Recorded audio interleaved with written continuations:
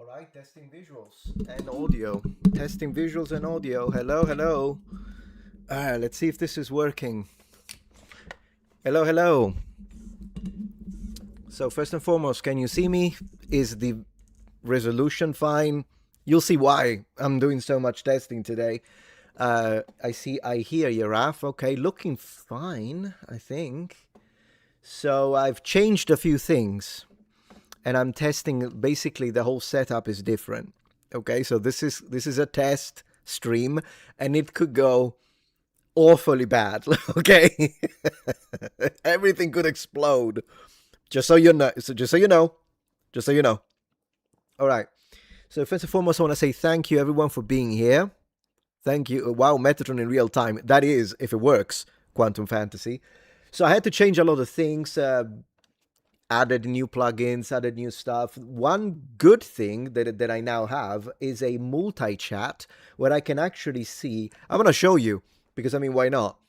So again, if things stop, can you turn up the mic? Okay. Let's see. Blah blah blah blah blah. I mean, yeah, I can do that. How bad is it though? Like, does the voice, is it in synchrony with the face? So that's the first thing, that you're not getting lag. And second, how is the how's the audio? The like the volume. I'm in sync. Okay, that's good. Goodness gracious, because it's kind of funny, but I never know what I'm doing. I don't know what I'm doing when it comes to like streaming and this and that and YouTube content creation. I don't got a clue what I'm doing. It's all these like young lads. They know everything. I don't know anything. So audio, you say it's fine. Okay. All right, so you hear me fine. Okay, that's great. Okay, good stuff. Right. So I was telling you, and I'm going to show you what's happening. We're going to look at a few things today. Let me cancel out the intro because this is a mistake I always make. I always have the intro start again when I go full screen, which we don't need. We don't need that, do we? Man, this multi-stream chat is really nice. It's really nice. I also removed, I believe, something. Wait a second. Yeah, let's not remove the donation things because I just figured that one out. If it works, we'll see. Anyways, one thing at a time. Right, so if I go top right, there we go. So one thing I want to show you is that now the chat is like this. So I've got like purple and then they like different numbers, whatever. So it tells me if the person chatting is on YouTube, it's on Twitch, it's on Kick. So I'm multi-streaming. That's why. And that's one thing that I did. The other thing that I maybe figured out how to do is the dono bar, if they work. So whenever there is a super chat, I'm not trying to push it, okay? But whenever there is even like a $2 super chat, in theory, or a membership gift, in theory, it should register. Now, you might think, but Metatron, this is literally what every streamer does. I know, but I don't know what I'm doing. So, I mean, I tried to set it up. We'll see if it works. We've got to cut him a nice hair. Thank you for that. I know how to fix that one, I suppose. But, so in theory, not only we got some multi-streaming, we have the chat now, because before it was a mess, but now the chat is all into one thing. And so that's nice. And so I see a button, and I don't know why the button is there, but it says start goal. So what I'm going to do, that's a pretty cool feature. I know, it's fantastic. So what I'm going to do is, the moment that there is even a $2 chat, we'll see if the bar registers it. If it does, then I'm not going to click that button. I'm not going to mess with it. If it doesn't register it, then I'll try and click it, because there is a button that says start goal, and I don't know if it's supposed to be clicked.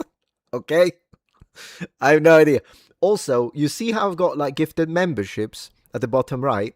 It says 400. I actually wanted to change it. It feels like it's too much, 400, but I forgot to change it. So I might try and edit it, but I'll edit it in a little bit, because I don't know if it's fine, if it's good to edit it while you're live, or if it's going to make everything collapse.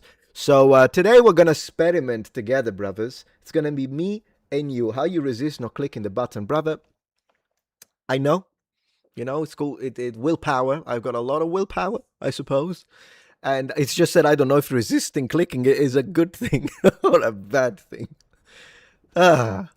It's kind of funny because sometimes I message YouTubers that do stuff like this and streamers, and they're like, so how do you do this? But it's funny. Sometimes they don't reply, which is fine. It's not like who the heck am I? At the time, not I mean it. I'm not being sarcastic. But sometimes they do reply, and I don't understand the reply. So there is that. And so it feels a little awkward because I'm like, do I tell them that I haven't got a clue what they're saying, or should I? Anyways, how are things on Twitch? I don't know if there is anyone on Kick, to be honest, but how I know there are people on Twitch because I can see them.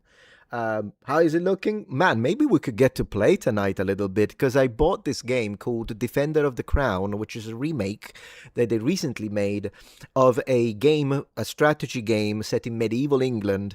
And I'm talking a game from 1987. We're talking like Amiga 500, Commodore Amiga, which I love. I love the game. And they made this remake. I bought it. We might play that together tonight, so that could be good. Testing on Kick. Look at that. Look at that. I can see you. It's funny because I get excited with things like this. I get excited because now, as you can see, since you're on Kick, it looks like Kick. You see Legetu? It has a Kick. Look at that. Now, you might be wondering, but why are you not live on Rumble as well? Because I'm live on Kick. I'm like, oh, it's working. It's working. Look at the bar. It got green. It's green. Oh my gosh, it took me all night. It took me all night. Okay, guys, look at the bar. It's work. I gotta tell the wife. Look at the bar. Gifted. Maybe I should put an R. Grifted. Gifted memberships. Someone gifted 10. Someone gifted 10 memberships, right? And it got green. Oh my gosh. It works. I gotta tell the wife. And that, which means I'm gonna make you all wait. But hey, such is life. What do you want from me? That's you subscribe to me. Man, I wonder if the super... This is not me trying to use manipulation tactics, but now I'm thinking, because in theory, if the super chats work, then the bar should start becoming blue. Because, you know, I don't know what I'm doing, but when it comes to palettes and colors, that's when I shine. So we'll see if that works. Thank you so much for the grifted memberships, by the way. I really appreciate that. Thank you so much for gifting the memberships. It's very nice. And in the meantime, let me tell the wife, the bar worked. I know what you're thinking. You're like, how did you get to 1 million subscribers? And you look like a lunatic who doesn't know what he's doing. I don't know. But here we are. Okay, so anyways, the memberships registered. You already have a super chat. Well, we need to figure that one out now, do we? What? Oh, I think I know why. I need to click the button then for the super chat. So I'm gonna click the button, then we'll check the super chat, of course. I don't want to be disrespectful. That's my wife being yay. All right, so let me see. Maybe I need to do... Let's click it. I'm clicking it, guys. It could explode. If it explodes, it explodes, okay? In 3, 2, 1... Boom. Okay, wait. Goal amount. I'm trying to...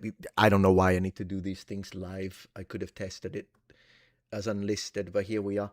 Let me see. Timer. Oh, I don't want a timer, though. I don't want to push people like that. 1 second. Goal amount. I'm going to try... Let me see. So that's a separate... Oh, yes, it got blue! It got blue! I'm not clicking anything then. They did revert that. Scratch that. It worked. It got blue. So it takes a few seconds, I think, to register, but it worked. And now let me read the super chat, though. So where do I find it? So the bars work. I'm very excited about that. Took me 12 years. 12 like the apostles. 12 like the zodiac signs. But here we are. All right, so let me see. Man, it worked, and it's blue. I can't believe it that it's blue. All right, so I'm gonna go to fun. Let's see if I can find it.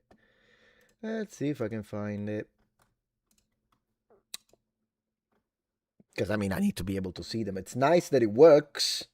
Am I on Rumble? I am, but I couldn't add it today because it's already a miracle that this worked. Next time I'll try to add it. Okay, so... Where do I... Let me see. Filter. No, I don't want to filter like that. I think the first half an hour of the stream is going to be all over the place. Just, you have to forgive me for that. But I need to be able to see the super... Oh, there is a way. Wait. I can see it. Ooh, I can see it. Wait. So, all right. I figured it out.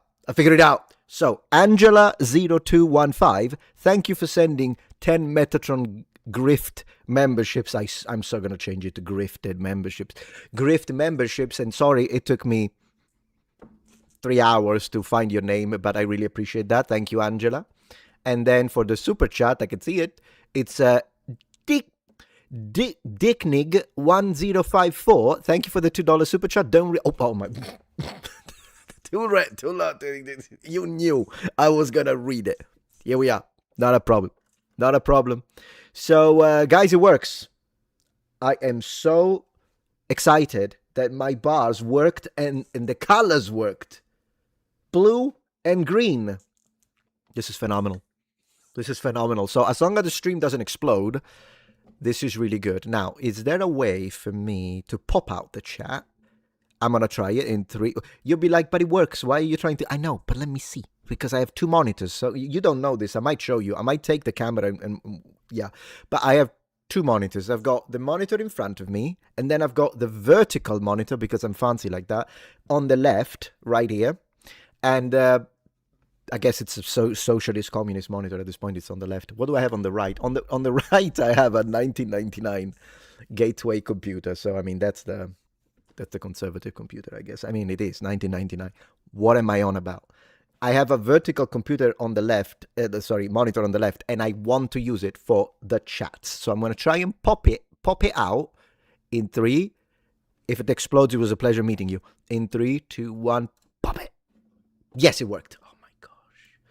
Oh my gosh. You know, I was expecting this stream to collapse and me having to tell you guys, sorry, I'll see you tomorrow, but it's not working and I don't know what to do. But it's working instead. So this is fantastic. So this way I've got the super chat on a separate panel, and then all the rest of the chat, this is fantastic. I just need to increase font size a little bit. Man, this is high tech. All right. So guys, how you doing? Guys? So good to thank you so much for joining the stream. I really appreciate that. We will pop it. Yeah, new comment this morning. I know. It's oh my gosh, look at this far right monitor right here. And all right, let me read a little bit of the chats. Man, it's so convenient that it's all in one. I'm going to start streaming more often now that I've done all the setup, if the baby allows me. Talking about the baby, by the way, at around 7:15, maybe 7:10. So in 10 minutes, I'm going to have to go grab the baby and just put him to bed, because I always do that. My wife has been taking care of the baby for the rest of the day. And at around 7:10, I usually go pick him up, bring him upstairs and put him in his bed, and then he falls asleep. So at one point, you're like, but you just started. I know, but it didn't work at first. At first it didn't work. It gave me error. So I'm late, but anyway, so it's okay. We're gonna be a night stream. But what do you want from me? I mean, people like XQC leave the freaking, what is it called? The chair for like an hour while they go do something else, and they make millions. Can I leave for like 5 minutes to pick up my baby? I think it's gonna be okay. All right. So I don't need this chat though. This is too many chats. I have too many chats. So how about we move this one? Okay, so that's great. That worked. Fantastic. So yeah, there's gonna be that. Does it show you my super chat? I'll check right now. Let me see. Yeah, I can just set it up as fun. Yeah, I see everything. So let's test it out from Yuthan. Thank you. Sorry, it took me forever, but now I said it because you reminded me. I remembered that I can use one of the 2 panels only for super chats, and then the other one I see all regular chats from all the. Great, thank you. We're doing this. This is a community thing. We're doing it together, guys. This is fantastic. This is wonderful. So, fantastic. Have you been speaking more Italian since you've been talking to your baby? Actually, yes, because I do. I talk and sing to him in Italian at night. Well, occasionally I sing to him in English as well, because there is one song that I made for him, which is called I Body Shame My Baby. And it's a fantastic, because he's fat. He's really fat, and I love it. And so I made this song in English. It just works in English. It wouldn't work in Italian. And so that one I do. Every night when I go, I body shame my baby because he's very fat. It's a fantastic song. It's phenomenal. So I do that. But in general, it's mostly speak to him in Italian, yes. All right, so let me have a look at the regular chats as well. Appreciate you being here, by the way. Wow, I never get alerts. This is new, says Siemens Field. I appreciate. Could you imagine if Metatron was ever in the same room with Nolan or talking and taking an interview? Oh my gosh. Yeah, that would be phenomenal for me. For him, traumatic. Probably traumatic. Yeah, I think it would traumatize him. My favorite streamer, the Meta Chair. Exactly. Exactly. I can't library pirate. She's perfect. I can't body shame her. She's perfect. I don't know. I lucked out with my wife, to be honest. She's amazing. So there's that.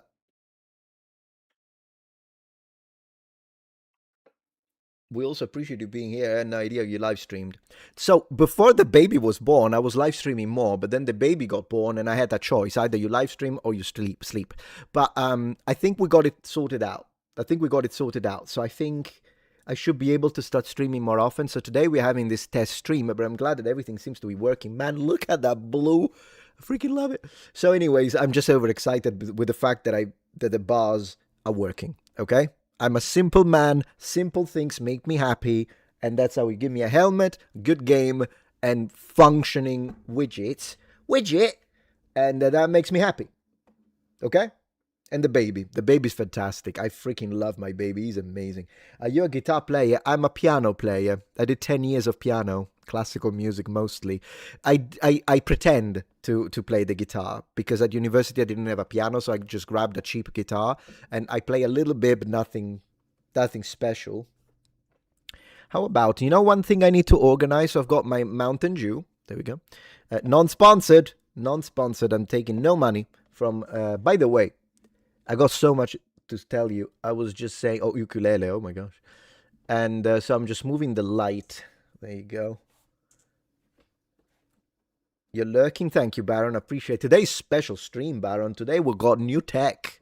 Today's going to be amazing. Today is incredible.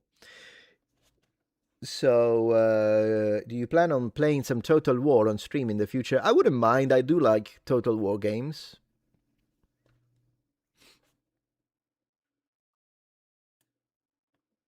All right, let me have a look.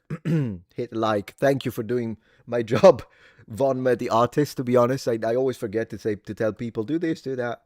The calls to actions they're called.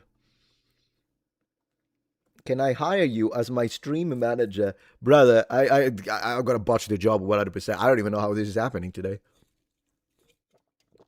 but it's working, and that's fantastic. No, but seriously, jokes aside, it is a matter of that's how I learned to edit the videos because I'm still the main editor. So sometimes I edit a video and then people in the comments are like, man, you really need to give your editor a raise. This is really well edited. Bro, I edited it. Well, to be fair, my wife used to edit a lot of my videos before, but now she's editing the baby. So, with formula and whatnot. So I kind of went back to doing most of my edits. I got a friend of mine back home in Sicily who helps me out with some of the easy videos that don't require like B-rolls and stuff or like images. So occasionally I need to delegate a little more. Medieval England, yes, my favorite country, just crazy about them. Brother, this game that I'm telling you about, Defender of the Crown, it's like you play as a Saxon lord and you have to wage war against the Normans or other Saxons if they stab you in the back. And it's actually pretty good. You'll see, we'll play it tonight. It's going to be great. You're going to have I think you're going to buy it. If you haven't played it, I think you're going to buy it. It's not deep, but it's fun. Have you played Fire Emblem? Yes, actually. Is it the RPG from like what? Sega Saturn's times? Maybe.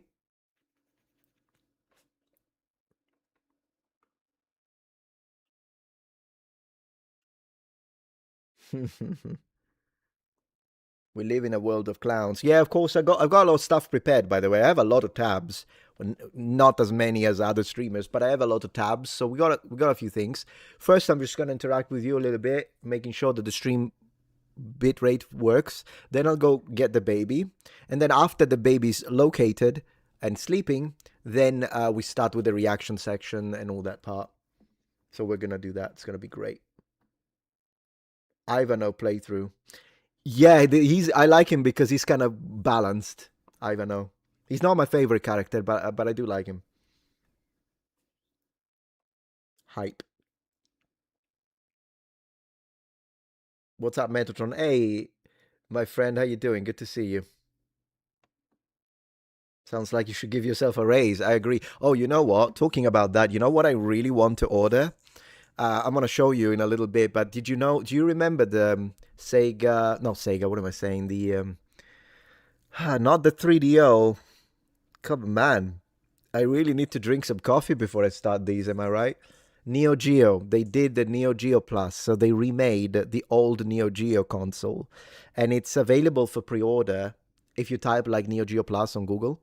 And I'm so excited. I think I want to pre-order it because it's not like you know how sometimes mini consoles they're nice, but they're basically emulators.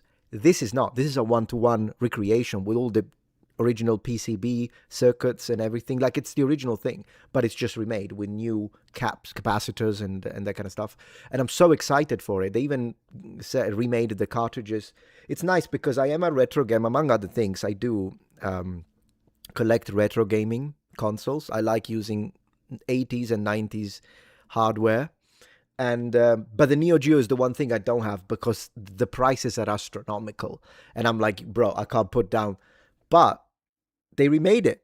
So it's going to be great. I'm actually going to order it soon. Greetings from Flanders. Hello, Flemish Lion 69. Metal Jesus worked for Sierra Games. Bro, I haven't heard the name Metal Jesus in a while. So today we are doing this special night stream. Then either Friday or Saturday, I probably do another stream, probably more in the afternoon. And on that stream I've got some ideas. Like for instance, I want to do a YouTubers slash streamers tier list where we go from like really good to awful. And I'm gonna go to war with so many channels, but I'm gonna do it. It's gonna be honest and it's gonna be great. I have been preparing the template on tier lists, and I'm not done because I need to upload the pictures and everything. But I think it's gonna be fun.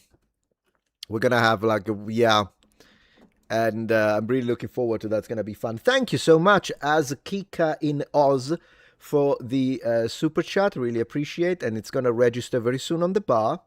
Sierra Games on IBM made me love gaming. Cheers. Man, IBM. I've got a couple of IBM computers right here. Yes, I do. Yes, sir. And, the oldest IBM computer still functioning that I have in here is the 5150 from 1981. And it works with a green screen monochrome. You'll be like, but Metatron, if you're really into these retro games and computers, why don't you make a channel? I do. It's my third channel. Metatron's Protectorate. That's where I do this kind of stuff. Thank you for the support, by the way. All right, let me check. Just let me see. So stream quality very quickly. So the super chat goal is updating. We are 1%. Wow.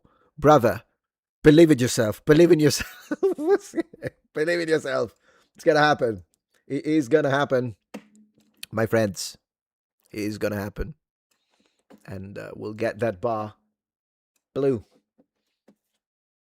You just see the green bar? Yeah, because the blue one is very thin because it's 1%. The green bar is 3%, so it's thicker. Okay? But if you really focus, you'll see it. It's a super chat bar.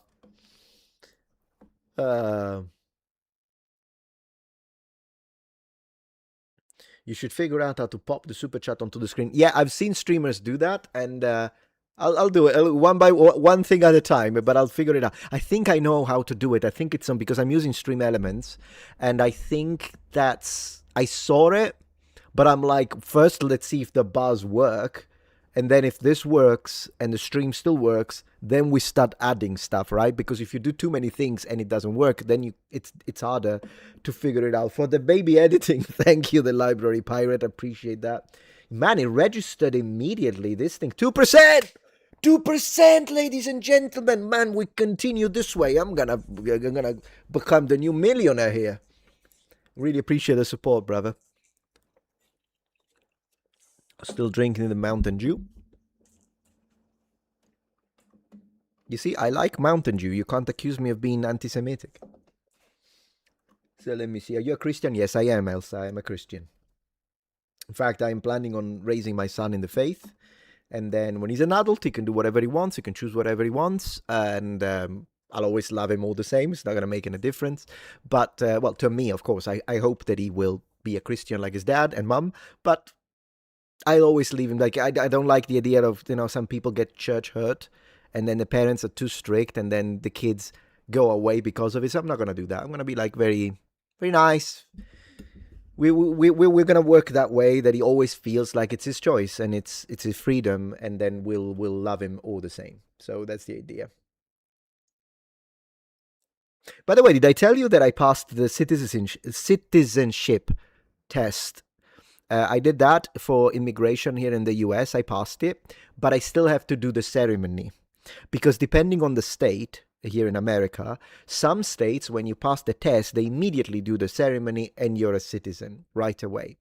But I guess it depends on cities, on like the state's population and how busy they are. Thank you for the congratulations. But the state where I live in is one of those states that requires, it can take 1 or 2 months, and you need to wait for a letter, which is an invitation that then will tell you which branch of government office you need to go to, and then you'll do the ceremony, and then you are officially a citizen. So legally, I can't say that I'm a citizen yet, but I did pass the test. So what's left is a formality, really.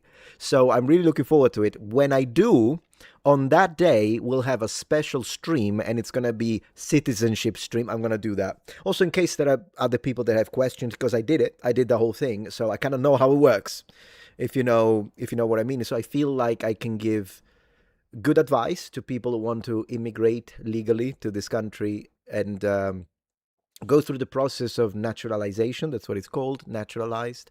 And of course, my son doesn't need to do that because he's automatically a citizen since he was born here in the U.S. And his mother is an American citizen, anyways. But yeah, so that's very nice.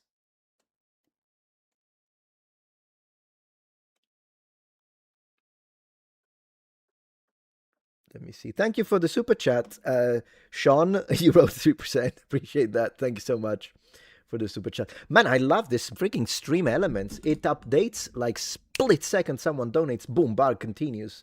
That's crazy. That's crazy technology. Am I right? Very cool.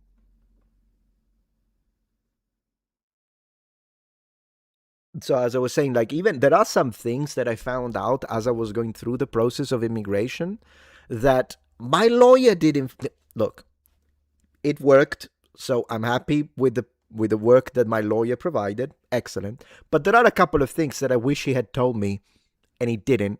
But luckily, I did it right anyways, because there are things that you might think that you just don't want to mess with. So you're like, I'm not going to do this.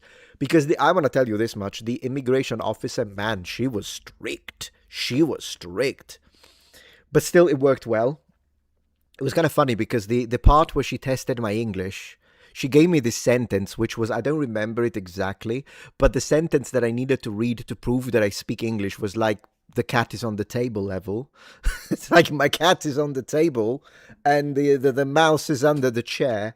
So I'm reading it and I'm feeling like, really? That's the I personally think they should step it up a little bit. But then again, I will say this. The civics test, which I aced, by the way, I did everything, all answers correctly. I did no mistakes.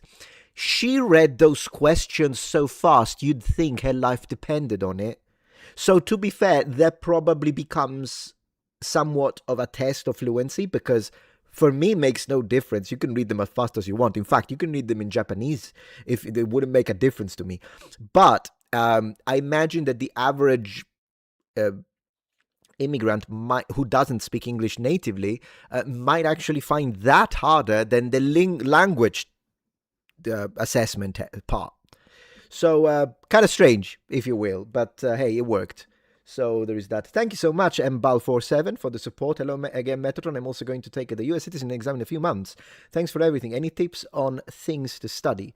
So, of course, they will give you a link. If you have a lawyer who is following you, they'll give you a link to the official 120 something questions that you need to, that have been recently updated. So you have to use something recent and just study the things. You might want to study them out loud. Don't read them, in your head, read them out loud, and then have someone test you. So give them the question, tell me, ask me a question randomly, because you don't know which ones are going to be the questions that they're going to ask.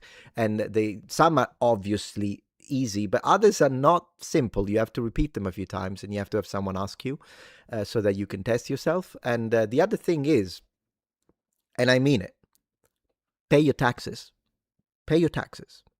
Do not try to get citizenship if you have a debt with the IRS.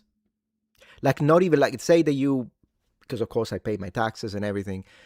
If you say that, like, at the end you're doing your tax returns and everything, and then you're like, oh man, I owe this much money to the government. That's normal, right? And then maybe you think, man, that's a lot. Maybe let's do a payment plan. Don't even try. You have to owe zero. You got to pay your taxes in full. Even payment plans will disqualify you. Just so you know. You got to have your taxes well done. Otherwise, it could be a problem. It will be a problem. So there is that. Are the questions hard? Some are super easy. Who's the sitting president of the United States? I mean, come on. Some are really easy. Some are. The history part was very simple for me, but then again, I mean, if I botched the job on the history part, so the history part was very simple, but there are some questions that are different. Like even the questions on the Constitution. I mean, you need to study them, right? So here we are.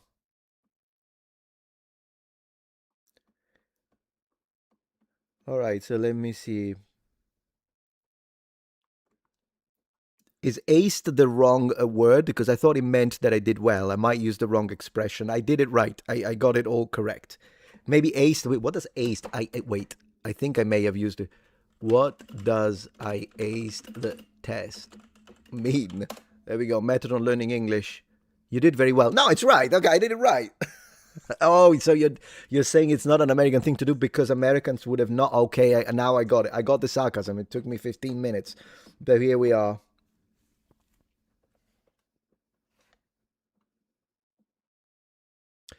Thank you, Hania38. Hey, homie, I can share your stream in a Kick community. I appreciate that. Yeah, I mean, I really appreciate that. Thank you very much for any help. Thanks, brother. Italians are apparently white. You know what's funny about that? People bitch about whether or not Italians are white, but Hispanics now are white, at least when it comes to like when you have immigration things or when you have like police report, they consider Hispanics white. So why aren't Italians white? I don't get it. Not to mention, it's actually funny because think about it. I'm from Sicily, right? Sicily was dominated by many different cultures. See? Okay. In the Middle Ages, who was in charge in Sicily? Come on. Who was in charge in Sicily in the Middle Ages? Apart from the Spanish crown of Aragon, who else? The freaking... I'm waiting. 5 seconds. 4, 3, 2, 1. I'm going to tell you the Normans. So it's funny because I remember that in class when I was growing up in Sicily, and this is anecdotal, personal, fine. Yeah, exactly, Normans. When I was in Sicily in class, yeah, a lot of Sicilians look like me. The dark hair, light skin. There are people that have olive complexion, they're darker skinned. And then there are people that are blonde with blue eyes because of the Normans. And I'm talking in every class, when like elementary school, middle school, usually if you have like 22 students, at least 3 will be blondes with blue eyes and 1 might be gingerhead. It's funny because then is a girl from Sicily who can trace her ancestry to the Normans, is she not white? How does it work? Italian is a citizenship. It's silly to argue about whether Italians are white or not. Not to mention, I mean, I have the perfect answer. Look at Subway. No, I mean it. Subway, the restaurant. What is Italian bread? What is Italian bread? It's white bread with better PR, if you ask me. That solves the problem. White bread, Italian. Don't believe it? Check it. Check it. Metadad, you're live. Yes, I am. Yes, I am, my friend. I'm here. I'm live, and I'm a Muppet. And I'm a Muppet. Arabs, Italians are Arabs. Bro, with the Arabs thing, it's so funny. I gotta tell you this, by the way. You know how I reacted recently to Elephants in the Room with Ken Lacorte? Fantastic channel. I really like this guy. I hope that I can invite him to have a conversation about history and also about how to, do research and try to be as unbiased as possible, which is what he's trying to do. I really like Ken Lacorte, and I hope he'll accept my invitation. We could do it live so you guys can ask him questions. It could be really fun, and I hope that we can do it. But one thing I want to say, he made a video about how Arabs never win against the West. And then I reacted to it. I thought it was a very well put together video. But there are people in the comments who got so angry. And they're like, but what about Afghanistan? But what about Iran? Okay, I think we need to explain something. Arab doesn't mean Muslim. Iranians are not Arabs. Afghani are not Arabs. Like, I think people don't understand what Arabs even means. And Italians are not Arab, obviously. 1 second.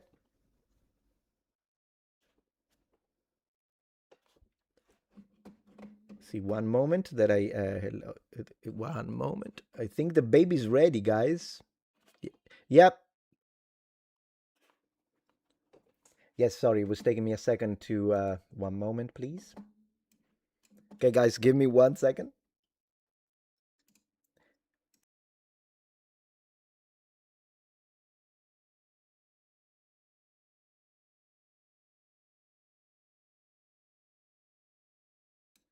All right, guys, while you fight in the comments on who's Arab and who's not, I'm gonna go grab the baby. I'll be right back. And people are generally stupid. Tell me about it. Like, and they're trying to shame me for it. It's like, oh, you don't know that the Iranians are not Arabs. What are you on about? Anyways, I'll be right back, guys. And just give me 2 minutes. 2 minutes. What is going on? Be right back.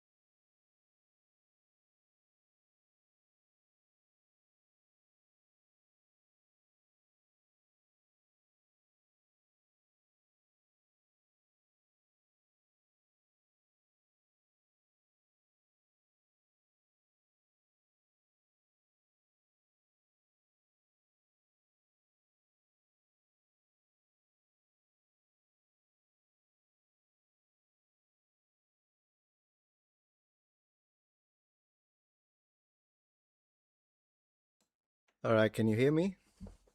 We gotta set everything up. Baby monitor. Baby monitor. There you go. Works. So we got the baby monitor. Because my wife is going to sleep. She wakes up at 6 in the morning to mind the baby. Instead, I stay up most of the night, so I kind of take care of him at night if he cries. Well, he's a really good boy though. Right now he's sleeping. By the way, I think I just let me see.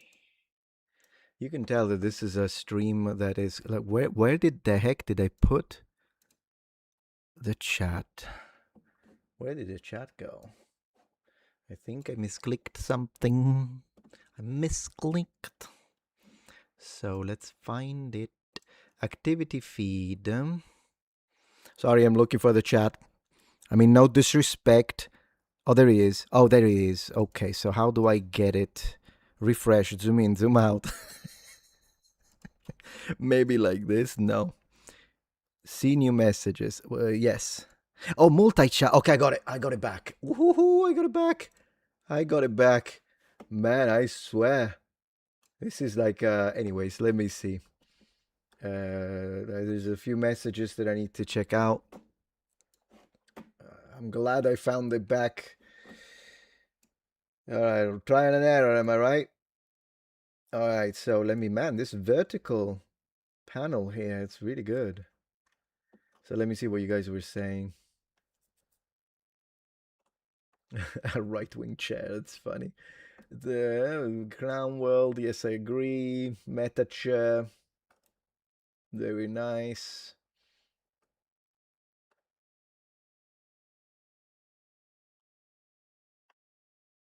Yeah, I think we're good over there. Let's have a look.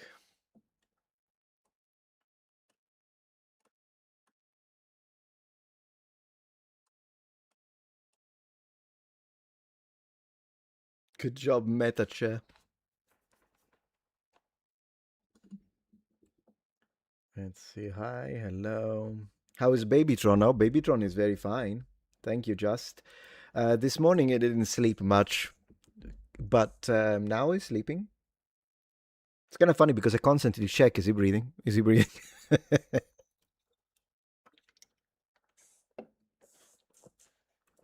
The Minitron.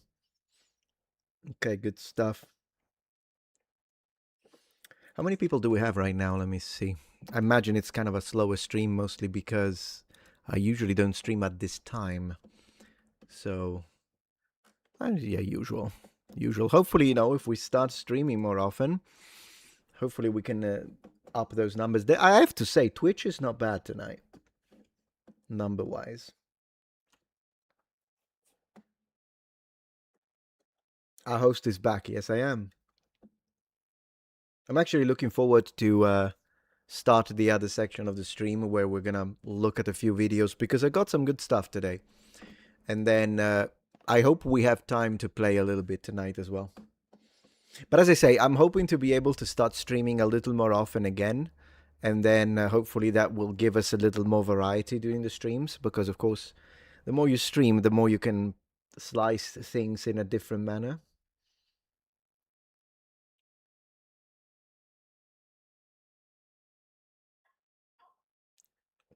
The baby coughed. I'm having mashed potatoes with boiled cabbage and beef sausage. Man, you treat yourself well, sir. I think I've got some rice down, some fried rice waiting for me in the fridge for later. Food is on your mind, not a problem. Are you making a video on Ceuta? Oh, the Spanish situation. Not really. It's not that I'm avoiding the topic. It's just that videos, I've already spoken about it so much. And to be honest, talking about immigration bores me to death. So that's the thing. If you have questions, you can ask me whatever you want. But in general, like making a dedicated video, one, they don't do well. Like every time, even when I tried to make it historical, I'm like, let's talk about immigration in ancient Rome. 10 out of 10, nobody clicked it. So it's like, it's a topic I don't like because it makes me mad. particularly as a legal immigrant who went through the sacrifices, the proper channels as it should be. I was, it kind of annoys me that then there is so many people talking about this nonsense of free flow of people, no borders. Like what? It's nonsense, of course. But I've already talked about it so much that that's the thing. All I'm gonna say is that maybe Spain needs to prepare for another Reconquista. That's what I'm gonna say. How about that? But yeah, if you have any questions, as you know me, I don't avoid topics because I'm scared or anything like that. Because otherwise, I wouldn't have tackled Candace Owens straight directly like that. Because I know she's got a lot of fans. So what? I've attacked Hassan Piker. I've attacked Destiny. I attack anyone. I don't care. I'm the least milquetoast person on the planet. With that being said, sometimes some topics I find them so boring that the idea of like, oh my gosh, I need to turn on the lights, turn on the camera to say, guys, all these illegals entering the. Oh my gosh, it's boring. That's the thing. That's my thing.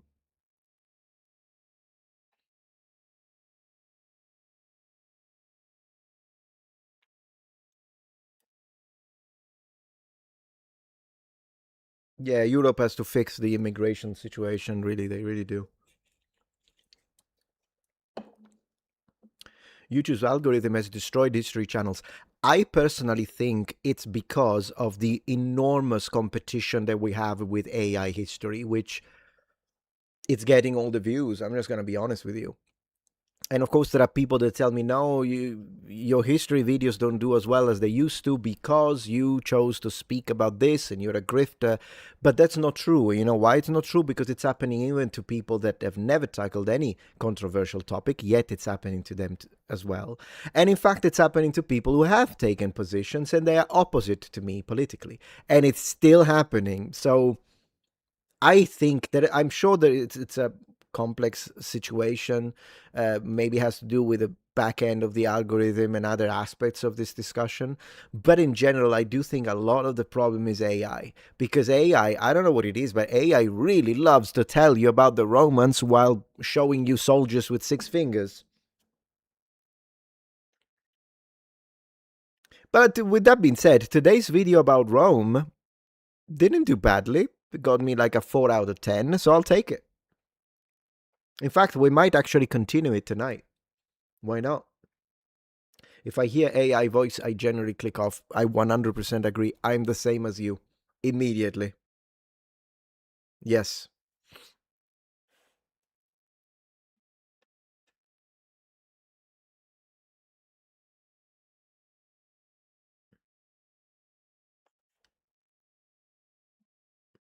Who do you think is white and what criteria makes someone not white? Again, it depends who you ask. For me, white is as a native European or someone of native European descent. So Americans, obviously, white Americans are white as well. I am not someone who uses the exclusionary. Well, it is exclusionary, of course, but I'm not. Some people are very strict. You're either West Germanic or you're not white. But to me, that as a European, that's not how we say it. Like even in Italian, when we say l'uomo bianco, the white man, we include us, we include ourselves, we include French, we include Spanish, we include Germans, we include Nordics, we include, yeah, as long as you're European, I call you white, uomo bianco. I get it. Some other people are different. They use different criteria. But as I was explaining earlier, the criteria don't even work because then they will do something like, oh, you're French, you're not white, or you're Italian, you're not white. But then you look at that Italian and they are of Nordic ancestry. So how are they not white? It's like, to me, it just doesn't make sense. Now, given all of these categorizations are arbitrary in nature, because each country has its own ethnicity, and that kind of stuff. Like even when you say black and you're putting together every single black person from Africa, it's insane. Like never mind complaining about what. So when you say white, you're putting together Irish, German, Italian, and all that kind of stuff, Nordic, right? But if you have a problem with that, because people use it as a way to say so white people don't exist, well then black people don't exist because there is even more variety. There are more countries like Nigeria, Congo, and you call them all black. It's like it's categorizations, and that's the way I use it. But to each his own, I guess. To each its own.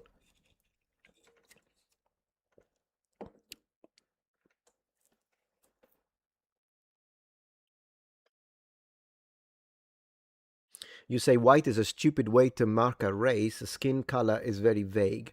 Right, but when you say white, usually you don't just mean the skin. But in general, then you should have a problem with black too. As long as you are consistent, I don't have a problem with that. It's just that I noticed that usually, I'm not saying you, but usually the people that say that white doesn't make sense, then neither does black. It's the same thing.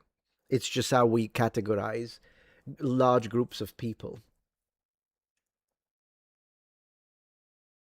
AI is great for specific tasks. Yeah, sure. But like I said, evolving as more as augmented into a reality, literally. Yeah, I just hope we don't get a Skynet. Hey, Nefila Vox, how you doing? You love tartar sauce. I love tartar sauce too. Yay for tartar sauce. And that's fine, Norm. As long as you're coherent, I don't have a problem with you, right?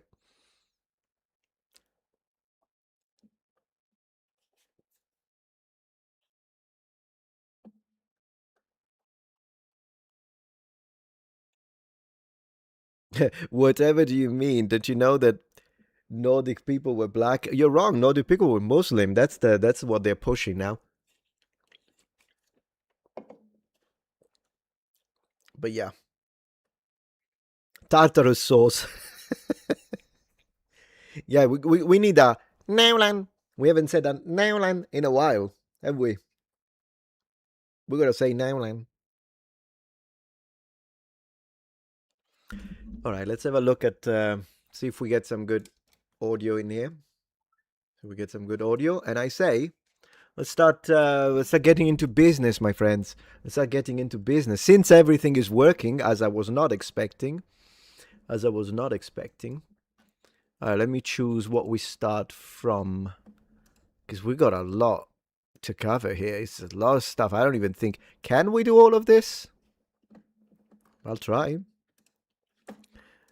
And I want to start with this because this was suggested to me by a good friend, Baron, and it's a video about all sorts of stuff. I know the title says Flat Earthers versus Globe Earthers, but that's not the only thing that they're going to talk about. They're talking about faith, they're talking about language, they're talking about a lot of stuff apparently, and so it's interesting. Now, it's massive. I'm just going to react a little bit and see what we think about it, but the channel is called Counterpoint, 33,000 subscribers. They seem to bring some very interesting discussions to the table. Without further ado, let's see what they have to share. From the same spot at the same time every day, a picture of the sun. It makes somewhat of an infinity shape. Year after year after year, the sun, the moon, the stars are always going to be in the exact same place. Not also, exactly true. They move over a scale of thousands of years. That's why they destroyed the Georgia Guidestones. Have you ever... All right, so these are the flat earthers, right? And the other two are the, what do you call them? Globulists? Globulas? Do you know what those are? Yes, I'm aware. Yeah, and the Polaris was stuck in that little hole, never got out of its sight years and years. Do you know Polaris didn't used to be the North Star, though? That's what they say, though, but no one could ever go back and prove that. They can by looking at the pyramids. They lined them up. Ooh, he said pyramids. Are you out of your mind? Yo, this is gonna go crazy now that he said pyramids. Well, with pyramids, the North Star at the time. Well, pyramids further the flat Earth claim because it's all lined up with the stars and everything. But if we're going... They were lined up with the stars that were above them thousands of years ago. Yeah, this guy actually is right. Because it's funny that the other person said that the pyramids prove flat Earth. I'm not a flat earther. It's kind of funny that he said that pyramids prove the flat Earth theory, because the whole thing with the pyramids, if you followed it, Bovell, right? I think it's Robert Bovell, I think it's his name. He was the one who claimed the idea that the pyramids were representing they were like sort of placed in a way as to be conducive or in line with Orion, which, I mean, it's sure, up to a certain extent, you have to see when you go to the decimals, but in general, it's possible because, I mean, the Egyptians did have a very advanced understanding of astronomy, so it's not impossible that they would map them, the Cheope, Khephren, and Micerino pyramids, and they would map them in a way that would represent their high understanding of astronomy. The problem is, though, that people like Bovell tell you that the pyramids were not built when we say they were built, so like 5,000 years ago, roughly speaking. He said they happened 10,000 years ago. And the reason he brings up that is that alternative,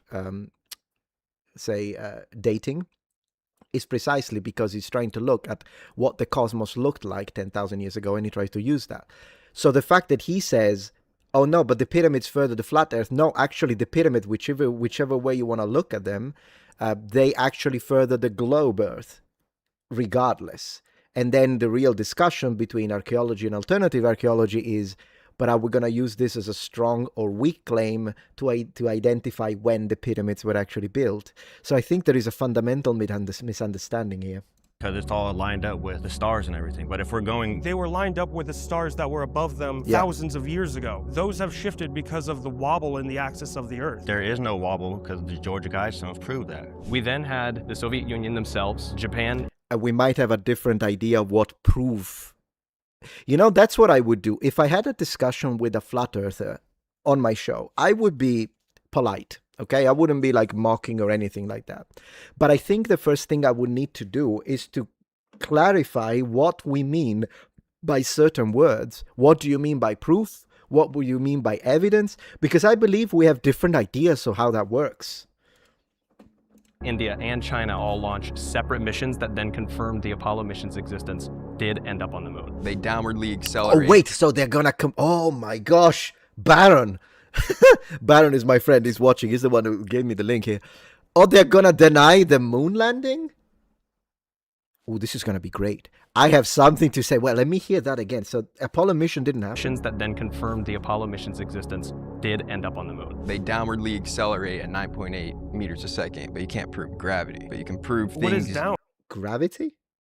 Man, I didn't know they didn't believe in gravity. Okay, maybe I need to go a little deeper in this flat earth rabbit hole, but I am going to say a couple of things. And I did say this already once publicly, and it seems like it upset a lot of people in the flat earth community to a point that I saw a few reaction videos to me calling me like a... Did they say grifter? I'm not sure, whatever. But I am going to repeat it because I don't think that they actually debunked my point. They just laughed at it. But my point was, you know how one of you now in the comments said, yeah, and the sun is flat. You know, you really should ask yourself that question, and I don't think it's a stupid question. When we look outside, all other heavenly bodies are round. They're all spheres. The sun is a sphere. The moon is a sphere. Mars is a sphere. They're all spheres. So why only the Earth is flat? I don't know why. They just laughed at me, but they didn't give me a response. So that's one thing I'm going to say. The other thing that I would like to say is, what was it they were talking about? Yeah, the moon landing. How do you fake a moon landing as an American government, right? Which gives you all the gave Americans. Like, look at us, we did it before the Soviets. And you get the Soviets, the Chinese to agree and not debunk you? This is really the question you need to ask yourself. When you look at those videos and you're like, it looks fake, the flag is standing, the boots, and all these small details, you need to ask yourself the massive detail. How did the American government manage, after the Cold War, manage to convince all other governments on the planet and all of their scientists to not debunk them? Which would have been fantastic for the Soviet Union to say, hey, the Americans faked it. That already proves to you, sort of, logically at least, that there is no way that the Soviets, they're all in on it, is impossible. Like, not enemies. That's my point. So there's no down in space. In space, there's no up, there's no down. Right. Well, yeah, for you. No, for like you? Because you like say we look over Lake Michigan and we can see the Chicago horizon. That should be hundreds of feet if we live on a globe. Believing evidence is more important than believing authority. I'm very distrustful of authority, but when you can have instruments that allow you to observe for yourself, such as telescopes, you can buy an $800 telescope and see curvature in celestial bodies. Welcome to Counterpoint. Today, we've brought in everyday people to discuss one of the most popular conspiracy theories of all time. Is the Earth flat or is it a globe? It's a globe. Let's see today on this episode of Counterpoint, flat earthers versus Yes. globe earthers. All right, My name let's is go. Rudy Perez. I'm a flat earther. Just for the mere fact that I believe that we were created by a creator and we're here to understand how special we are. We're elected. You know, this introduction annoys me. When he said, I'm a flat earther, I would be like, okay, fine, who cares? Believe whatever you want. But then that they oftentimes connect it to Christianity pisses me off.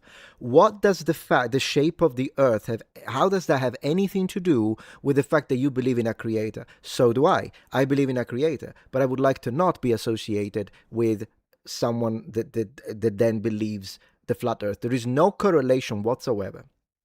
And I actually made a video about it when I debunked every single verse that flat earthers use, including looking into the Hebrew, the original translation, what they actually mean, what it's saying. Because why do you have to say, I would rather he said, I'm a flat earther and I think the government is lying to us. Because that, sure, politicians lie. I can sympathize. But then when you say, I'm a flat earther because I believe that we were created by a creator, and yeah, okay, the two things are not, like, they're not connected, and it pisses me off when they do that. Magnetic beings. We give off frequencies. When you understand that, there's a lot more that you can do in this life and contribute to others. How's it going? I'm Conrad. I'm a flat earther. My name is Nolan. I believe we live on Nolan!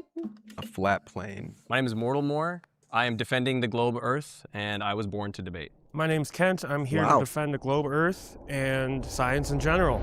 I was born to debate. NASA is a trustworthy government agency. All right, guys, what do we think? Naimlan, what do you think, guys? What do you think of NASA? Well, of course, I mean, the flat earthers are all going to think that NASA is false because they think that they fake the pictures, they fake any video. I need to let them speak more, right? Let's go. We'll start by bringing up everyone that agrees now. All right. So they agree. I'll let NASA you is start. I was pretty trustworthy. split on it, mainly because each president has the ability to replace who is the NASA administrator for every term point, that they good have for point. presidency. So Okay. it's been different from the current NASA administrator, from the previous administration's Right. NASA administrator. And so I'm split because the current NASA administrator is a billionaire entrepreneur that was a private individual who would still do spacecraft, and part of what he would do as well was so very profit focused.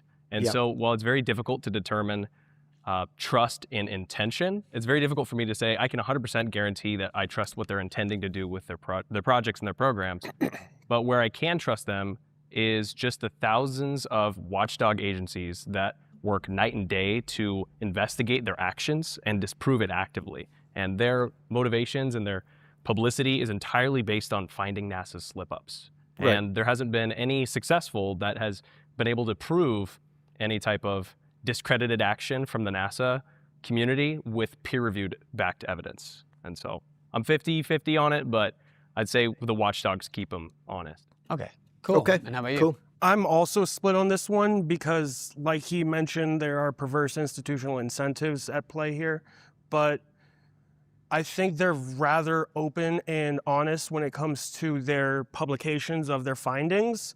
I do think that they are a little more secretive and a little less reliable when it comes to things like safety standards and budgeting. They do a lot of contracting, so they don't build a lot of their main components in-house. Okay. And a lot of that is Probably a necessity, to be fair, but yeah. not necessarily publicly available information. So I do have my gripes, but I think when it comes to the actual findings of NASA, they are pretty transparent. All right, Now let's bring up everyone that disagrees. let's go. So they think I just NASA's think that not. if someone's going to lie to you once, that they're probably going to lie to you again. Can't really debate the fact that based on ancient words and letters and dialects, the word NASA means to deceive. And they also use the serpent's tongue inside of their logo. Okay, this guy's an idiot. I'm just gonna say it. Okay. Wait, I know exactly what. All right, I need to say this. So, he said based on ancient tongues. What tongues? Wait. Which the word NASA means to ancient words and letters. And can't really debate the fact that based on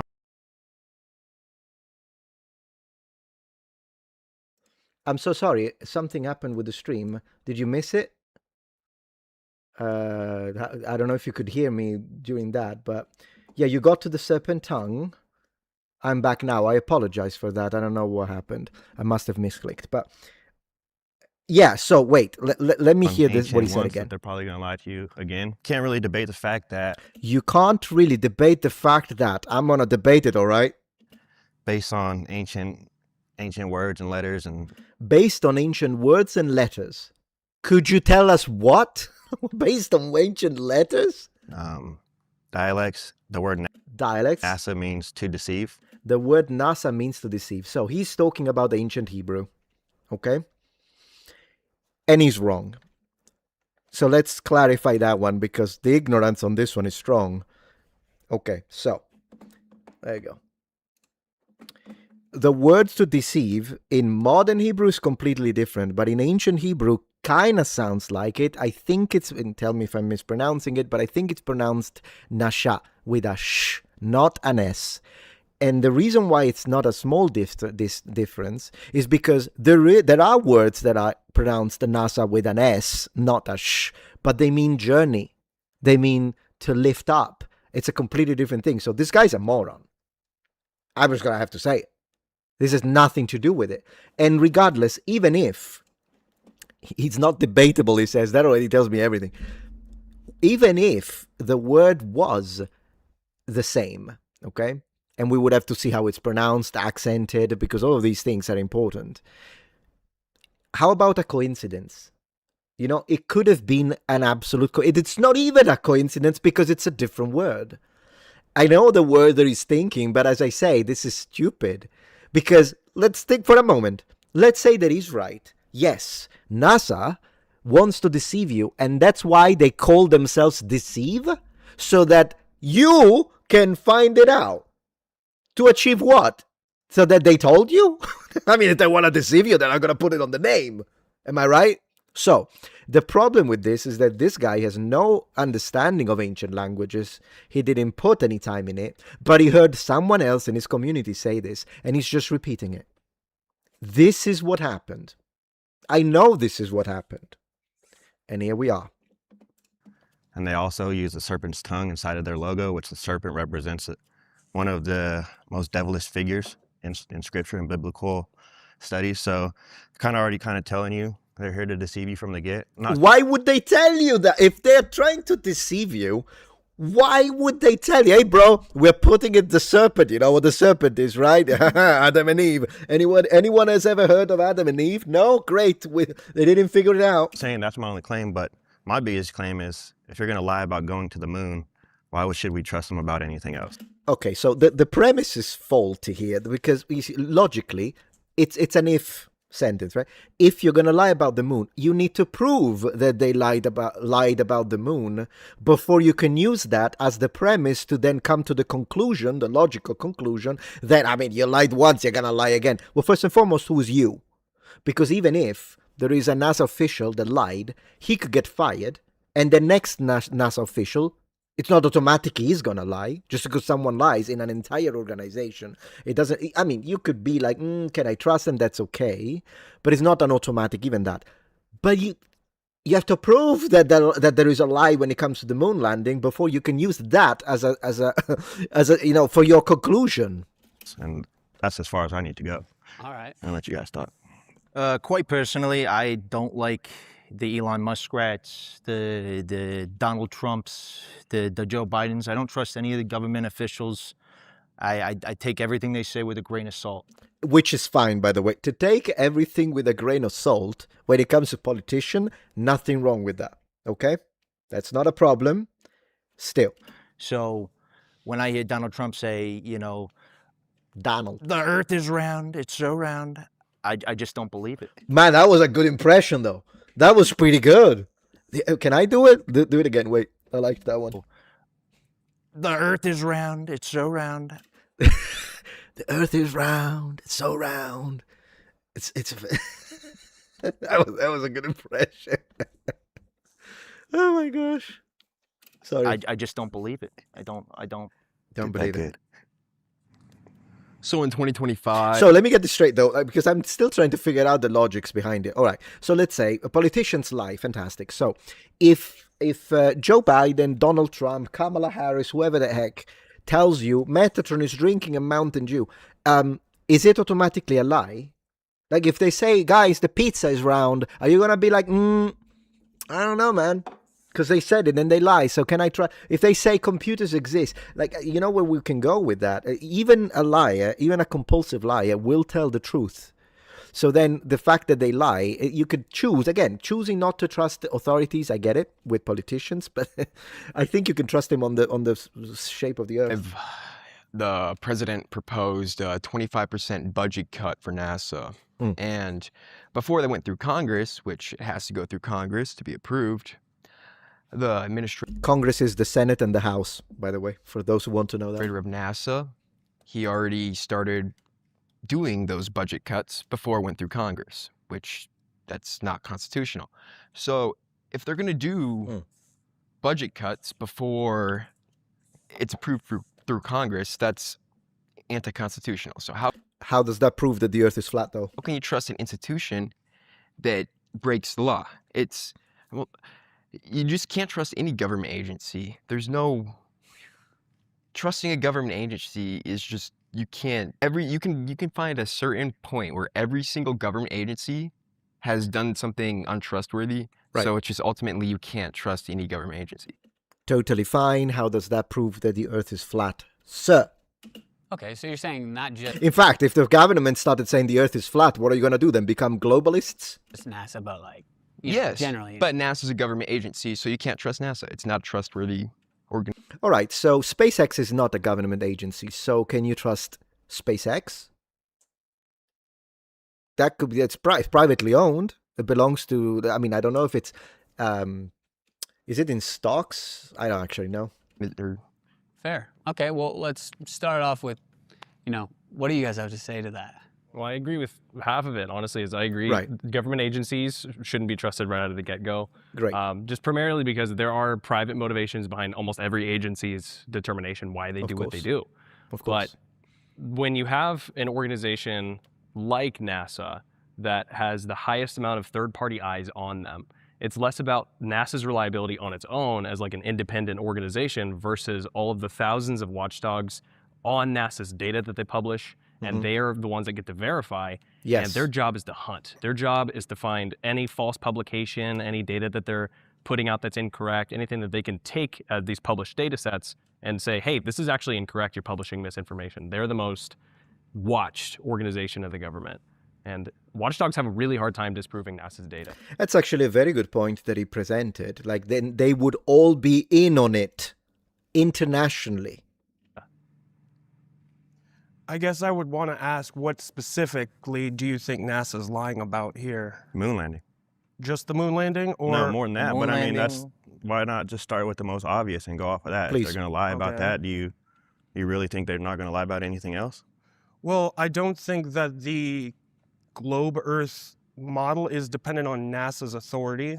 No, it's not. But we're asking if they're trustworthy. That's the I know. question. I would agree that they have perverse incentives, but I don't think that they are designed to lie about any major findings, if that makes sense. So you do think we landed on the moon?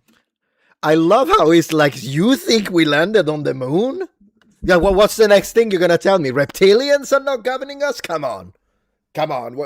You're a clown. You're a clown. Aren't you ashamed of yourself? Actually, I did notice that this is a thing that flat earthers do. They go into the shaming, laughing, mocking, probably as a response mechanism, because I know a lot of people shame, laugh, and mock them. But it does sound strangely silly to me that he goes, so wait. Do you actually think we landed on the fucking moon? No. Guys, who did you put me in? I thought we were going to have an intelligent discussion here. What? You do think we landed on the moon? I do believe we landed on the Yeah. moon. Let's just get a head count. Who here believes we landed on the moon? Thank you. All right. I No, just he's wanted to shaking his clear head out that, there. Oh my Well, I God. mean, I have just at least what my perspective is about us believing that we landed on the moon also goes back to, I'm just going to bring it into like a third party. Let's Okay. say we don't trust NASA and we don't No. trust, because yeah, you could create the setting that they did for a studio to be able to fake the moon landing. We're in a Guys, I just noticed one thing. The globe Earth people, they have beards. I don't think, did the flat earthers have beards? Here's the thing. What if they're using the beard to camouflage the skin suit and they are reptilians? war at that time where we were trying to race to the space. It was the space race. And so we were trying to beat the Soviets. Yes. But then we go back to the third party eyes getting to kind of test for us if they're telling the truth or not. We then had the Soviet Union themselves. You see, he's bringing up my point. That is obvious. How are they going to say, oh no, in reality, the Soviets, the communists, and the Americans, they're all friends. They're all good friends. They actually really, really like each other. Japan, India, and China all launched separate missions that then confirmed the Apollo mission's existence did Yes. end up on the moon. While the Soviets were actively trying to say, hey, they didn't land on the moon. They're trying to disprove the landing of the Apollo mission. By trying to disprove it, they ended up proving it while they tapped into the live stream, and they proved it. That is a I'm so looking forward to see. Oh no, they have beards too. This one doesn't though. Nolan doesn't. Thank you so much, Joe Bob, for the support. I'm a Jewish believer in Jesus, and one of my Christian friends claims we never went to space. The Earth is flat and dinosaurs don't exist. Yeah, there is a subsection of them, but thank you for being here. I appreciate it. I think, yeah, I heard about your subsection. Are you called Messianic Jews, I think, or something like that? I appreciate that you believe in Jesus. Thank you very much. And don't put me with that kind of, yeah. So I think that it's also young earth creationists. Another thing I'm not. Once again, if you're watching this, you're a young earth creationist, brother. Nothing against you. We could go out, have a pizza, have a drink, and talk about it. I don't have a problem with you. But I'm more into theistic evolution, old earth creationism, but more like theistic evolution is where I would place myself. To each his own. But what's to say, I mean, a global world government trying to suppress all of that and all working together in I think cohesion? the Soviet Union. All right, so if you have, before he answers, if we have a one single global government, could you explain to me why the same government that is governing all of us decided to put in a situation where World War II happened? How is that beneficial to the world government, to the world government? And also, why did we have to end up nuking the Japanese? And it's not even about the nukes. If we want to talk about the firebombing of Tokyo, the number of civilian casualties, people melted. Why would you, if you have a single government, why do you bomb each other? Why do we need ICBMs? Yeah, thank you so much, Joe. Hello, Raffaello, our common friends, the reptilians, send regards. Thank you very much, but I'm friendly with the Greys. And I will recommend you Saifan, Polish physician teacher who done 5 solid huge materials only from science perspective who emulate flat earthers. Wow. Yeah, maybe I'll check it out.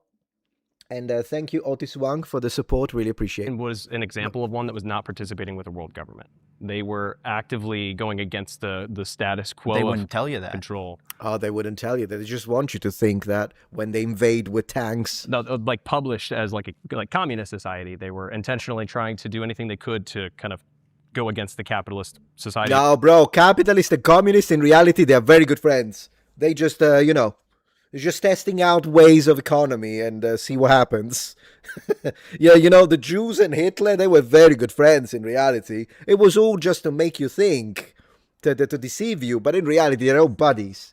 They're all good friends. The banking and the reptilians. I told you it's the reptilians, guys. Like the Cold War, the cause of the Cold War was the difference in how we run our society versus There is no Cold War. What are you talking how they run about? theirs.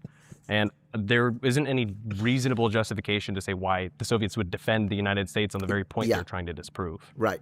I mean, if you're going just between America and the Soviets, you can make that argument, but Well, you and also have to Japan and consider India that and there's China. that there could Japan, India, China, like literally everyone else.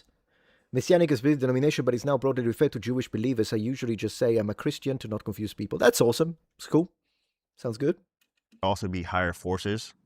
Be like a world order. Yeah, more like a world order Kinda thing. what I was So saying, yeah. just like with the Antarctic Treaty, every single nation signed on that one. So of course there's a togetherness there. So what do the Illuminati or whatever the heck world order, what do they have to gain from making you believe that we went to the moon, but in reality we didn't? Because it's not like in the 1960s when that happened. It's not like the average life of individuals changed, right? It's like, in fact, we never went back. Hopefully we will soon. I do think that Elon Musk, I don't know if Elon Musk is going to manage the Martian colony, but I do think he's going to manage a lunar colony. And I'm actually looking forward to see that, because there are reasons as to why. I mean, launching rockets from the moon has less resistance. So it makes sense economically. And if something makes sense economically, people will do it. And governments will do it. As long as there is a profit margin and the margin is reasonable, people will do stuff.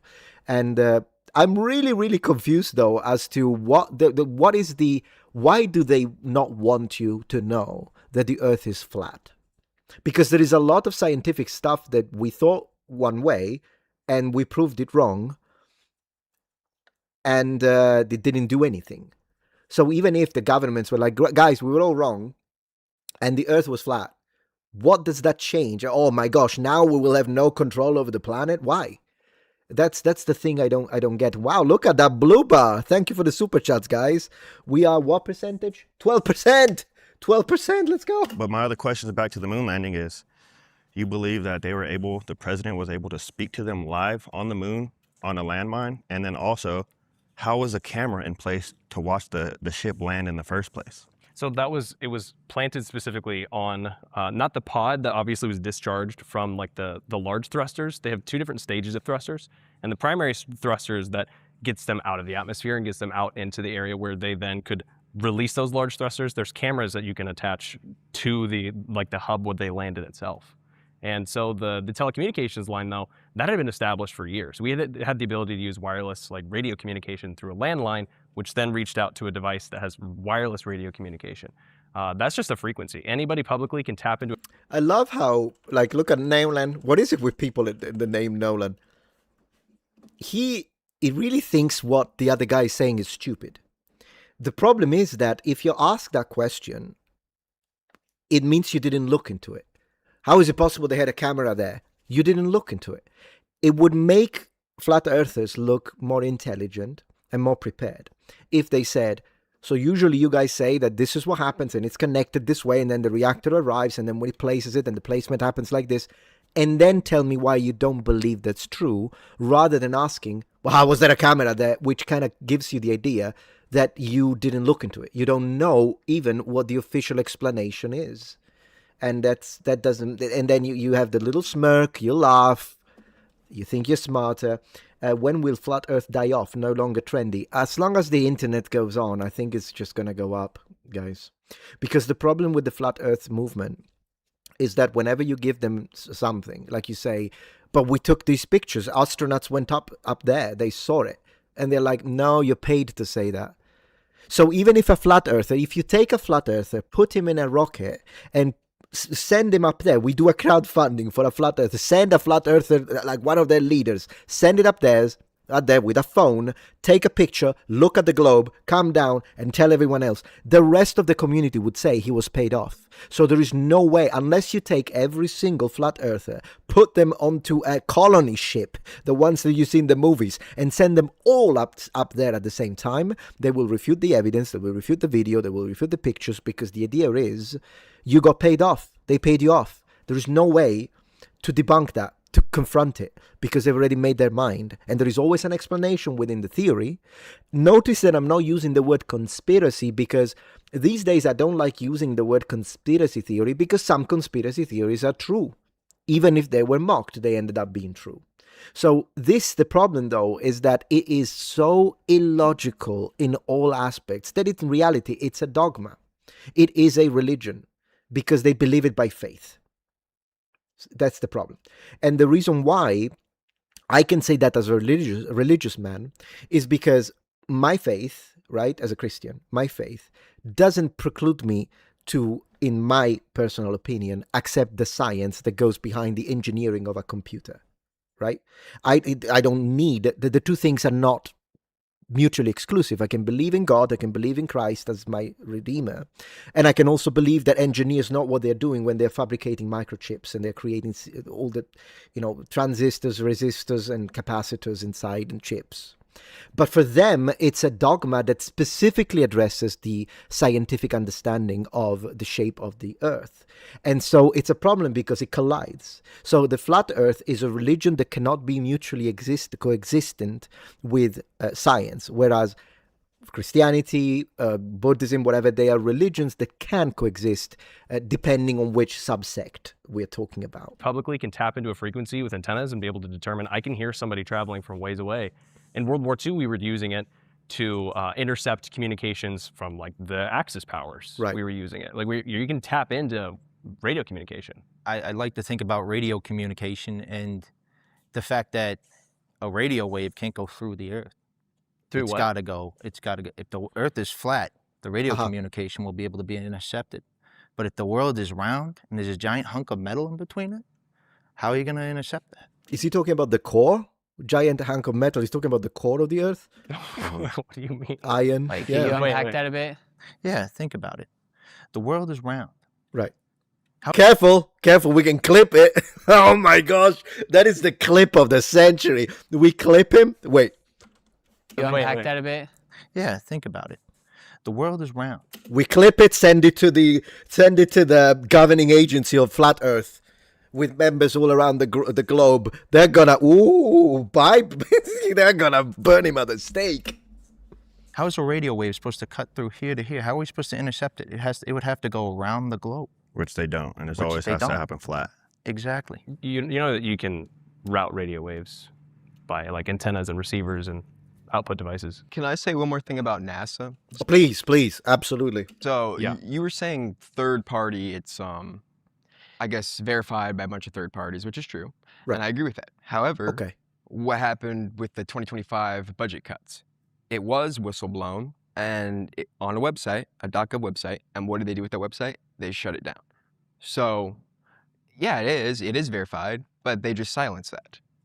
And you can look that up. It's a real thing. They shut that website down. I forget. I still don't understand how that connects. Like every time that the Neonan brings, I can't pronounce their name in any other way, I'm sorry.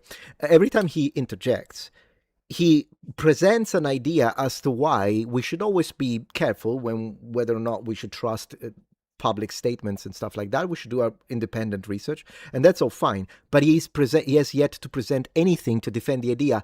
Well, then it follows reason that the Earth is flat. The specific URL, but so you can't trust it because they'll just shut it down. It doesn't matter if it's verified when they silence that. Same thing with Buzz Aldrin. Came out, said that they faked it. He was actually on the ship. He just swore by it multiple times. There's reports of people going, interviewers and stuff going to the guys that were on that ship, said, put your hand on the Bible and swear that you landed on the moon. And they wouldn't do it. What is he talking about? They constantly say they did land on the moon. I mean, the moon is so illuminary that it lights up the Earth, but if you go back to the footage, it looks dull. Where's the illumination? Oh my gosh, I'm cringing so hard. There's none. We only see one side, so we know that it has to be illuminated, especially By based the on sun? the positions of the Earth, where the Earth was in the sun. I mean, the Earth was in the pictures from space. You can see the Earth in the background. You can see that the Earth was lit up, meaning that the sun had to be off to the right side, or whatever The moon is infinitely smaller than the Earth. He does understand that, right? side is shining. So that means that the sun is in that distance, so that the moon must be illuminated too. But there's no illumination in the pictures and the photos. You mean from the video that they captured of them on the moon? It showed Yeah. the Earth in the background. Yeah, but I mean, we could see it from Earth. Source? That Earth illuminates, or the moon illuminates Earth. That's how much light that is projected off of it. But then when you get into the recordings and the pictures, it's dull. There's no light. Do they believe the moon exists or no? I'm confused.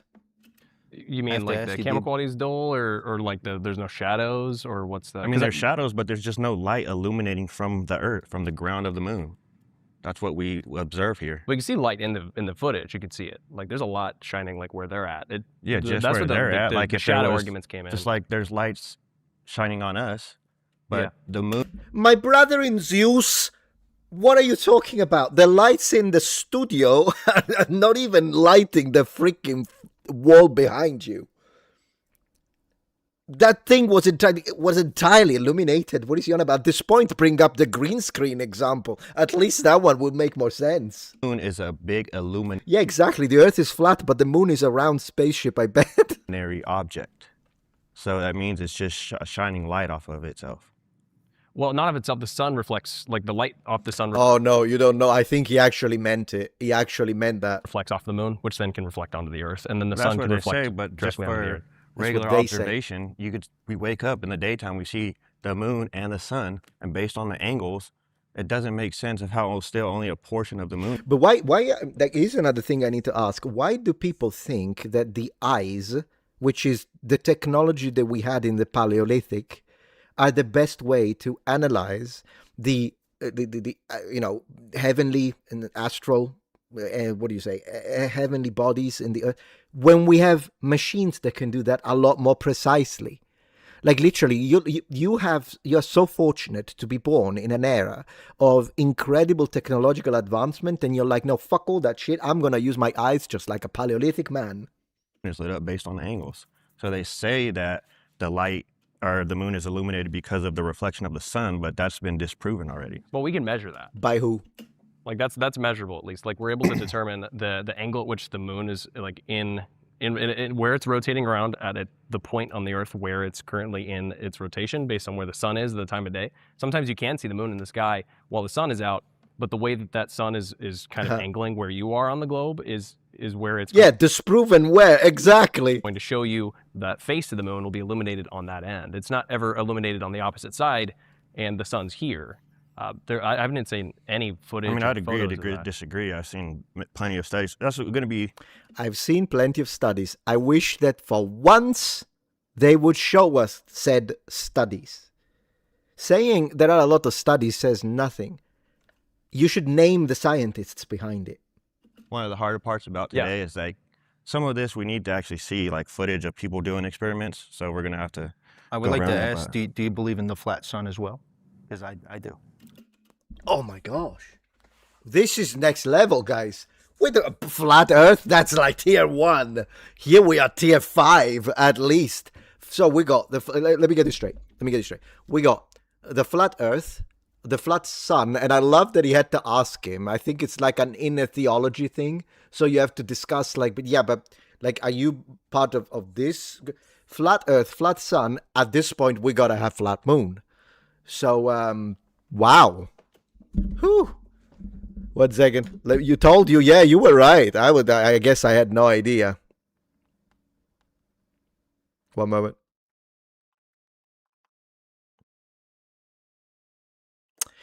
Yeah, flat sun, let's go. Flat Earth? That's just for beginners. These are pros. I don't know what to say about a flat moon or a flat sun. All I know is that they're circular. All I know is we've only like ever this. seen one face of the moon, which, going back to the whole flat Earth thing, everything has to be so fixed and so constant. I really wonder how they explain then when you have half a moon if it's flat. So do they believe it's like a panel, like a 2D? You know, when you have like now in Unreal Engine 5, the trees, and even the ones very far away, they're still fully 3D polygonal with all the leaves animated. But old school trees like PlayStation 1 low poly era, they were like little panels. They were billboard trees. Maybe that's how they think the sun and the moon work, which then begs the question, how does the inner nuclear reaction happens on a flat board? Because a flat board doesn't have an inside, does it? It's minimal. So where does the nuclear reaction happen, you Muppets? Like when you think about the moon chasing the sun and the Earth, so we're chasing the sun. Define chasing, please. We're going around it at 66,600 miles an hour. But while we're going around it and chasing it, the moon. You said around. Careful with your language, young man. You said we go around. Hey, Baron, I apologize to the noble ones. LOL, just wanted to show any belief held to dogmatically can push logic out of space. Absolutely. Yeah, my gosh. Is chasing us going around this way. So that means the moon has to speed up when it's going this way and then slow down when it's going back around this Well, way. it's locked in orbit, and because of the size makes it so that speed sounds Orbit? Spoken like a true reptilian. absolutely ridiculous. But the size that the Earth is and the size that the Moon is makes it so, like, you know, the Earth has only one full rotation per day. So it sounds like it's also really Debatable. Debatable. Debatable. fast. We're going around the sun and the Moon is going around us. But when you scale it and look back at it, it's not spinning at such a ridiculous rate. But the Moon is like locked in orbit with us at a set speed. And over time, we are getting very small fractional differences in the rate at which the orbit is happening of the Earth. And it'll be millions of years before there's actually like a significant difference. Millions of years, he said. Confirmed.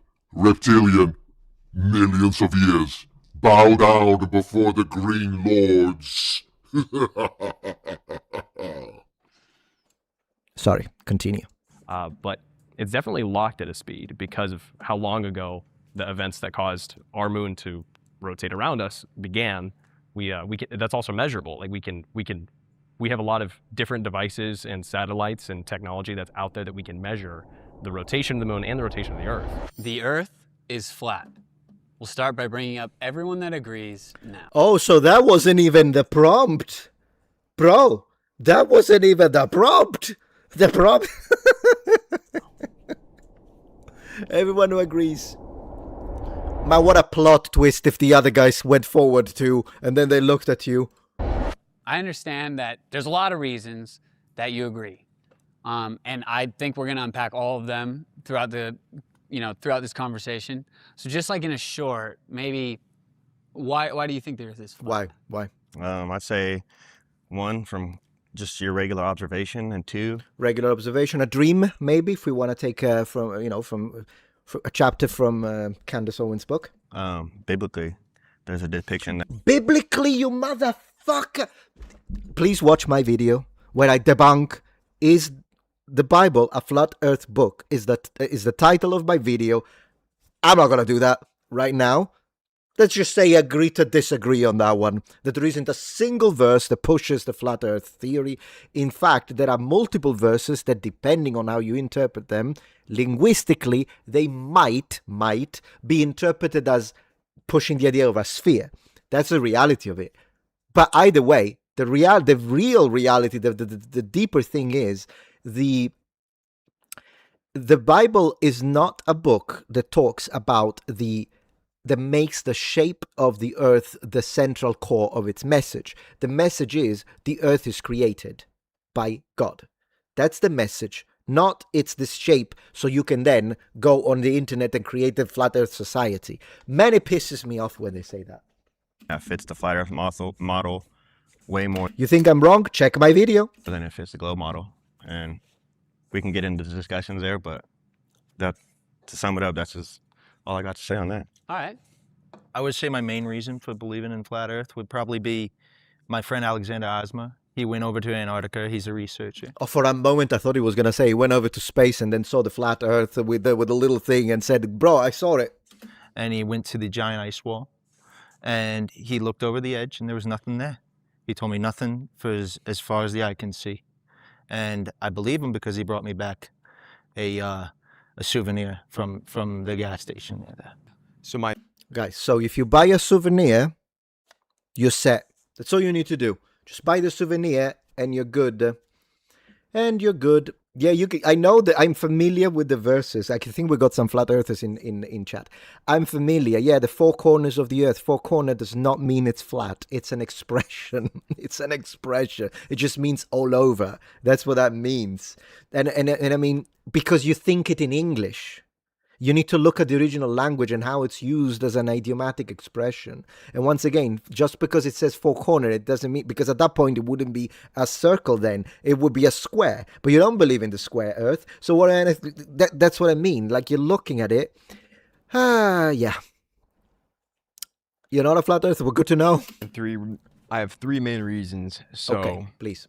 first of all, water will always find its level. That's impossible on a globe Earth. The second It's impossible because you don't believe in gravity, among other things. one is we look over Lake Michigan and we can see the Chicago horizon. That should be hundreds of feet if we live on a globe. And then the last I think he misunderstands distances, like how big the Earth is. one is, if space is a vacuum, how can the globe earthers show an example where there's a vacuum and it doesn't, our atmosphere should just, if space is a giant vacuum and we're living on a little Earth, it should just, exactly. Based on what exactly says? Based on what science? What east and west? Yeah, that's another way to say north, south, east, and west could be another way to interpret four corners as well. I'm still confused though, and yeah, I love it that he says based on globe earthers. Oh goodness gracious! Why isn't it sucked away? Exactly. I agree. Those are my three main Yeah, issues with the globe Earth model. right. Let's bring up everyone that disagrees. Please. I think that the globe model is more accurate as a predictor. I think that things like GPS, I think things like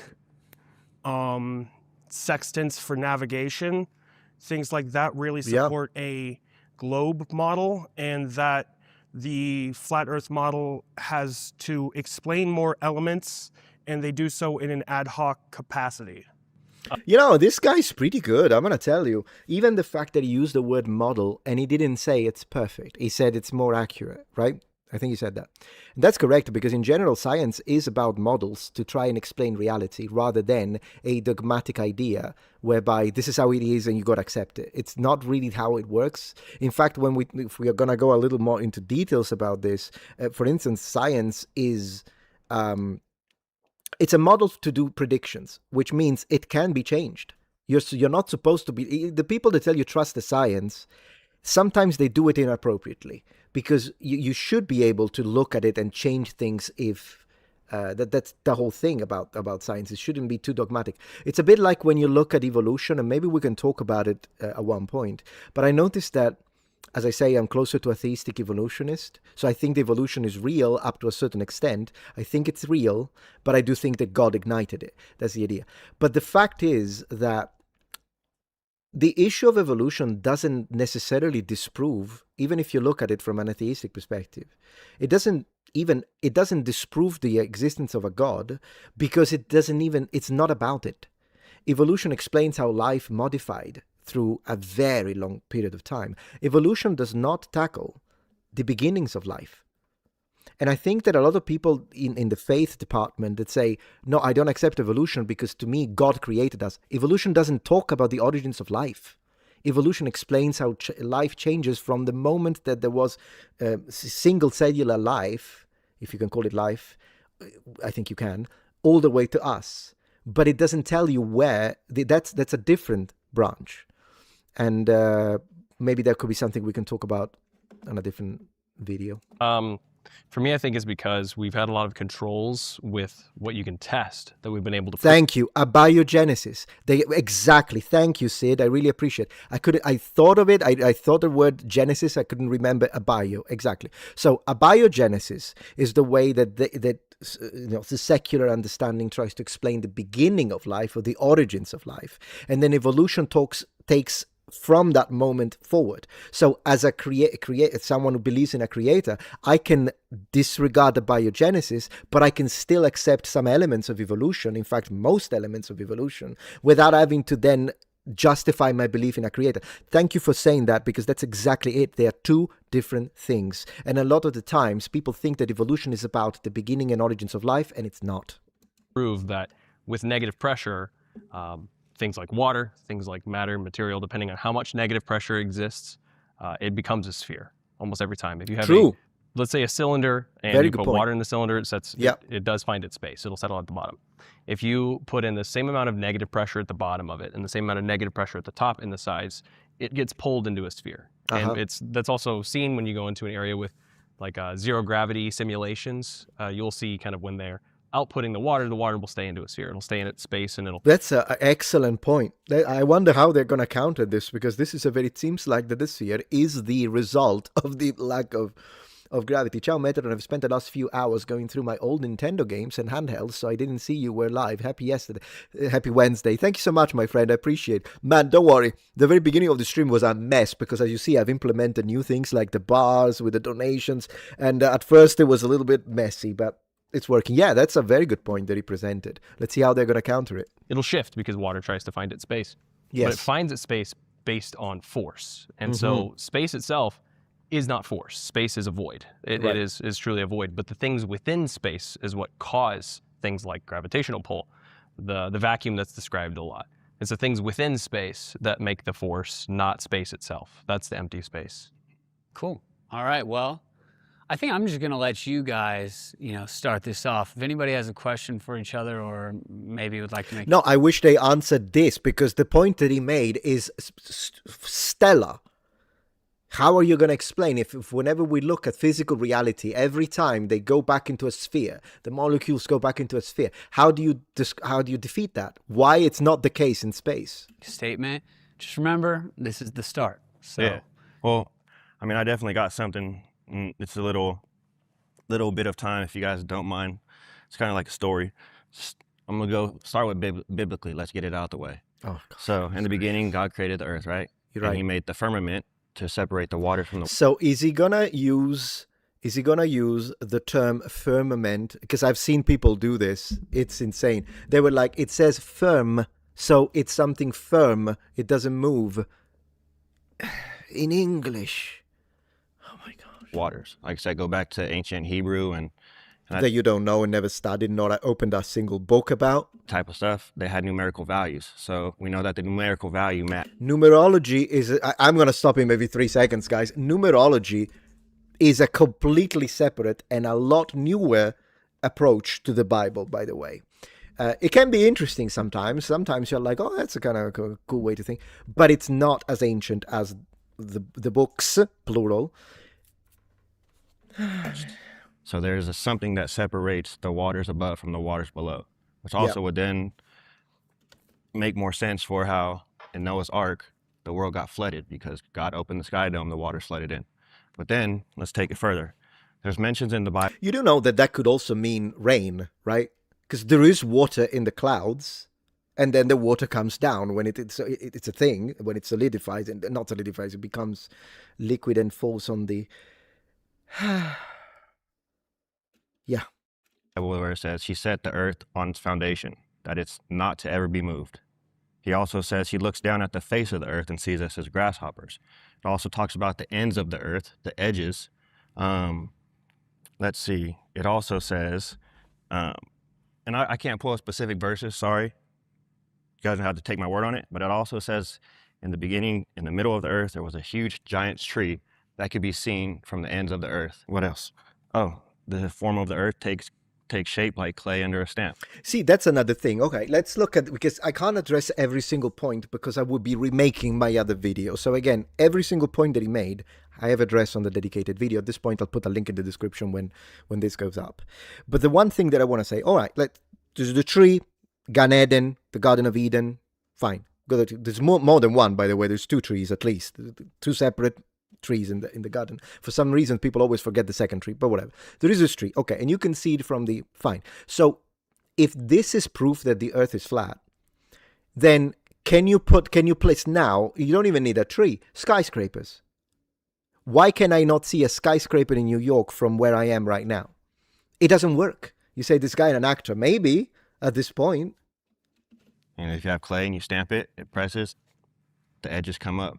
Same thing with Antarctica. No, that's not part of biblical. We'll go there later. So yeah, there's just a bunch of different things that talk. When Jesus comes back, everybody's going to be able to see Him in the clouds at the same time. How could you do that on a ball when people are looking in different ways at the sky? I don't think that the creator of the entire universe is going to have trouble being visible. I mean, that kind of puts a bit of a limitation on an omnipotent God now, does it? This is it. I'm making this point because it is an inner logical inconsistency. Do you believe that Jesus is the God that created everything and is all-powerful? But then why are you creating a limitation? That's a problem. within that idea. Yeah, he can do anything. Could resurrect it, create the entire universe. He could do anything, but there is one thing that he cannot do, is to be visible, which is something we can do, by the way, because, for instance, we can have screens, we can have a camera and then broadcast, but not Jesus. He can't do that. Sorry. I'm sorry. He can't do it. That's not he can't not that. He can't do that. Holy moly. So there's no ends on the ball. There's the mention of the four corners, the angels guarding the four corners of the earth. On a flat circular plane, you can cut it in half two ways. You have four corners. It's not possible to find four corners on a sphere. So if we want to go into biblical stuff and scripture, it depicts a flat earth way more than it depicts a ball. And I said there's a face that God looks down on. Yeah, for instance, even that, I've already addressed the four corners. If you look at the face, so God is above, right? And he's looking down and he can see that's the surface. In fact, it has the word face in it. Surface. Why the globe still has a surface, doesn't it? So if there is a God, and he's in fact an astronaut at that point, an alien, there's an alien on the spaceship, and they look down at a globular Earth. It sees the surface. You can't see the inside, but you can see the outward. I don't understand how that is. Oh yeah, of course. Then it's gotta be flat, because it's not like you can have a surface on a globe. No. I'm going to do it now. Look at this. Look at this globe. Look at this globe. So, this is me. And I'm looking down. Do you know what I see? A freaking circle. That's what I see. Because I have no access to the back end. I have no access to the inside. I have no... So, literally, what have we even took? Has this guy ever taken... Has this guy ever... I even lost the ability to speak English. Has he ever held a ball? Like a football. Holy moly. You don't need... This is one of those things you can do without the need of machinery, by the way. Just Paleolithic kit. Comes to me, I'd like to state the obvious. You know, we're in Nebraska. You can look out as far as you want. And you can see it's just flat. It's just all flat. You can look... There's no curve. You don't see a curve. It's just flat. Yeah, you don't see a curve. It's just flat. It's also so ridiculous because it's easily explainable with size. In order to be able to like if I'm standing on an Antarctica, beautiful, I love it. Yeah, it's freezing cold, whatever. I'm looking straight and I'm like, bro, shouldn't I be able to see the curvature? Yeah, if you are on a very small, tiny thing. But once it becomes huge, your ability to see that curvature with your naked eye and with instruments you can, by the way, but in general, with the naked eye, it all depends on the size. But one thing you can see with your naked eye is the way the sun sets, right? Because it does show the curvature when it goes down, and at first you can't see a little bit, and then the other bit, and then the other bit, and it takes time because of the curvature. I am really confused. You can disprove Flat Earth with laser pointer. You know what's funny? I actually saw a documentary on Flat Earth on Netflix where they did actually try this with machinery. They crowdfunded this like expensive machinery that was supposed to prove this, what he's saying now. They did it, and it did improve it. It showed the globe Earth model is correct. And it's hilarious because at the end, then they go to these people, they do the measurements, they take them multiple times. You should find it. It's on Netflix. And then they ask him, it's like, so what does that prove? And they're like, yeah, it does make it look like the Earth is globe. So we're going to have to do this some other way. What? So if it proves the opposite, you think there is a problem with the measurement. And you got to find another way up until that is exactly what confirmation bias is. You're only willing to accept the information that it proves your point. Unbelievable. And that's why partially I believe in flat Earth. The other reason being my friend, the researcher. So I think Your friend that gave you the thing. Let's see what Nolan says. what you were saying is you're saying we can run all these simulations and it shows that, well, water will stick to a ball. Water will do this. Oh, finally. But Okay, let's go. the thing with that is that you're already preconceiving your your worldview that the Earth is a globe, and then using those simulations, Oh, he is preconceiving. they test positive. But The problem is that you're already preconceiving that that's how it works. But empirical evidence doesn't actually show that. And then what you were saying is, Just adding empirical in front of the word evidence doesn't make it true, though. Where is the evidence? What evidence? yeah. So the GPS, you know who owns all the helium? Aha. in Yeah, America? NASA, 98%. It's of it. NASA. Yeah. Yeah. And what do they I knew it. It was NASA all along. All these GPS, they don't actually work. do? They release 2,000 different balloons, weather balloons, In Memorial a State. day. That's where the satellites twice a are. day. I thought. Oh wait, did he say the satellites are weather balloons? Did he say? Different balloons, weather balloons, In Memorial a State. day. That's where the satellites twice a are. day. I think that's what the satellites are. By the way, the moon is made of cheese, guys. The moon is made of. That's what I think. What do you want? What do you want from me? Cheese. Now the real question is, what cheese? Have you ever thought of that? Gorgonzola? Huh? Is it blue cheese? Then why is it not blue? Let's go. And they say, oh, it's for the weather, the European, the American Europeans. These damn Europeans, is their fault. can model, the weather. And that's what they say. But you don't actually need GPS to have the transmissions we do. There's so much evidence that you can easily, basically, Bro, I told you if this was me, I would have been like, we need to discuss what evidence means. we don't need satellites to have the communication we do because there's a massive cell tower network, and then the rest of it you can make up with weather balloons. So you don't need satellites for communications.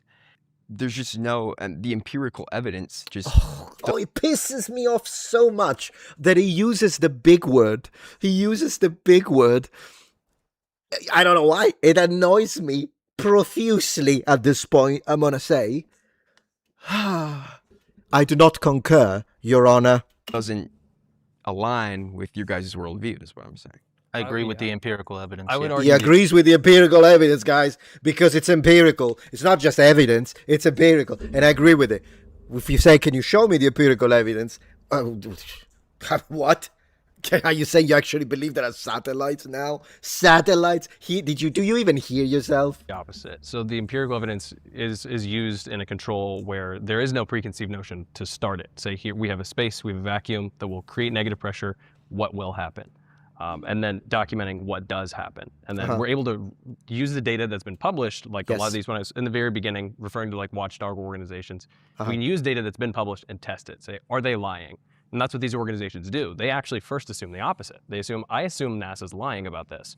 And they use these data sets to try and reproduce what NASA has said and trying to claim a lot of the, the point of looking across Lake Michigan and see Chicago. Do you see the bottom of Chicago?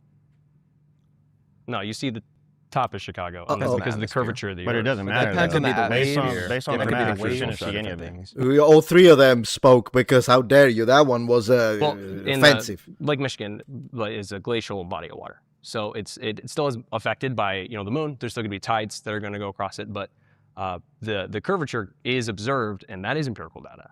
And There's no that's what observation of a curve. all of these like watchdog organizations use the data that NASA has put out that says it is spherical to refute it. So that's the empirical data that we do have, that we are testing in these models, that all we can do is prove it. Like for instance, the great example I use a lot when I'm trying to explain it, just within reason, not to like illegitimize anyone's belief, of course, of why This they guy's believe in flat nice. Earth. But let's say we're all sitting in a very flat place, like Was that the reptilians? Did you see? Went black, the screen? let's say even like downtown Seattle, it's not very hilly in certain areas. If you're in Seattle, you can watch the sunset. We'll watch it set over the horizon off the edge. Like if we're gonna watch it sunrise. Define the sun. Define the sun. Bro, I need to use the restroom very quickly and take a drink, guys. I'll be right back. And then I think we're gonna move on to ancient Rome for a different take, and then we'll continue this one because I don't want to do the entire stream on this. But I said scream, and I think there is a reason I said that. So please be nice to the chair. I'll be right back. Empirical evidence.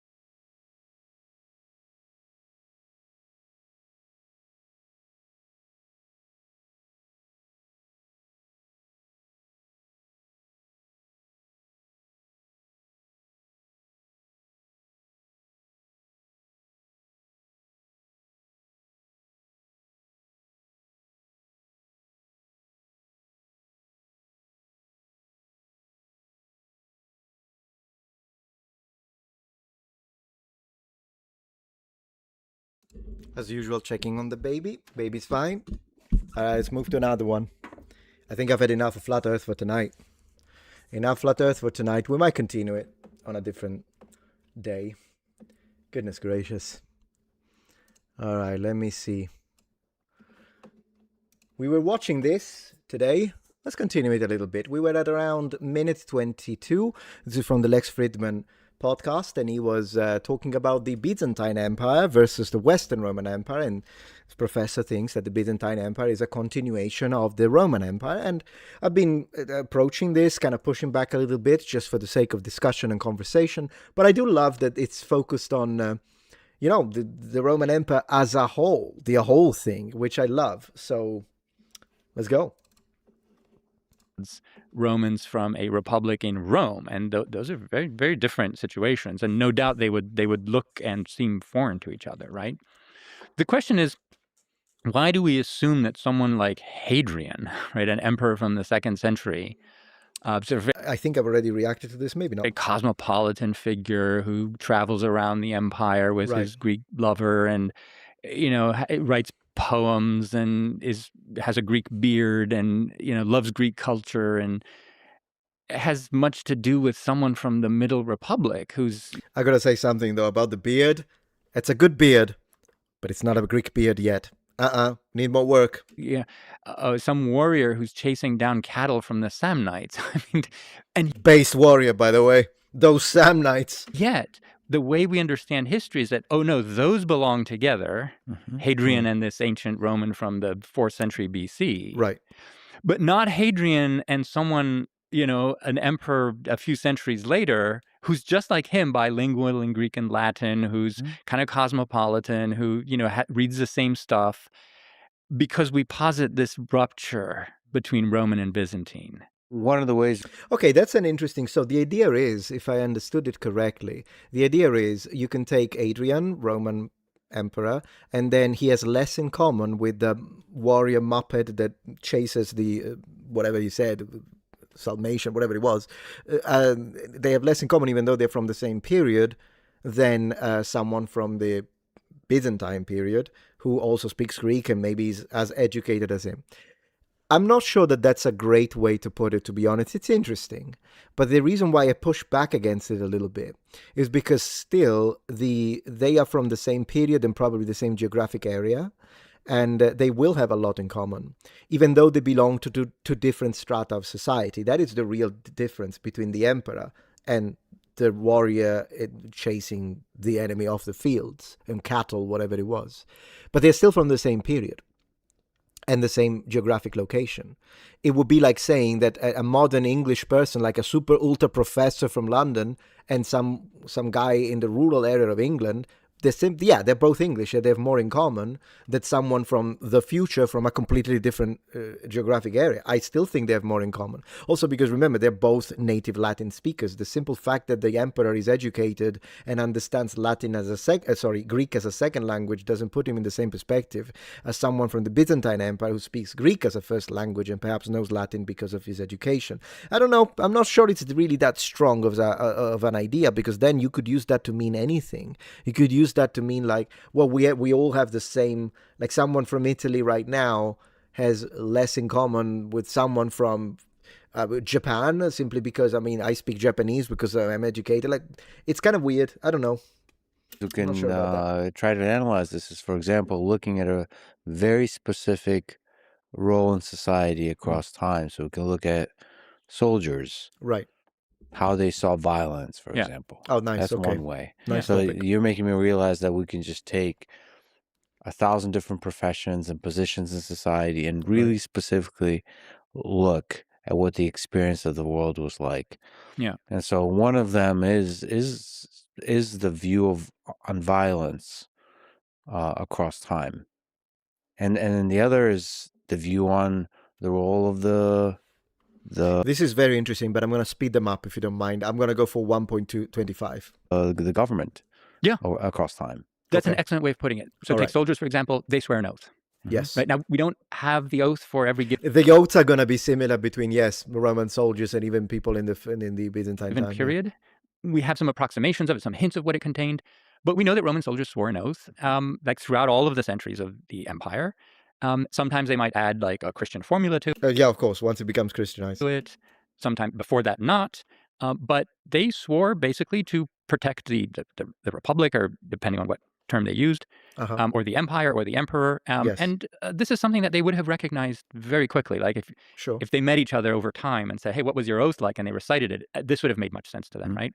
Or take, for example, a woman who runs a business, right? From any century of the empire, it would have been, especially the later you go, the more so, that this woman is enabled to do this by virtue of Roman law. Yeah. Certain, Roman law of property and inheritance and marriage, but also regulations regarding who can do what and what kinds of properties women can handle. And Oh, he's gonna compare it to. I think I know where he's going with this. under what circumstances. This is something that Roman women had in common that many other cultures did not. Mm-hmm. So I'll give you an example. So, for example, in the 10th, 11th century, there are Jewish women. Jewish, I knew it. Yeah, Jewish women using Roman law because it's advantageous to them as opposed to Jewish temple law. Who live in the Eastern Roman Empire. Very good point. Who realize that they have more rights in Roman courts than in rabbinical ones. True. And they take their disputes to the Roman courts. I kind of like this guy. I like how he smiles. Now, the thing is that for the Romans, these are property matters, not religious matters. Religious, But yeah. for the rabbis, these are religious matters. But the Roman courts trump the Jewish courts in the empire, right? And so you end up with a situation where Jewish women have more rights than Jewish This guy's good. women do elsewhere, because where Roman law is not operative. And there you go. Like these things matter, right? And that's a function of imperial law. And this would be an interesting, actually, interplay between the law and religious institutions Right. throughout the East Roman Empire. And the West, to be honest. I mean, Augustus was considered to be divine. So it's not like there is an important religious qualification to a lot of leaders throughout a lot of different cultures. The Egyptians are the obvious one, like when we think, well, the ancient Egyptians considered the pharaoh to be divine. The Japanese considered the emperor to be divine. And yeah, so did the Romans. I guess there is common thread. There's common thread. So you argue that even though the personality of the various emperors varied, as we'll talk about, and as they're often venerated, celebrated, criticized, talked about, the late Roman Empire was projecting a persona to its citizens that was consistent throughout its history. Can you describe what you mean by this and describe the different detailed characteristics of this persona? Yes. So this persona, it's what the government or the emperor, the court, and the spokesman, the bureaucracy want their subjects to think this whole thing is about. Like, how is power being used? Why and for whom, right? And think a bit of the Chinese mandate from heaven, for instance, very similar as a concept. They do so in laws that they promulgate throughout the empire. Sometimes they have these laws read in church, for example, or posted publicly. They're definitely eager to have them communicated to as many people as possible. But they're also a function of imperial rhetoric. So the way you praise an emperor, the way you talk about an emperor. You find this language in petitions. So this is a hugely important glue for this society, is that anyone could basically petition the authorities for, let's just say, just about anything. That's not technically true, but there's a lot of petitioning going on. So, if you think something's wrong or you've been treated unjustly, you can petition local officials, even imperial officials. You can petition the emperor, right? And the expectation is that that petition will be read, addressed, and answered. Now, it might not be answered in the way that you want, but it will be answered. And those responses contain this language also, right? So these are the different media through which the emperors are broadcasting this persona. And that persona is what? Basically, that the authorities are responsive to the needs of their subjects, that they are often accountable. In other words, they understand that they are exercising public power, and that their mandate is to exercise it solely for the benefit of their subjects. They keep saying this. That is part of the propaganda machine, by the way. I'll be right back. My wife needs help before she goes to sleep with the air conditioning. It doesn't turn on. I'll be right back. Maybe I get to check on the baby again. I love looking at the little baby. It's cute. I'll be right back.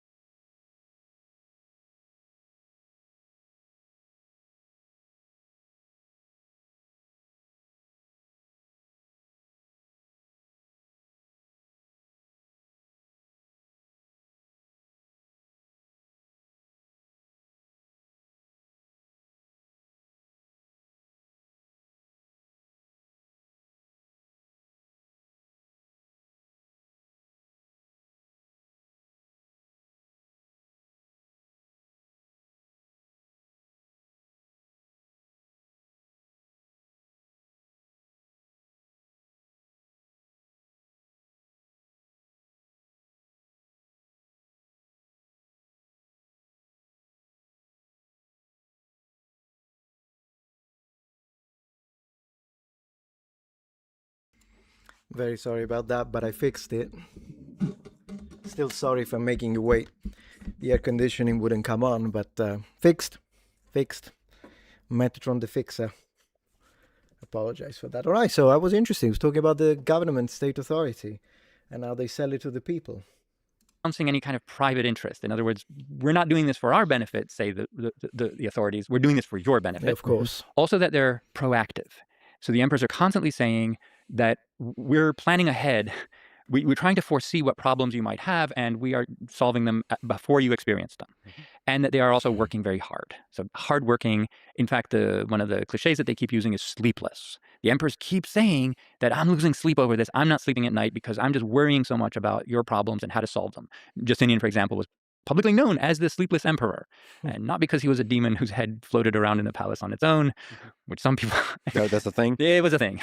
Okay. That's a whole thing. But sleepless in terms of work so hard. But I hope they go into that one.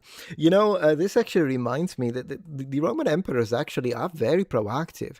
A bit too much if you think of someone like Nero, but in general, when there was the explosion at Pompeii and the volcano, the speed at which Roman authorities countered it, like the immediate sending of rescue teams and trying to secure the population, figure out the situation, scout it, understand what happened, is insane. They went very fast, and reading the sources about it, it's fascinating how quickly the authorities reacted to it. Also considering the fact that they had no idea that could happen. I mean, this is a theory of mine, so maybe take it with a grain of salt. But the way I understand is that the Romans did not know that the Vesuvius was a volcano. They had forgotten, because the previous eruption, we know this, is prehistoric. And even though you look at the mountain now and you see the shape of the volcano, that's because the explosion, the eruption was so violent that it blew off the top. But if you look at images of the before, like for instance mosaics that represent the Mount Vesuvio, before the explosion, it has a normal peak. It doesn't look like a volcano at all. Yes. There's Yeah. no time to sleep. He was a workaholic. That is Workaholic. conceded by even his enemies. Cool. All night he was up, just hauling officials in at any old hour to talk about whatever, wars and architecture and laws, Man. and to religion and theology and whatever. So I the like emperors the are man. projecting this image, right? So that's what I call the persona. Tireless effort to work on behalf of subjects, to do so responsibly, to be responsive and accountable. In other words, if some of my officials breaks the law or oppresses you, I'm giving you instruments, like legal instruments, by which to hold him to account. It is insane how advanced Roman law is, and to a point that it still is used and creates a foundation of modern law. It is a lot of stuff that they made up, and if you think about how advanced they would have been in comparison to other civilizations of the time, it's unbelievable. Even like rights for children, like this is something that I think we should bring back, by the way. But you know how Roman children, boys were wearing these little amulets that looked like the sun around their neck, and little girls that's little boys, and little girls were wearing half moons, symbols of the moon instead. And these not only were a customary thing, it's something that Roman did with their children, and it's a shame that we Italians stopped doing it, because I think it's really nice. But it also gave you legal protection. So if someone messed with a child, and the child was wearing one of these, then the law would go against them multiple times fold. So it's like you don't touch a Roman child. And now, given were these kind of legal protections available for non-Roman citizens and their children? No. What about slave children? No. So that's a shame.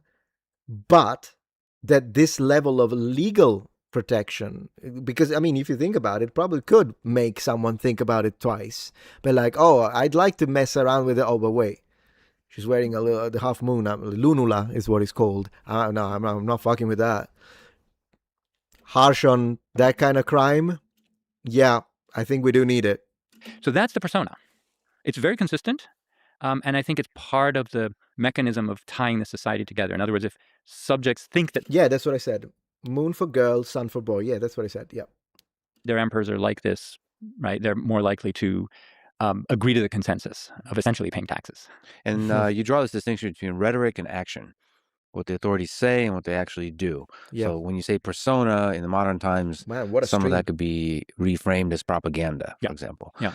And propaganda implies that there's a big gap between the rhetoric and the action. And one of Propaganda implies that there is a big gap between rhetoric and action. Again, I like Lex Friedman a lot. He has presented a lot of good questions. I'm not sure about this definition. Propaganda doesn't necessarily have to have a difference in rhetoric, the difference between rhetoric and the action. In fact, a lot of the times there isn't. I know I'm being pedantic, but pedantic is my middle name, innit? What do you guys think about that statement? I'm not sure about the statement. Why? Not necessarily. Propaganda can be something, it could be false, but the action will follow what propaganda pushes a lot of the times. the things you said you took away from reading Machiavelli is that we should judge people not by what they say, but by Of what they course. do. Right. So how much of the Roman Empire's government, of what they espoused, was merely rhetoric, and how much was true in how they acted? Yes. Mm-hmm. This is a key lesson I took from reading Machiavelli. And I found this a very insightful way of thinking about politics. And I would recommend that anybody kind of practice this way of looking at the world, right? People and states and, powerful people can say anything they want to. At the end of the day, what matters is what they actually do. Yeah.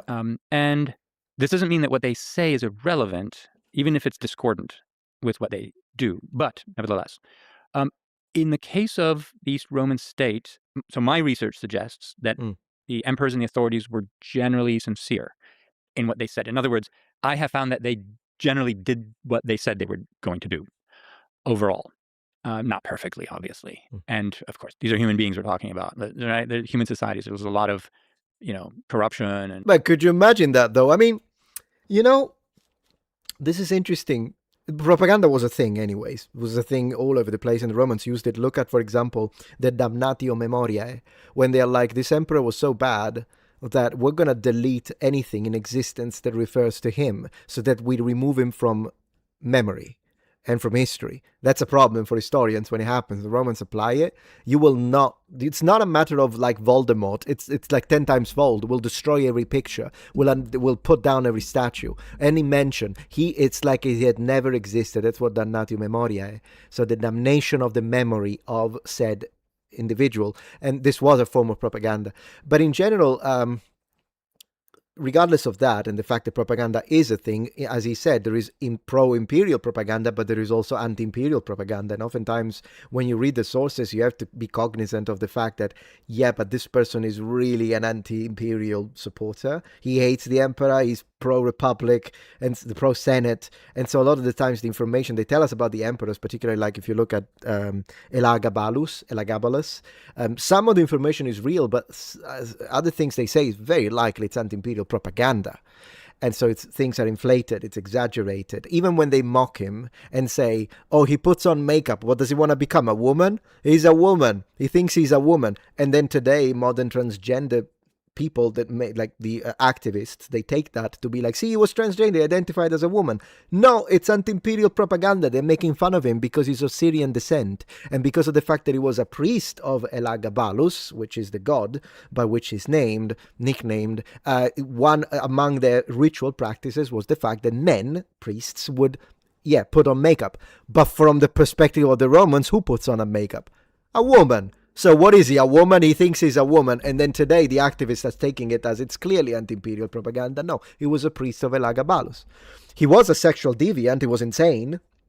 Like the stuff that he did, the grape of for instance, by Elagabalus, of the priestess of Vesta, the virgin priestess, and the grapes one. I mean, the Romans didn't like him, and that's why they beheaded him and threw him in the river. All of this to say, yes, propaganda is a thing. But the fact that politicians tended to do what they promised the people, it doesn't surprise me. Because there is another major difference with modern day politicians that can literally say whatever they want during the election year, and then they don't have to do it. They can tell you we'll have taxes, and then they don't do it. And it often happens. Like they don't have to do it. And so that difference is massive, but there is another massive difference between ancient leaders and modern leaders. And that is, ancient leaders went to battle. Think about it for a second, and then I'll let him speak for a little longer, but think about it for a second. Alexander the Great led cavalry charges, and he was there spearing to death his enemies together with the Macedonian cavalry, and he was getting hit. Luckily, he was wearing best armor that they could fabricate, so whatever. But can you imagine modern day politicians actually going together with a commando, leading the commando with the gear, like, let's go, bro? Can you imagine that? Completely different class of people. You name it, abuse, of course there is. But overall, I think that there was a sufficient level of understanding that the emperors are in fact doing this, and they were actually incentivized to do this. Interesting. We talk about how because they were also in a pretty vulnerable situation too. Oh, yeah. So they needed their subjects to be relatively content on this front. Isn't this surprising to you? So, from the outsider point of view, Roman emperors, even in the East Roman Empire, technically have a lot of power. Oh, yeah. You can even say, in some cases, absolute power. And yet, they seem to be awfully worried to make everybody in the empire happy. Well, yeah, but particularly the Praetorians. You don't mess with the Praetorians. There are situations where the emperor is like, I'm going to half the stipend of the Praetorians, and then the Praetorians behead him. It's like, I mean, yeah, you got to keep particularly the Praetorians happy, and then possibly try to mitigate the number of enemies you have with powerful senators, and then there is the people. Isn't it interesting that ancient governance really wanted to keep the subjects content, whether it be through lies, whether it be to bread and games, but the idea is just make sure the subjects are happy. Modern politicians don't want the subjects to be happy. They want us to be mad at each other. It's a different strategy, but it's very effective. Because if you're happy, then you're not mad at the leader, at the ruler. Likewise, if you're angry, because I hate the left-wing guy and the left-wing guy hates me, we're not mad at them. So the objective remains the same. The objective remains the same, and a people that is not united is easier to control. What explains that? Like, what explains the small gap between rhetoric and action in the East Roman Empire? A number of things, but ultimately it is that there is no right to the throne. And this is a function of the Roman matrix of politics here. In other words, so here's a bit of a paradox. Okay. What we call the Roman Republic was the most imperialistic phase of Roman history. Like, this is when the Romans did most of their conquering. Mm-hmm. What we call the empire is much less imperialistic in this way. That's much more defensive in its approach, right? And yet our terms are a little mismatched in that way. The empire is more a function of that it has an emperor rather than it is engaged in imperialism. And that emperor emerged out of the republic, but emerged out of the republic in a very strange way. In other words, not as a dynasty that created the state. So, for example, if you think of the Ottoman Empire, many other empires, the whole thing existed because this dynasty engaged in conquest and was successful in creating the state. And so the dynasty was like at the heart of the state. Yeah. But that's not at all the case in the Roman Empire. The emperor is a figure who emerged within a republic. And in order to create peace after the civil wars, those emperors had to, for a long time, kind of pretend that they were not what they really were by basically continuing to flatter the idea of a republic that is, that has a first citizen maybe. Oh, no, I'm not a king. I'm Princeps. Yeah, exactly. Very good. It's all about optics, isn't it? You were asking, what is it? Doesn't divide and conquer come from a Latin quote? Oh, yeah, for sure. It's divide et impera, with the long phonemic vowel length at the beginning. In fact, as a modern day Italian, my natural pronunciation would be divide et impera. But the Latins, it's not a matter of stress, it's a matter of phonemic vowel length, but it's divide et impera. It's the other way around, it's at the beginning. Sometimes the phonemic vowel length in classical Latin is tough as a modern Italian because they elongate vowels that I never would. And that is because of it's called accento tonico in Italian, the fact that we tend to accentuate the penultimate vowel. This is why Italians, when you kind of make fun of our accent, what do? We tend to say mangiare, dormire, andare. Right? It's not, the stress is not on the first vowel, but it's not at the end. Anglophones tend to stress more often the beginning. And instead, more often, not always, the French tend to stress at the end. Italians, we tend to stress on the penultimate. Once again, not always, but it is a characteristic of our accent. I've exaggerated a little bit, but that's how it is. When we say amare, what I'm doing is that to love, or amore, love, I'm putting the stress on the second syllable. And what that does is that basically what I'm doing, I am lengthening the duration of that vowel when I put the stress. I am increasing ever so slightly the volume, and sometimes the pitch goes up as well. This doesn't happen on all stressed languages. I don't think it happens in Hungarian, but it does happen. And the Latins, however, they tended to have these vowels that, like for instance, in English you say lorica segmentata, right? In English. In Latin, it's lorica. So both the O and the E, that's the Roman armor, right? The O and the E are long. As an Italian, I would say either lorica or lorica, but I would never say naturally lorica, where both are long. And this happens so much, and every time I have to catch myself when I'm doing a reading in classical Latin, because that's one, and it is important because it's phonemic, meaning it changes the meaning of words. You see this, for example, in that it's a distinctive feature. And in languages, a distinctive feature is when you have two sets of identical words, mechanically they are identical. There is only one distinctive feature, and that is, for instance, the length of the vowel. An idea is malus versus malus, or palus versus palus. The second one, it's the difference between swamp and stake, like a stake, a pole, and a swamp. The only difference, how long the A is. And the other one, malus versus malus, is interesting because it's the reason why you have an apple in the Bible in the story of Adam and Eve. Because it's a word play, meaning that they mean apple or evil. It's the same word, it's just different length of vowel. And that's why they decided, oh, that's great. The apple, then the fruit in the Garden of Eden, let's make it an apple in the Vulgata, because that way there is the idea of, it's kind of sounds similar. It's an apple, but it's also evil. In the original text in Hebrew, we have no idea what the fruit is. It could have been, it's round, that's what we know, but that's it. It could be a date, it could be an orange, or it could be a wild type of fruit that no longer exists. Who the heck knows? Just, I have this office and that office and that office, whatever the Senate has given me. Now, we understand that's a facade, but the fact that they had to create this facade at all is very important. Can we actually just linger on that? I mean, Yeah. how much of this, because you said they had to create this facade. Yeah. Did Augustus, who started the whole thing, the first emperor of Rome, Yeah. did he have to act that way? Because he kept acting like he's not an absolute Yes. monarch. And he could have gone hardcore, destroy the Senate, just full hardcore rule. Well, then Easier said than done. how does he dictatorship. govern then?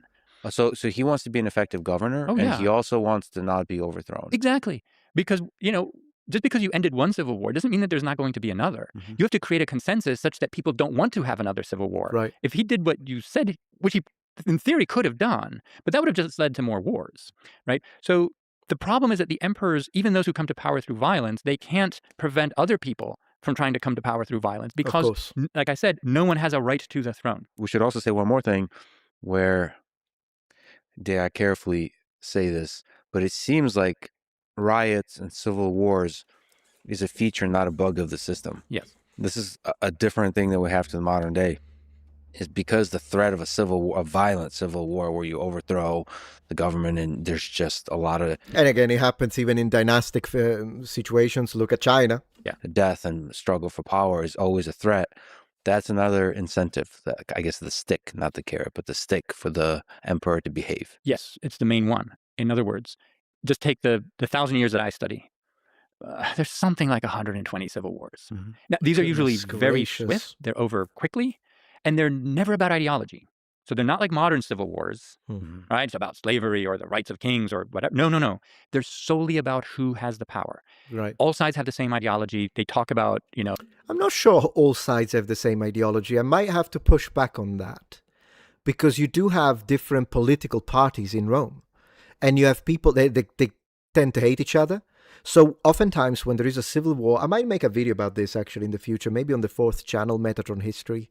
But when you look at like the historical characters, particularly during a civil war, and you see this emperor or this general versus this general, he wins, he becomes the emperor. it's because they oftentimes belong to opposing parties. This does happen. So I might have to push back a little bit on that. For instance, there is this very interesting conversation between Emperor Claudius and the senatorial class. And they are talking about citizenship rights. So Claudius, to give you an idea, is kind of the side that says, no, let's make the Gauls citizen. He's not talking about all the Gauls in that instance. He's actually talking about the aristocracy. And the senators are pushing back. They're like, no, they're not real Romans. They shouldn't have citizenship. And then Claudius actually has this very interesting way by which he's saying, well, neither were your ancestors. Your ancestors were Etruscans, so they were not citizens, but here we are. And then he's like, let's do it. You know how he pushes it and then actually works? Is because he says, they're rich. Let's take their riches. Literally, we have an incentive. He's not saying everyone. He's saying, but these aristocratic families, bring them in, make them gentes, create this new fabric, give them citizenship so we may partake in their richness, in their wealth. That's how he sells it. Rome is always about taxation, innit? The responsibility of government in the same way, right? They're just competing over who's the best man to do the job. Mm-hmm. Right? And so once you have that situation, and it might not be a civil war, it could be a palace coup, it could be a kind of fighting in the capital, something like that. Or legions. Once everyone's taken their side and you have a winner, that's the emperor, and you often overthrow the previous regime. I'll give you some statistics. Something like 46% of the emperors of Constantinople are overthrown through violence. 46%. I didn't know this because usually my studies focus on the Principate. So it's great to hear this. But goodness gracious, 46% of overthrown by violence? Oh, and that's almost half. Right? So that's a huge number, which means that every emperor is vulnerable and insecure, and they know it. Right? So what they have to do is make sure that that doesn't happen to them. And the way to do their that family is not by arresting and executing everybody you think might be a threat, or just generally behaving like a Caligula or a Nero. That will just get you killed. Like, they know this. So the best way to avoid that fate is to actually do the things that will make people happy, so that they don't support a rebel if a rebel decides to appear. And sometimes rebels would appear. There's a kind of convention in Constantinople. Like, if sometimes you think, that emperor is pretty unpopular, and I think I can overthrow him. What you would do is, you would march down the center boulevard, and you'd have your people just call the populace of Constantinople out to rally, to maybe go to Hagia Sophia, the church, and just create a big crowd and call for the deposition of the emperor, and maybe that would happen. And sometimes it did, and sometimes it didn't. And the rebel, or wannabe rebel, would sort of proceed down the boulevard, and people would just gradually just disappear, and then he'd be left alone and go up to Hagia Sophia as seeking asylum, right? So that's a bid. That's someone making a bid for the throne, and it just goes disastrously bad. Other times, the people come out because they hate the emperor, and they drag the emperor out and cut his nose off or whatever. So emperors are constantly trying to prevent that from happening, and the best way to do that is for goodwill. Also, again, goodwill of the Praetorians. Like I have this entirely dedicated video on the Praetorians and how they changed throughout the centuries because they were reformed multiple times, and who could become a Praetorian and what kind of class of citizen we're talking about. Their salary continuously goes up. It's phenomenal because, the Praetorians are the ones that are going to prevent the people to take you out if that happens. So you want to make sure that, and again, as I say, there are situations where the emperors tried and they didn't go well, which was fascinating. Let's watch a couple more minutes and then we switch to the next one. But I like it. It's a very good video, very good podcast. I'm trying to load in that kind of world because it's a different world than we live in today. Yes. There's a constant inner workings of policy development inside government. Yes. But the check on power is like literal, like, we will murder you. Yes, it depends on the period. Sometimes murder you, sometimes blind you, sometimes cut your nose off. But there were periods...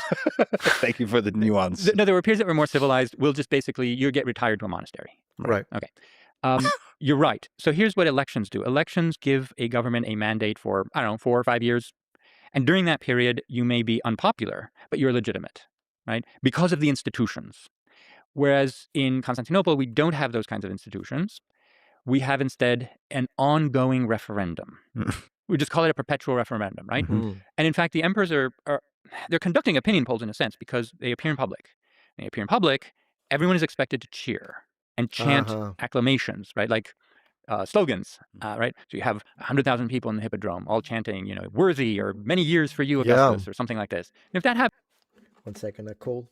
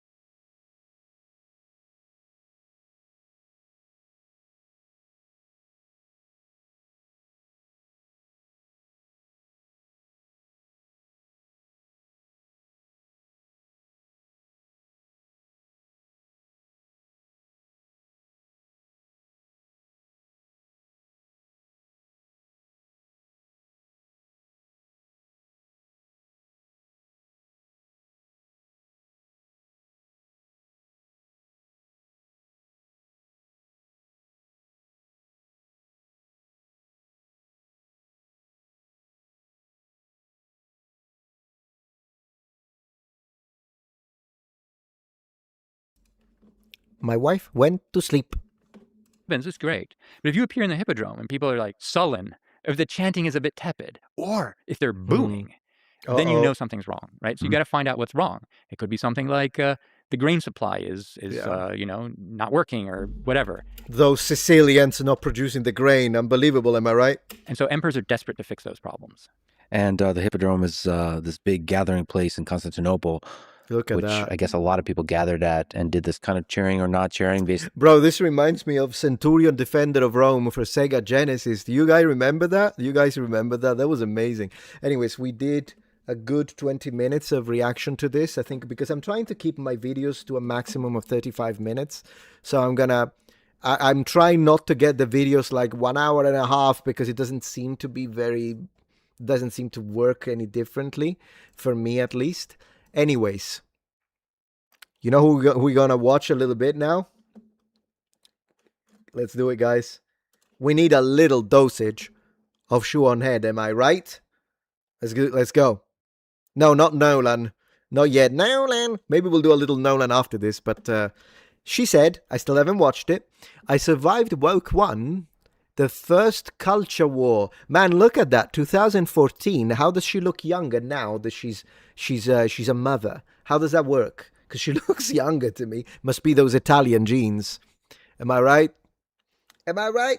Let's go. So the other day, I saw a tweet.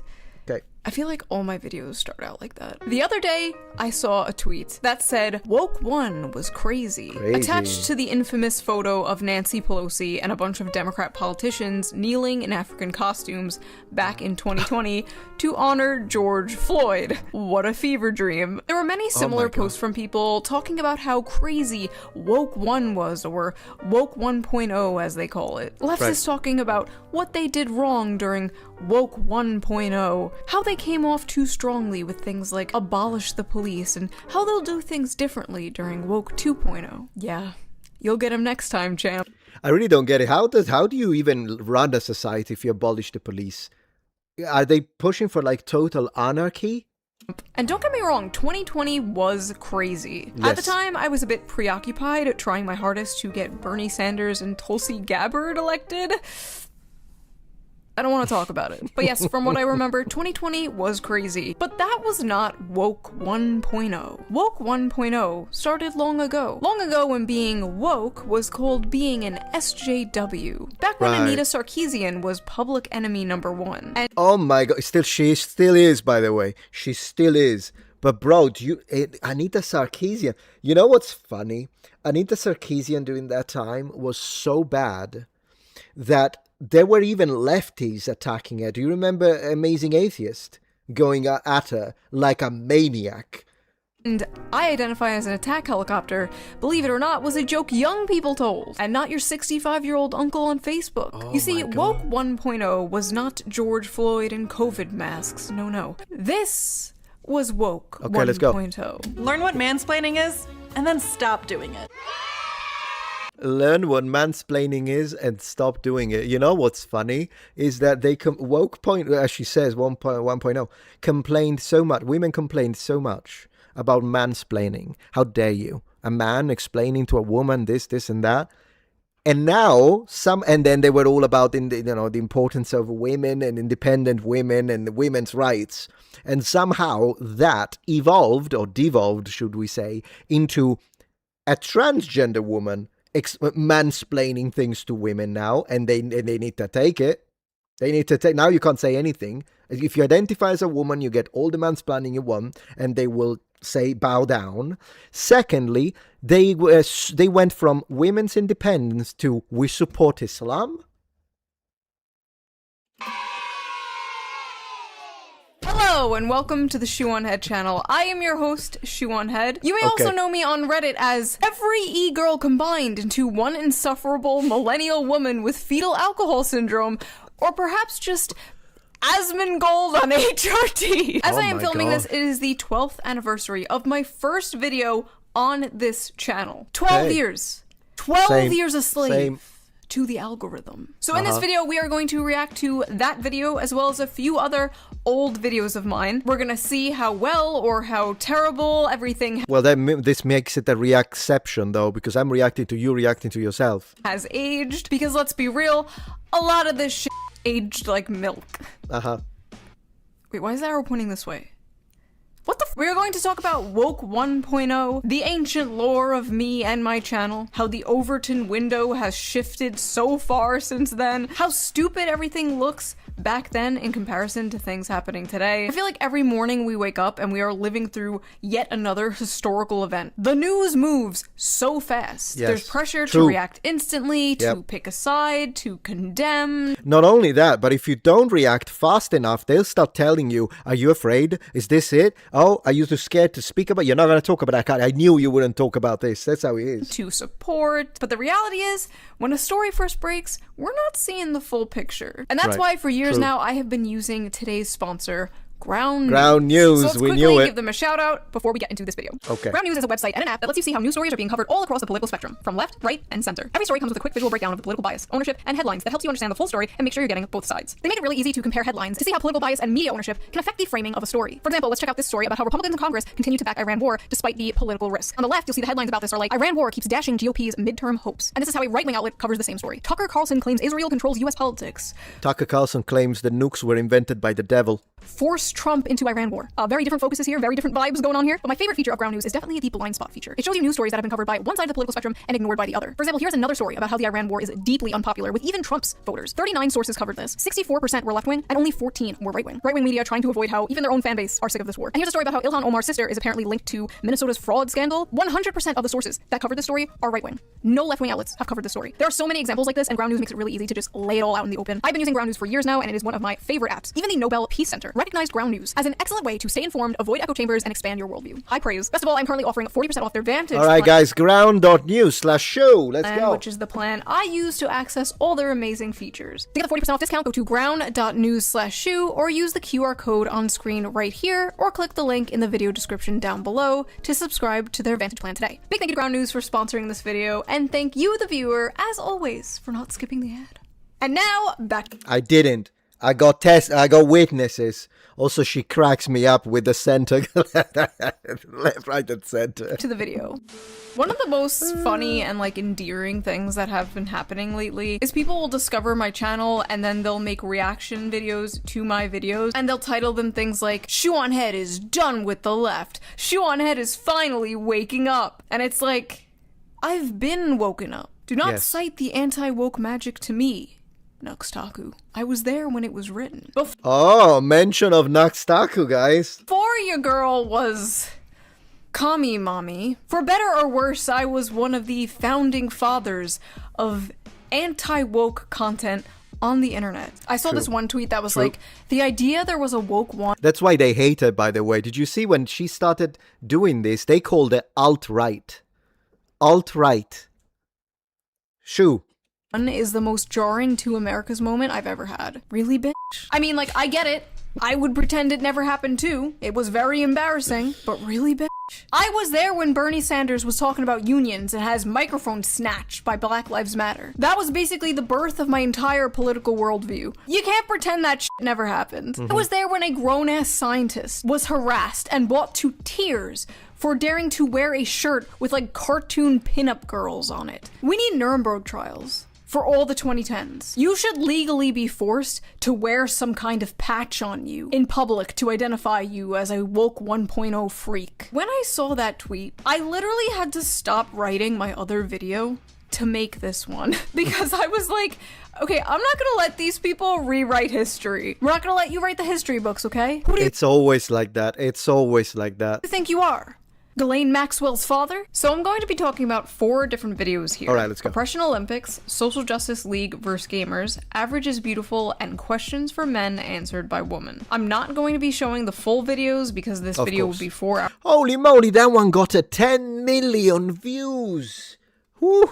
hours long, so if you want to watch the full videos, the links will be in the description. Thank you. I love Thank you. you. Bye-bye. So, Oppression Olympics was my first cultural, political video, uploaded July of 2014. 12 years ago. How old were you guys 12 years ago?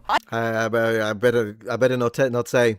I will not say, Your Honor. I am like 60 years old in internet years, like 204 years old in e-girl years. Paleolithic. If you have been here, if you have been with me for that long, you deserve like some kind of reparations or something. Like, you have reparations. Whew. seen some Alright, I am about to watch it. I am so scared. sorry. I haven't watched this in years. 1 second. Hey there, pretty lady. Oh, gosh. Do you wear heels? Do you wear makeup? Do you want to go on a diet and get thin?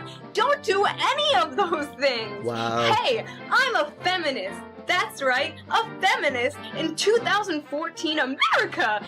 Can my voice even do that anymore? 2014 America! Oh. I can. Okay, never mind. Just pretend I didn't do that. Alright, Man, she cracks me up. let's go. What does that mean? That means I want you to stoop down to my level. And that means don't go on a diet, don't wear heels, don't do makeup, don't do your hair, don't try to look pretty. I get catcalls all the time and I hate it. I just love vlogging about it though, and I love blogging about it on my Tumblr. And shaving? Bro, Tumblr. Tumblr. Forget shaving. Don't shave. This video game character is dressed too sexily. I Oh. don't like it. Change it. I'm dressed too sexily. Bro, I remember that. I remember that thing about... But, I mean, they're still doing it. It's just that at the time they were just complaining. Now they're actually doing it. They're making all women ugly and fat. And then when you say something about it, then it becomes the shaming tactic. So it's like, oh, is that what you like? Did you do... And you don't like it? Stop oppressing me! Did you guys know that rape is bad? Rape is bad! Does anybody know this? Rape is bad. And if you're not a feminist, you're pro-rape. The end. Oh good, it's over. that- Oh fuck, she's back! Feminism in 2014 America is completely pointless. It's just a label that people are putting on themselves to feel special because Why do I sound so cute?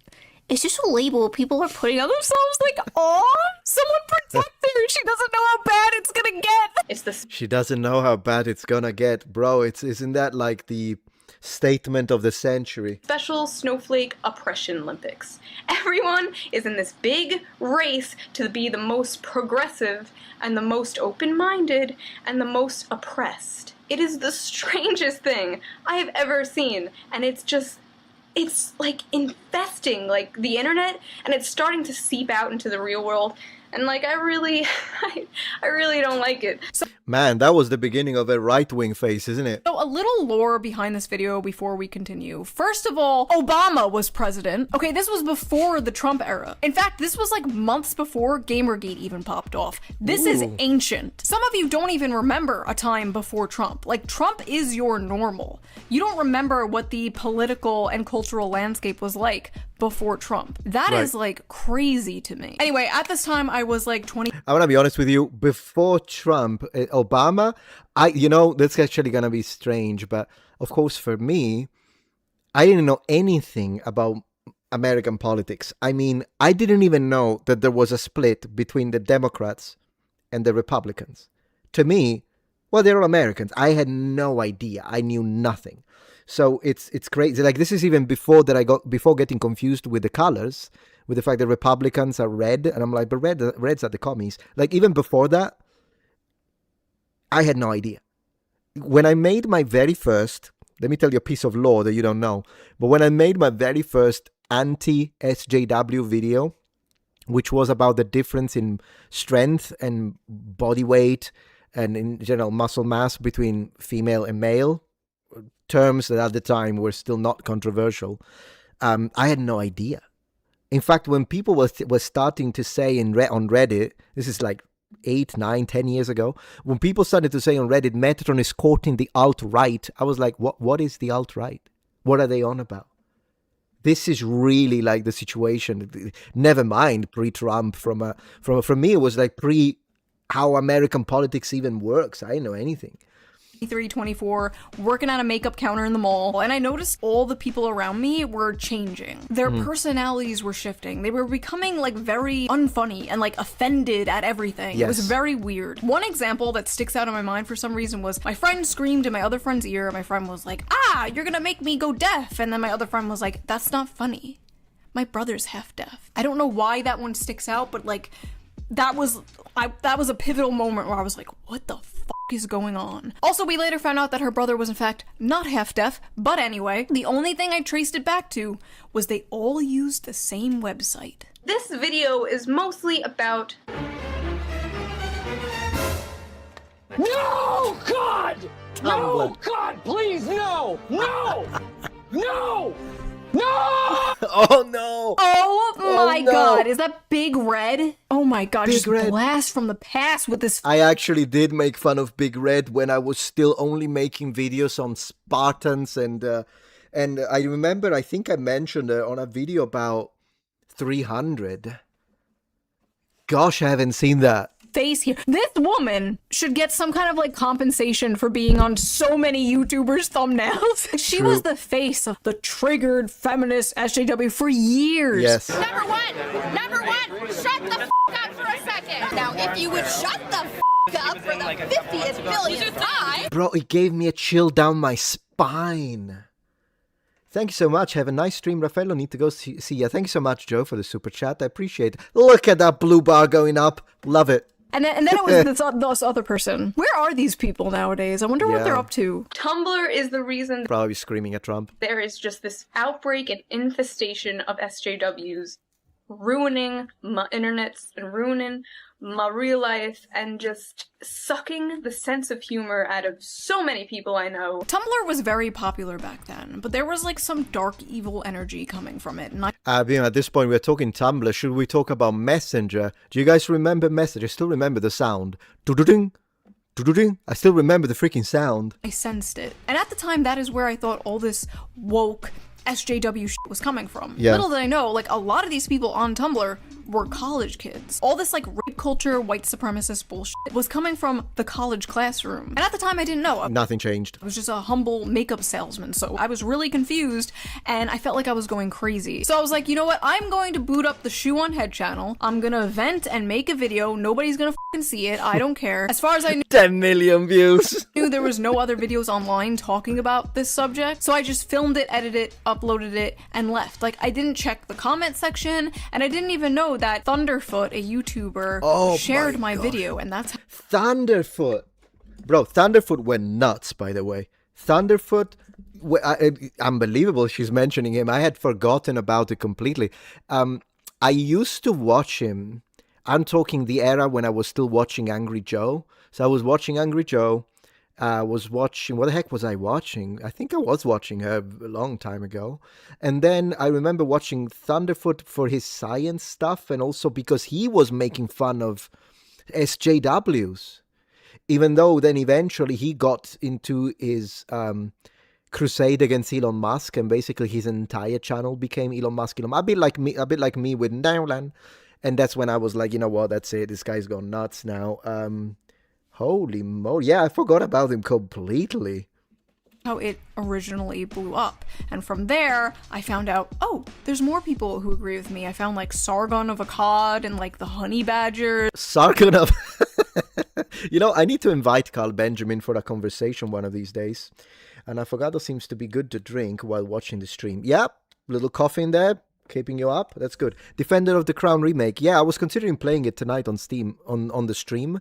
If we have time, we'll play it. It was crazy to feel like, oh, I'm not going insane. Yeah. Things are changing. They're all in this big competition to see who could be the most progressive and the most tolerant, at the same time being the most annoying and the most intolerant people that I've ever met in my life. Man, she's been saying that. Yeah, the tolerant people that are very intolerant, unfortunately upgraded to the tolerant people who laugh at your death. When did that happen? It is just a big... It's the oppression Olympics. Labeling yourself as a feminist. Stop it. It is not a movement anymore. You do not need it.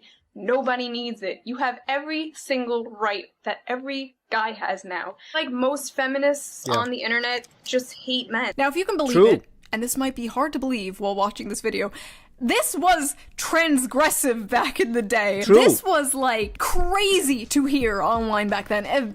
Especially coming from a woman. We're saying things like, oh, feminism is doo-doo, and like obvious ass shit. Like, people have a victim complex these days.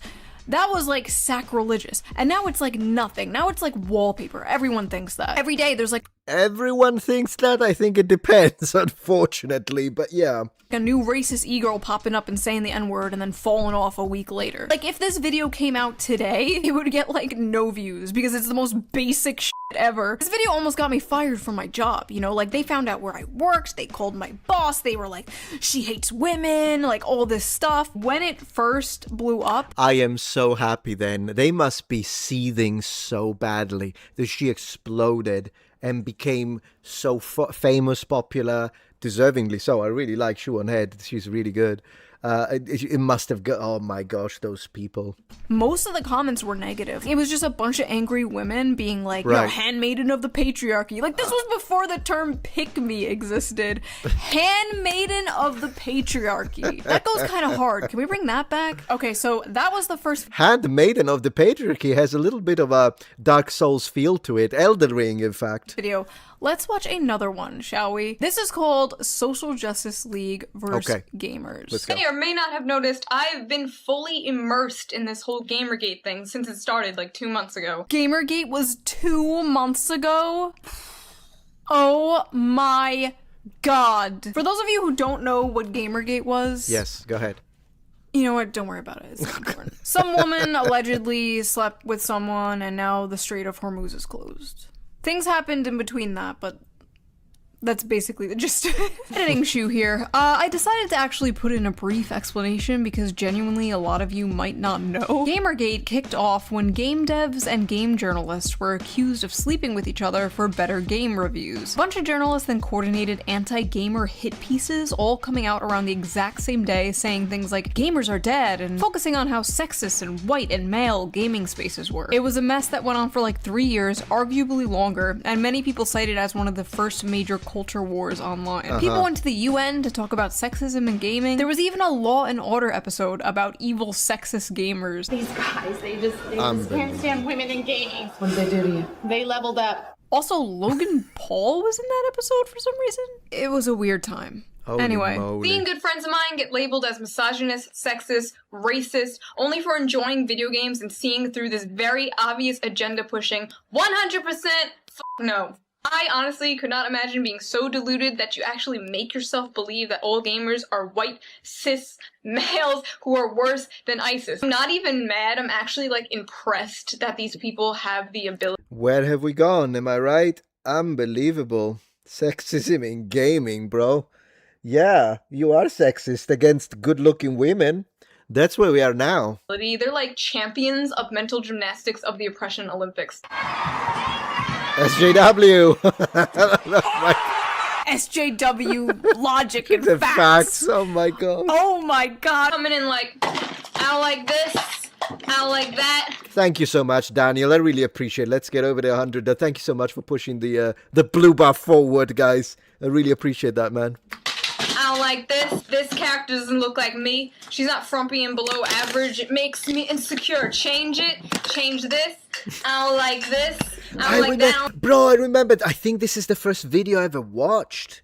I remember it. I don't even play that, but I don't like it. I don't there even... could be a fucking black, Mexican, Chinese, demisexual, lesbian, feminist, otherkin in a wheelchair with no legs and shit. And these crybabies would still not be happy. Oh my god, nothing has changed. Nothing has changed. They still fucking do this shit. They still invade nerdy male space. The only problem is that it was fringe then, whereas now it's like even AAA is going that direction. If you want to avoid the nonsense and the politics in the games, you have to go indie, and not all indie. So, Lords of the Fallen, support it now. And force them to cater to them. They're still purposely making female characters like ugly and frumpy. Yes. You still can't pander to them because they'll never be happy. Take a look at this. It's a frightening and disgusting trend in the world of online gaming. Hackers rewriting code to simulate sexual assault. Sam Meggs stopped playing online over a year ago because of what she calls a misogynistic mentality that already exists in the world of gaming. The graphics are so good, this attack is eerily realistic. Eerily realistic. Oh, that's sex? I've been doing it wrong? God damn! Man, she's so funny. Oh my god, I forgot all about the traffic cone. My dad literally stole that traffic cone off the street from me. I was like, Dad, I need a traffic cone. Dad, I need a traffic cone for a video. For this video I'm doing. He like took it off the street and he's like, here you go. He didn't even like ask what it was for. I was just like, thanks. Like, it's good to have a supportive father in your life. This one is called... Yeah, honestly, actually, you know what? It's good to have a supportive father. It's probably why she's based. I'm just gonna put it out there right now. Average is beautiful. Race together? Wow, how progressive! Oh my god, race together. I forgot all about this. In 2014, Starbucks did this thing called Race Together, where I shit you not. They made baristas write hashtag race together on the cups to encourage discussion about race relations with customers. Oh my gosh. I mean, why does that surprise you though? Wasn't there a scandal where, I don't even know if it's true though. So I don't know if I should bring it up because I didn't double check it. Maybe you know, so I'll bring it up and you tell me if it's real or not. But I remember after the death of Charlie Kirk that, you know, I went to Starbucks to order his favorite drink, which was the double tea with, what was it, with honey, I think it was. And I ordered it and I drank it on a video. I did that immediately after the death. And I remember that there were some situations where like people were refusing it. Like some Starbucks employees that thought you were a fascist because of it, or like when you would order it as Charlie Kirk, what do you write on the cup? Charlie Kirk, some people refused. I think there was a scandal about it, but I don't know if it was true because I also remember there was one case where it was manufactured for views. So anyways, Starbucks is not great, is it? Oh yeah, let's get rid of race relation, like, tension by just making awkward conversation about race. Yeah, what would that conversation even sound like? At Starbucks. Why? They were forcing 18-year-old kids to have awkward-ass discussions with strangers about race. Yeah, can I get a tall cappuccino? Ah, yes, hello. I see you are a person of color. What the f***? Oh, person of color. Wait, you ordered a white chocolate macchiato. Are you a white supremacist, Were they sir? smoking back then? I just imagine some black lady, like, on her way to work, walks into Starbucks, like, oh, can I have a latte, please? And the barista just like, I see you are a woman of color. Oh my god. Oh my god. I made the same fucking joke. I didn't even remember. That's I did it again. Wow, it's almost like we have the same brain or something. Listen, social justice, you can, like, invade video games all you want, you can do whatever you want to comics, but don't touch my Disney. I will send the hounds on you. Oh god. Nobody tell her. Nobody tell her. Nobody tell her. Weird. Weird. Oh, I hate that. Oh my gosh, that weird noise. Noise, I'm correct. Noise, not voice, noise. This one is called internalized misogyny. If you're a woman capable of individual thought, you've probably had the term internalized misogyny thrown at you a few times. So, what is it exactly? Fucking retarded. The end. There are so many stupid feminist rebuttals, but I think internalized misogyny has to be like my top Why does she have a Canadian flag in the back? favorite. Right after she's doing it for male attention and she'll learn when she's older. She'll learn when she's older, as if one day it's just gonna be like, happy birthday to you. Go for it. Holy shit! Manspreading is an issue! I am literally older now than I was meant to be in that skit about Oh, wow. the future. And I did not, in fact, learn when I got older. I got worse. these people have an excuse and a buzzword Oh, that's the same haircut. for everything. Racist, sexist, MRA, right-wing, conservative, privilege. Oh my god, MRA. What's MRA, guys? I don't know. MRAs, oh my god. MRAs were men's rights activists. And before people were getting called like incel online for criticizing women or supporting men, they were being called MRA. Yes, it was. Even this, like I've been called an incel a couple of times. Like on Twitter, it usually happens on X. But they're like, what does this incel, this and that? I'm like, how am I incel? I'm a father. How is that? Hold on, and again, I don't know if they understand basic biology, so it's possible that that's the reason. Yeah, they probably don't. Considered a insult back then to care about men's rights. This was before the modern red pill. This was before Andrew Tate, Clavicular, Fresh and Fit. We had like Roosh V. For the longest time, I wanted to do a post on how to approach girls that are ordering a drink at the bar. So what I did is I went to the toy store and I bought some dolls. These two are the cute. It's gotta be sarcasm. Like this is comedy. Girls who you want to have sex with. That was our Andrew Tate back then. MRA, right-wing, conservative, privilege. They do this to move the goalposts. So then Right. you're like, oh wait, I'm Shift to the well, whatever. not an MRA. This is why I'm not an MRA. That's why you don't play the game. Like, I didn't know this at the time. I was naive and stupid. But you don't fight back. You don't go like, oh no, I'm not right wing. I voted for Bernie. That's true, actually. That's why, by the way, and it's driving people nuts on Reddit. I love it. That's why I embrace my far-right grifter title. She's right. When people, this is back in the day, I made the same mistake when they were like, you're a far-right extremist. I'm like, no, I'm not. I'm a very, no, you're a far-right. No, you're a far-right. No. That's exactly what they want. They do it with racism. They do it with anything because you give them power. What you have to do is embrace it. I am a grifter. In fact, every time people tell me, I can't believe you're talking about this again, and I'm like, yeah, of course I do. I'm a grifter. What, am I not supposed to grift? And then when they do call me a grifter on X, I respond, far-right grifter, and put an hyphen because it's an adjectival form. So far-right grifter. Spell it correctly. That's me. I have a gay friend. Like, no. I have a gay friend. Yeah, that's so true.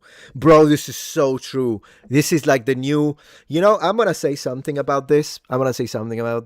We went from, for instance, in the racism department, we went from, you're a racist, no I'm not, to, you're a racist, I don't give a fuck, to, you're a racist, yes I am. I'm not there yet. I'm in the middle department. I'm in the, you're a racist, don't give a fuck. And I hope that I can stay there. Because I don't like this fact that now we have to move into, yes, so what? It depends how it's used. For instance, I think Nick Fuentes used it very tactically with Piers Morgan. In the interview between Piers Morgan and Nick Fuentes, which I had considered reacting to, but then I thought, man, that's just so political. I think I didn't want to do it. But I kind of wanted to, but then I didn't. Maybe I should have. I don't know.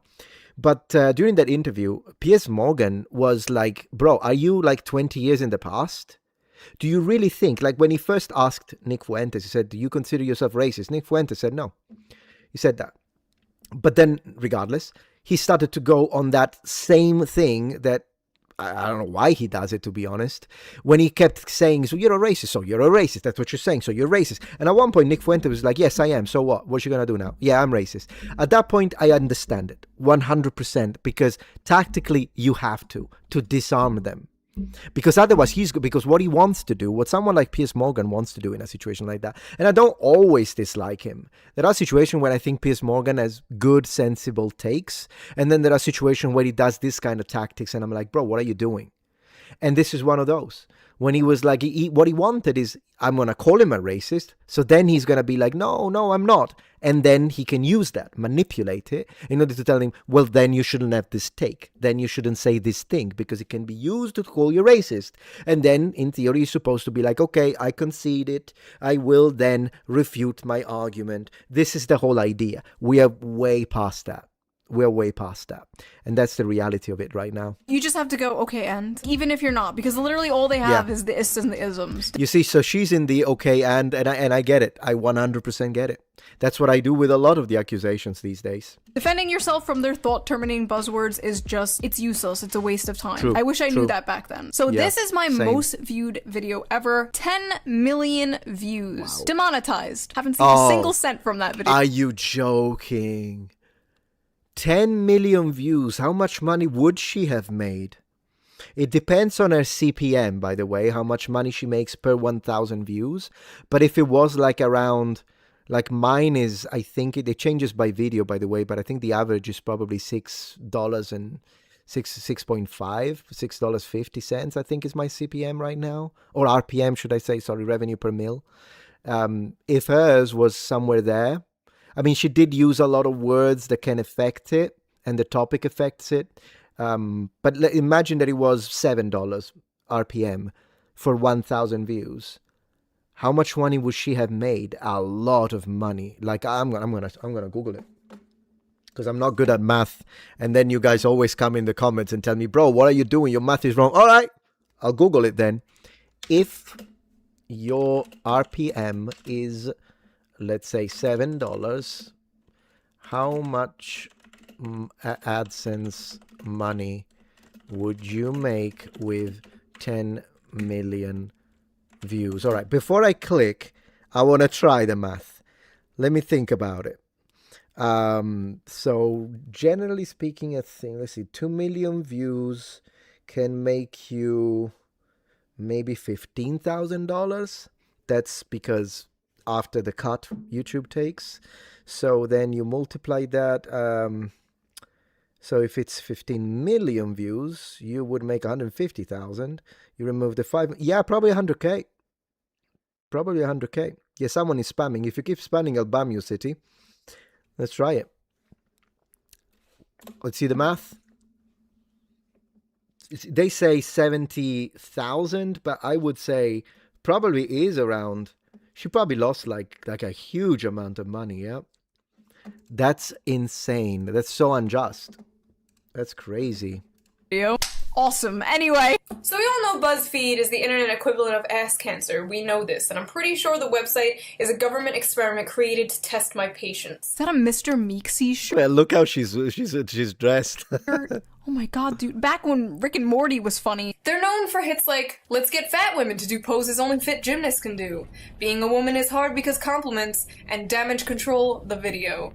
Yeah, compliments. Feminist women always complain about compliments because they are coming from a man they are not into, but they never complain about it if it's the guy that they like. This is a reality. So without further ado, I present to you 36 questions feminists have for men. All right then, 21 minutes in, I think I'm gonna switch, but very good video. Very fun, very fun. I just have to keep it shorter because I can't have my every single video 1 hour long, guys. All right, so did you hear me mention that apparently Tucker Carlson said the devil invented nukes?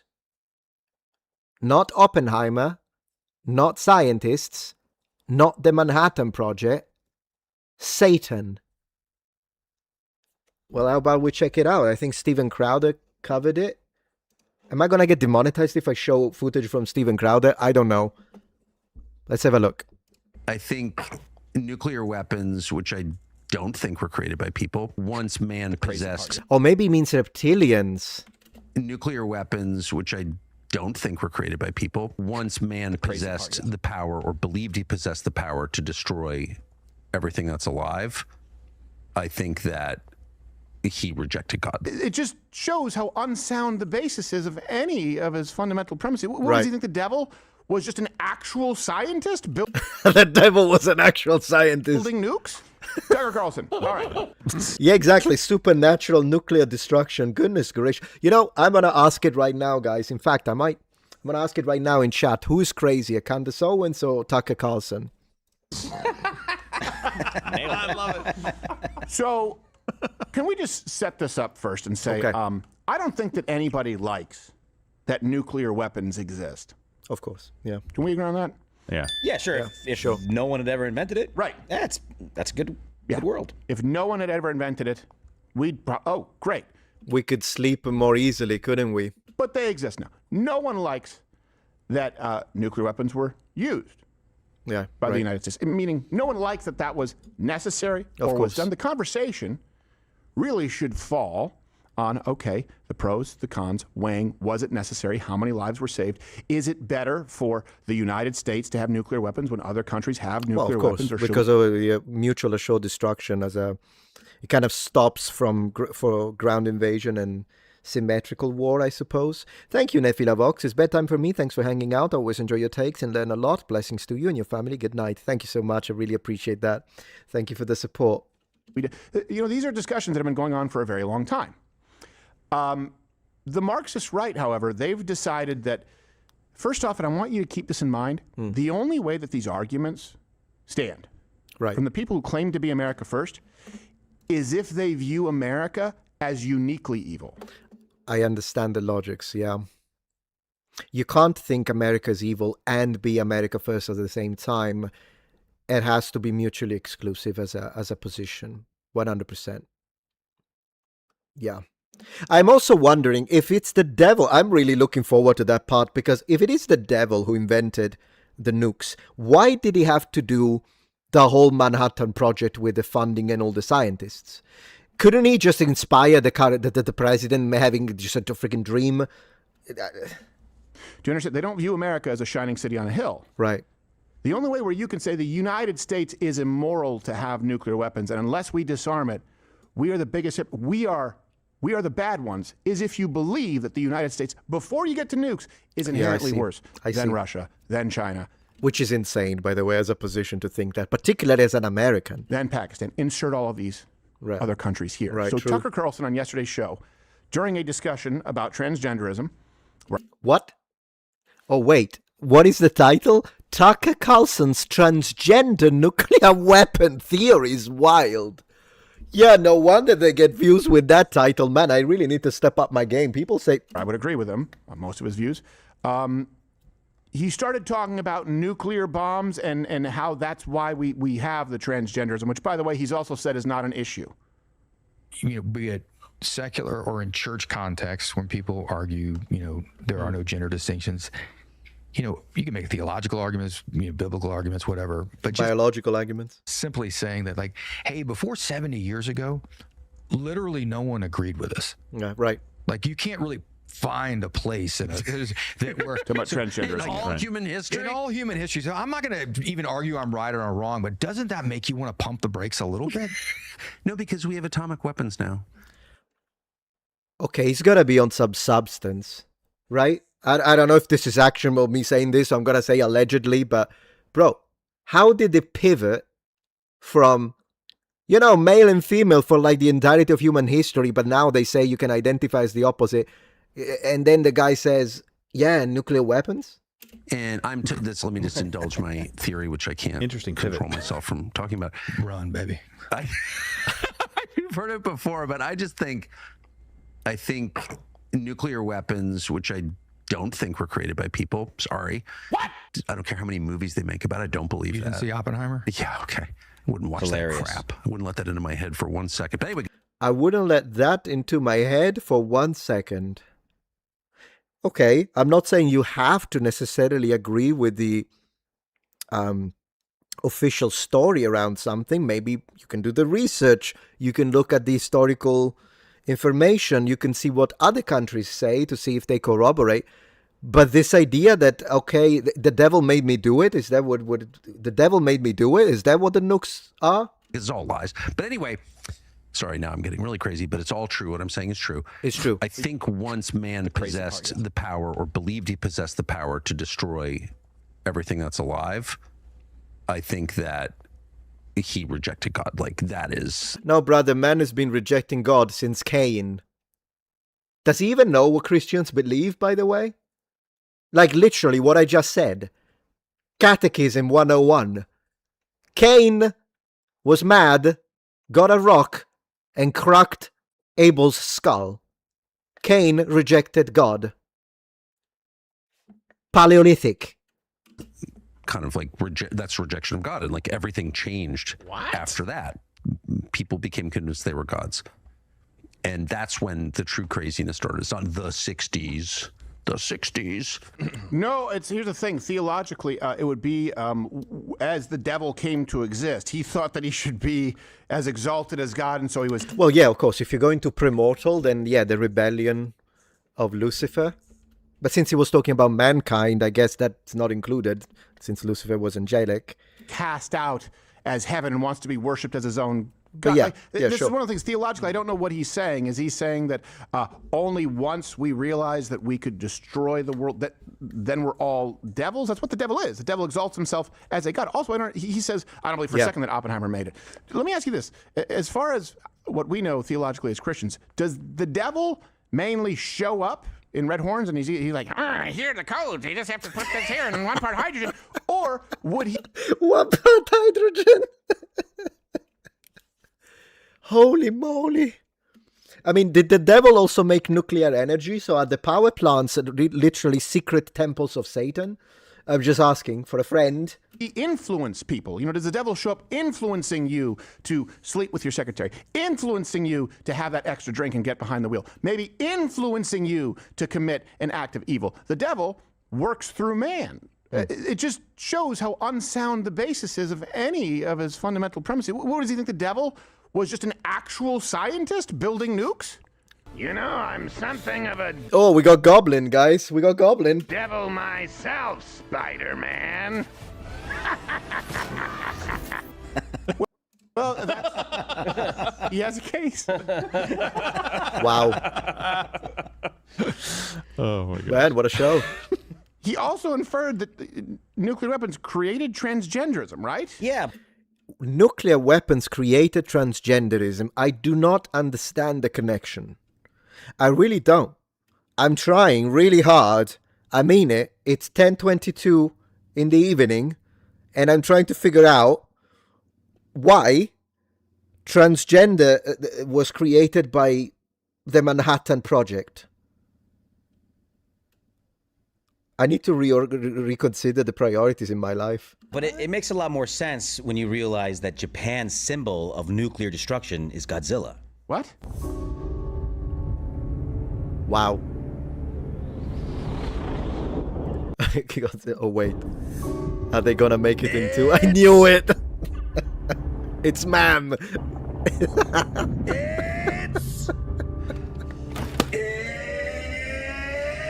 Oh my gosh!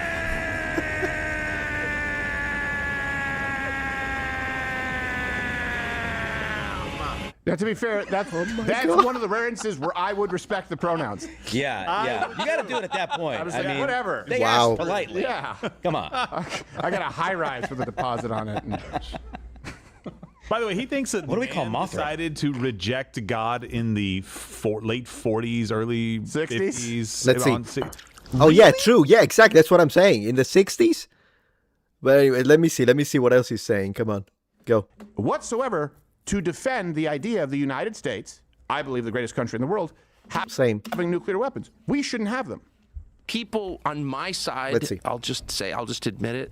What is his side these days, though? I'm a little confused by that. What is Tucker Carlson's size? On the right, have spent the last 80 years defending dropping nuclear weapons on civilians. Like, are you joking? Right. That's just like prima facie evil. Yeah. If you can't... Pause. Well, if no one is defending or saying it's a good thing to drop nuclear Of weapons course. on civilians. No one is saying that. No one is defending that. It's like saying, defending, executing innocent people is evil. I support the death penalty. We have the death penalty in Texas. Has anyone who was wrongfully accused ever been put to death? I have no doubt. That doesn't mean I support executing innocent people. No, of course. That was not the goal of the A-bomb Yeah, I think when it comes to the nuclear detonation of Fat Man and Little Boy, I think, of course, there is the official reason, which is to prevent the catastrophic loss of life of a ground invasion in Japan, as per the data that they had accrued with the invasions of battles in Okinawa. The Japanese just wouldn't surrender until the last man. And by the way, it's not just American casualties that were considered, or at least used as a motivation as to why the enormous detonations of the nukes was the tactical choice. There is also the fact that a lot of Japanese lives would have been ended because they did commit mass self-deletion rather than surrender. That the Japanese did this. They did it even with civilians. They instructed women to fight with bamboo sticks if needed, and then they told them, the Japanese government told Japanese women that, you know, the terrible things that the Americans would have done to them, so you might want to just take your family and jump off a cliff. This is a thing. So it is true. It does have a foundation, the historical foundation, the idea of, yeah, the nukes are horrible. They caused a lot of death, civilian death. I wish they could have been shot onto military targets only, but the area of effect was what it was. But then again, they did choose not to drop them on Tokyo or Kyoto. And had they done that, the damage would have been probably impossible to recover from. Like if they destroyed Kyoto completely, or the center of government in Tokyo, the damage would have been even incalculable to the Japanese. Instead, I think that the Americans preferred Japan to be able to come back, which is one of the reasons why they didn't say anything about Unit 731, in my opinion, because they kind of wanted Japan to become an ally so that it can counterbalance with the position of the Soviet Union in the Cold War and whatnot. But the other is, so I think there is some truth, even though you can say, yeah, but it was used as an excuse, right? But had they not done it, Japan wasn't surrendering. What else was America supposed to do? Because if they did go for a ground invasion, I think it's basically as close as it gets to a fact, even though it's hypothetical with calculation, that the number of deaths would have been staggering on both sides.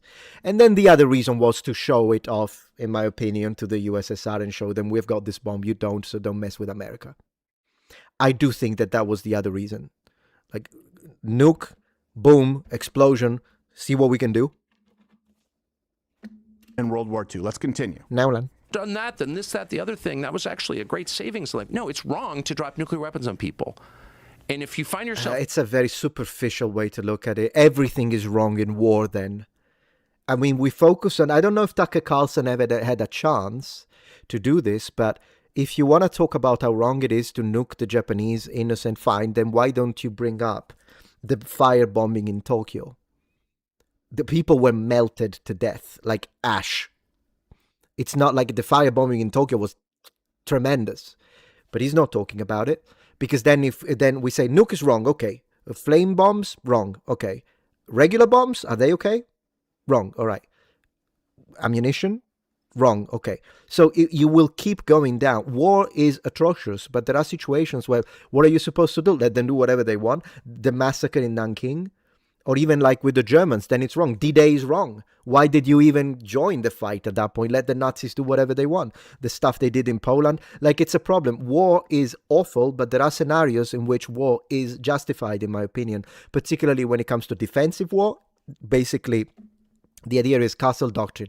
I'm a massive supporter of Second Amendment rights. I think America is miles away when it comes to coherence and logics and morality when compared to Europe, because in Europe, if I stand the ground, I will go to prison.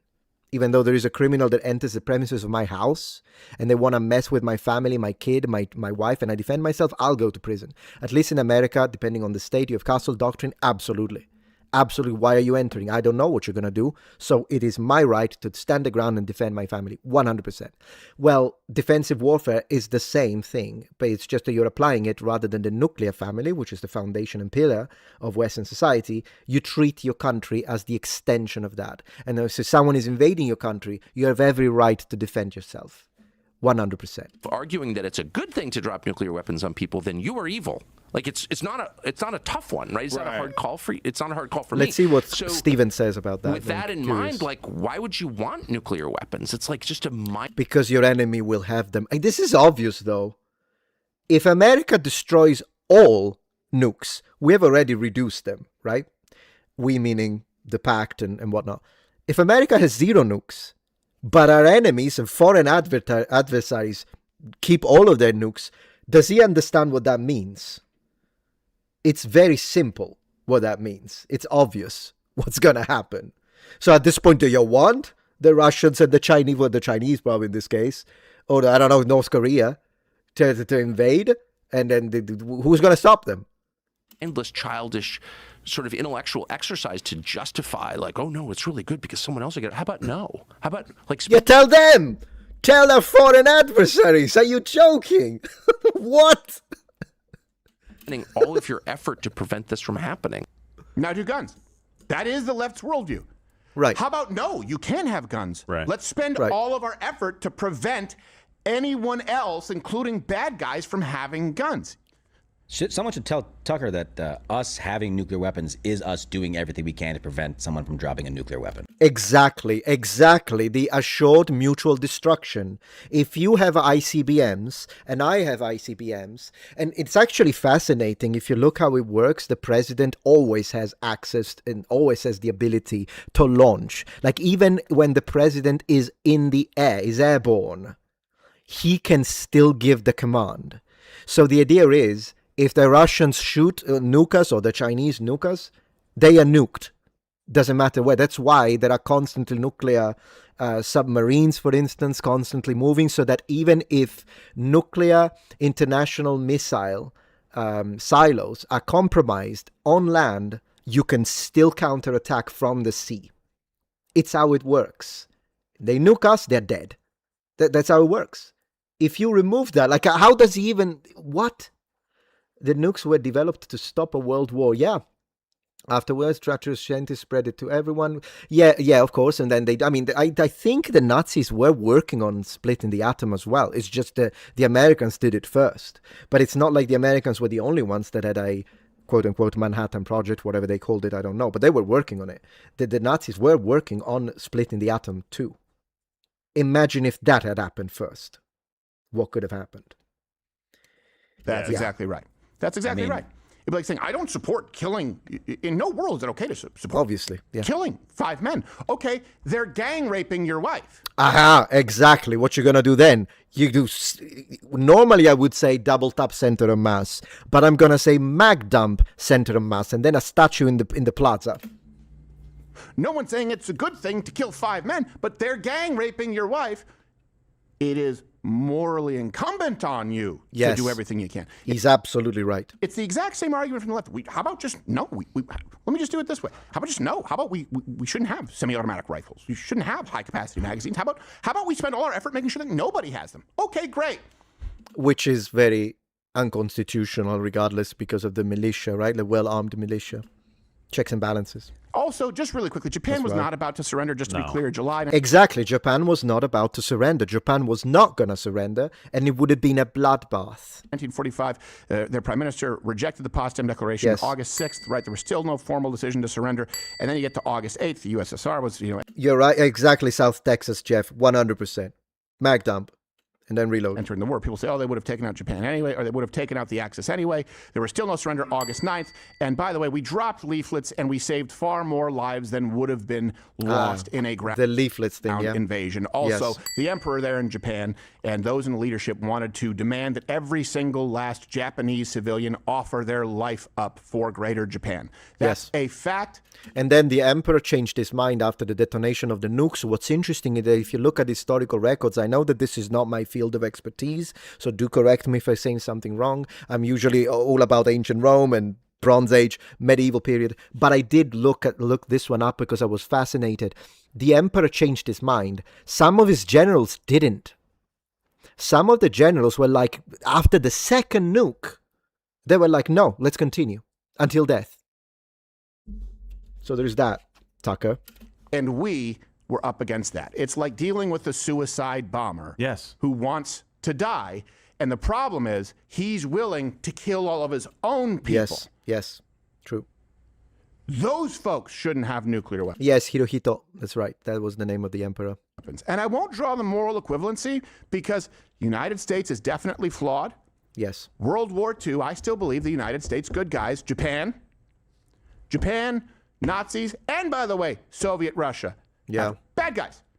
Yeah, you know what? Maybe this is going to sound controversial, but some of the stuff the Japanese did, when I looked into Unit 731, that was worse than the Nazis. That was worse. Like when you look at the Holocaust and the numbers, that's one thing. But when you look at that unit, so the numbers affected are different. But I heard that there were Nazi soldiers stationed in China during the operations of Unit 731, which was a unit that was doing human experiments on people, if you don't know. And the stuff they did on the Chinese, but also on other prisoners of war, made there is a source on this, made the Nazi officers there call back in Germany and say these guys are nuts. Even the Nazis said these guys are nuts. Yeah, exactly. The Ravenkin 5930 is so you read the same thing. Even the Nazis were like, these guys are, this is diabolical.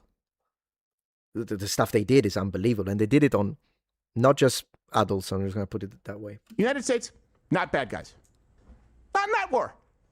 If we can't agree that the United States has the moral high ground over Imperial Japan, who believed in a superior Pan-Pacific race in World War II, then we don't believe that the United States is a good country or more moral than any country ever. We can't. I think, as you say, it's not perfect. I think one thing, if it's correct, but one thing that I heard was the way that they detonated, because you know that when they launched the nukes on military targets for the first time, happened in Japan, Hiroshima and Nagasaki.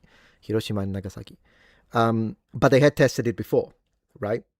And the location where they tested it, and this is, I mean, again, please fact check me, but I heard that they had deployed a ship with American military personnel, and they got affected by the radiations. And then, I mean, that's bad. Why are you testing it on your own soldiers? That's not right. But apart from that, if it's correct, because I watched a few documentaries on it. Yeah. And the military wanted to continue this war forever, by the way. The emperor was like, hey, we probably should do this. And like, yeah, we know you're God, but we'll kill you to keep this war going. So that every one of these men, women, and children have to die to defend the homeland. Yeah, it's true. It's some generals. I don't think all generals, but some generals, I think is correct, yes. Mm-hmm. That was the calculus. We'd already seen them in island hopping strategies. We understood what they were going to do. True. Oh, is it better? Hold on. Is it better to just blockade the entire island and starve them to death? Because you got to do something. And we can get to the but then you have people who are functionally retarded like Marjorie Taylor Greene, and I mean that right. She got in on this action yesterday, and she said Iran cannot have a nuclear weapon. Fine, no argument. But I demand America not use nuclear weapons. The president and his secretary of war, whatever that means, quote, must address this issue and promise the American people they won't do it. Never again. Remember? I'm confused. So you want them to lie? Because that has to be a lie. If the officials and the Department of Defense / Department of War, I mean, now it is the Department of War. It's a bit like the Gulf of America versus the Gulf of Mexico. I call it the Gulf of America now because that is the official name, whether you like it or not. Then if in 2028 the right wing loses and you got a left wing government and they change it again, and this time they call it the Gulf of Transgenderism, I'll call it the Gulf of Transgenderism. I'm just going through with official names, you know what I mean? Anyways, if the Department of War makes that statement, you know it has to be a lie, because if it isn't a lie, then it means that again, foreign powers can use it and we can't use it. What? Is it as a 9/11? Right? I don't know. Never again as 9/11. She's not even arguing against first use. She's arguing against all use, including second strike, including responsive strikes. Like, no, exactly. You're telling us that we should tell everyone, hey, by the way, it's open season. We will never, ever, ever, ever use them. And so we're really hoping, Russia, China, all you guys, you won't use them too? Yeah, exactly. 9/11 was never forget. Yeah. That Oh, was, Never again was the Holocaust from World War II, the same war in which the only nuclear weapons They did forget, by the way, the 9/11. They did forget. have been used to end that war. Right. Not the Pacific Theater, but still. Well, and they'll say, oh, the Soviets would have ended it anyway. We didn't need to do it. Okay, let's get to this. This is what made me more conservative. One of the primary issues. I've talked about this. It was, I believe, junior 7th or 8th grade, I believe, where teachers talked about nuclear weapons and said, talked about nuclear disarmament. And I've said, talked about this. I said, well, what's that? Well, we shouldn't have nuclear weapons because of the destruction that they can cause. The United States needs to disarm themselves. I said, oh, okay, so disarmament. So like an agreement, and everyone would take apart their nukes. I said, well, someone has to do it first. Oh my gosh, someone said that? Well, these people are Swiss. I can't have the word. I said, okay. So would that be the United States, or would it be like who? At that point, I didn't know. I said, who else has nukes? She said, well, like Russia, China. I said, okay, France. I said, so a few other countries. So what guarantee do we have that they would? So would there still be nukes on Earth? Is my question. Yeah, there would still be nukes. Just the United States wouldn't have them. Yeah, that's a stupid worldview. Thank you. 7th grade. 7th grade? Holy moly. Doesn't mean that I like using nukes. The Marxist right actually have views that regard the United States as uniquely evil in the world. That is a fundamentally different worldview than the conservative right-wing MAGA, actual America first, have. It's true. When Charlie Kirk died, and I know that every time I say this, I upset my haters on Reddit. They're like, oh my gosh, he's bringing up Charlie Kirk again. Yeah, Charlie Kirk and Nolan. You can write them on my grave, both names. But I was saying, when Charlie Kirk died, there was a strong unification of the right. Then we went into this. It's all in a fighting now. It's all in a fighting. And the fragmentation is insane. So here we are. You can believe, like I do, that APEC should register under FAIR. You can believe that we shouldn't be sending money. You can believe that we need to be strategic in our alliances. You can believe that we shouldn't get involved in conflicts unless it's in our interest. You can believe, for example, in tariffs or stronger international trade policies, or you can believe in more free trade, provided that it's done fairly. There are different beliefs that you can have, and you can certainly believe in states' rights. You cannot be a constitutionalist, a conservative, a right-wing American, and say the United States, there's nothing special about it. Matter of fact, we're the bad guys. It makes sense. It does make sense. You can criticize the government, by the way. You can always do that. Interesting video. Okay, then. All right, so 10:42. You know what I'm going to do? Thank you, Stephen Crowder, for the video. That was fun. My gosh, nukes were transgender nukes made by the devil. That was not on my bingo list. I'll be right back. We might play a little bit of Defender of the Crown. I do need a drink, though. Bit of water. I need to drink water. That's a reality. Streamers never drink water. So how about we do that? Be right back, guys.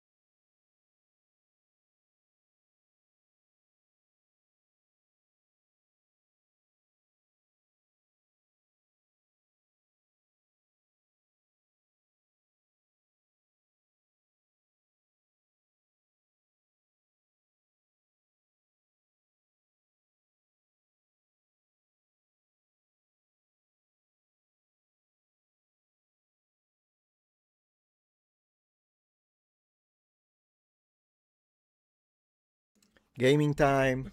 I'm gonna change helmet so it's more appropriate to the time period. Man, I haven't played a video game with you guys in a while. I do need to check on the baby. Is he okay? He's okay. I have the baby monitor. All right, then. Let's do this. All right, guys, let's go. This is the last part of the stream, and then we stop for tonight. So please consider helping with a little bit of memberships, guys, please, because the blue bar for super chat has gone up a little bit. The green bar for memberships is a little low. I really appreciate if we can have a little bit of members so we can do more streams more often and have some good fun and hang out. I really appreciate that. All right, so let me get the game. Let me get the games. All right, let me close what we don't need.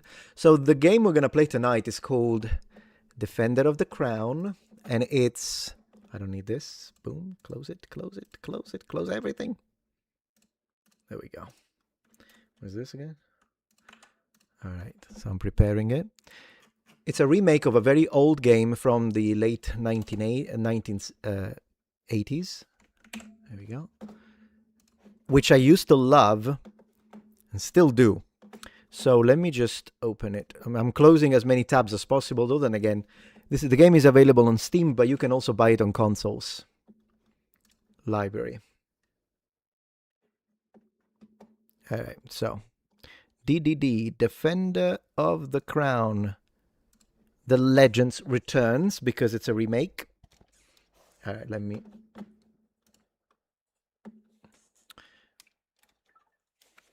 All right, let me move a little bit. Welcome, ladies and gentlemen. You're not getting audio? Oh, yeah, now you are. Maybe it's a bit too loud. Let me change it. Okay. So the game is called Defender of the Crown. As I was saying, it's you got few modes. If we click retro mode, then it looks identical as it did in 1987 on the Amiga. Thank you, South Texas, for the members gift. Appreciate. And so this would look identical, which we can play as well. But today we're going to play the classic mode, which means it's been redrawn. So new graphics, new digitalized. It kind of changed a little bit. And I'll explain the game as we play. So let me know if the music gets too loud at any point. And without further ado, Defender of the Crown. New game. Let's go. All right, so choose your character. One moment, because I think I'm still too big. I'm going to put myself a little smaller. How about that? All right. So 4 characters, Joffrey Longsword, Wilfred of Ivanhoe, Cedric of Rotherwood, and Wulfric the Wild. So Wulfric is my favorite because he's the best one at jousting. Joffrey is the one I used to play as a kid because he's really good at swordplay, but he absolutely sucks at everything else. Ivanhoe is kind of well balanced. So I'm going to start this one. Let's do a playthrough with Ivanhoe. So as you see, leadership affects the way you lead your men into battle, jousting, tournament, swordplay, when you do raids in castles. In the year of our Lord, 1149, when the king returned from the Holy Land. Oh, sorry.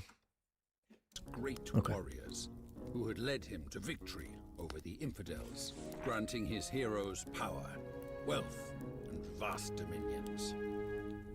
Many years have passed in peace, until disastrous news shakes the land. An assassin took the king's life. Wow. The kingdom is in chaos. Worse still, the crown itself has disappeared. And there is no heir to the throne. Normans and Saxons are preparing armies. Each side accuses the other of killing the king and stealing the crown. One of the knights, a noble Saxon, turns his horse toward the Sherwood Forest. I'll increase the volume. 1 second. All right, so here we are. Robin Hood is our friend. You visit your friend Robin of Locksley. Many years have passed since you served with Robin and his men, but your body is too old to bear the task of restoring peace to the land. He believes the fate of England is now in your hands. You need to raise an army and reunite the fractured kingdoms. Robin pledges his aid 3 times, for he knows the struggle ahead is both complex and menacing. October 1149, guys. Alright, so this is where we are. It doesn't always start here. I think it depends on who you choose. And so you could start in the north or you could start here. These 3 lords are Saxon. These 3 lords are Normans. Alright, so at the moment we make 2 gold per turn and we have 14 soldiers in our castle. So the first thing I'm gonna do, when you hover over a territory, it tells you how much money makes, the income. So this one is 2 gold, 3, 5. The north is pretty bad, isn't it? Well, 4 is not bad. So I'm gonna go for this one.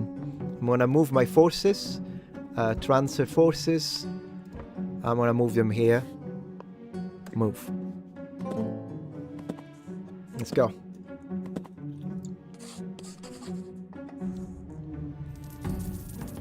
Alright, so second turn. So at first in this version you have a truce with the Saxons, so the Saxons will not attack you. Which is why I usually in my strategy tend to take these territories first, because the Normans counterattack. So this one would give us 2 gold, 2 gold, 3. So, well, yeah, but then he's gonna attack. I'm gonna go for this one. It's a maybe this one. Yeah, you see, I knew it. They're gonna fight over there. Okay, so now we have a bit of money. Now, how about we buy some troops? So I'm gonna buy 1 catapult, because without it we can't siege, and then 7 soldiers. Accept. That was my turn. January. The best territory is actually this one here, but it's really difficult to control. It gives you 7 gold per turn, but it's in the very middle. So now we have, let's transfer forces, 21 men and 1 catapult. It's not a strong army, but what we can do, remember, we can ask for Robin Hood's aid 3 times. He will give us forces, so let's do that. I'm going to do that. Robin Hood.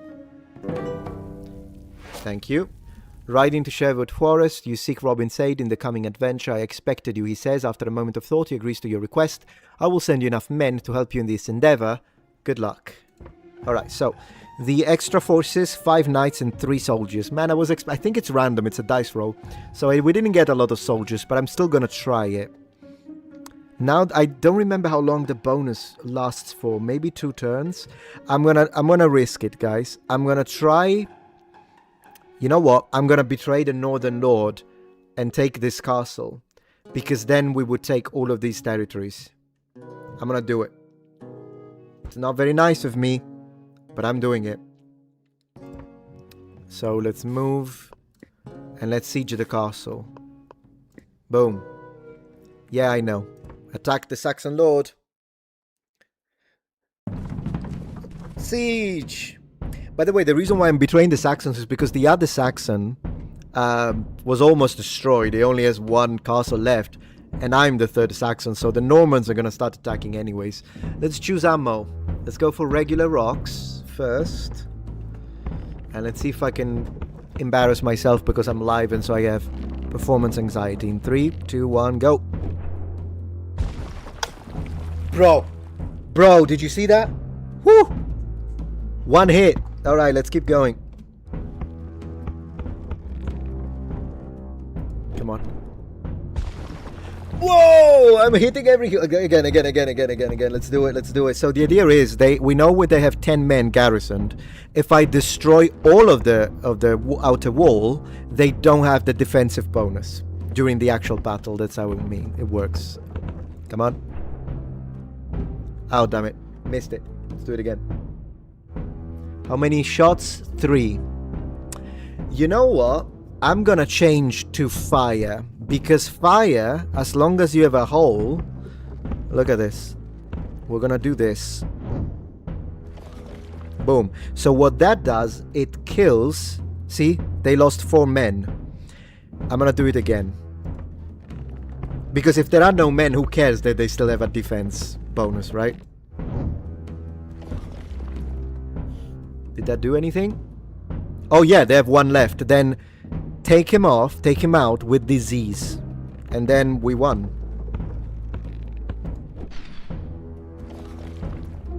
I think that's a GG. That's a GG.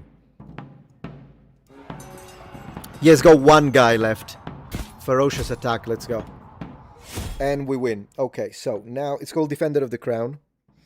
The game. I probably should change it on on Twitch. I'll change it in a second. So now you see we control all the area. We're gonna make a lot of money next turn. And the Normans are being idiots. They're attacking each other. It's going very well, guys. We're gonna win. I hope. Alright, let me update Twitch because I don't want trouble. Give me 1 second. Where is it? Tags.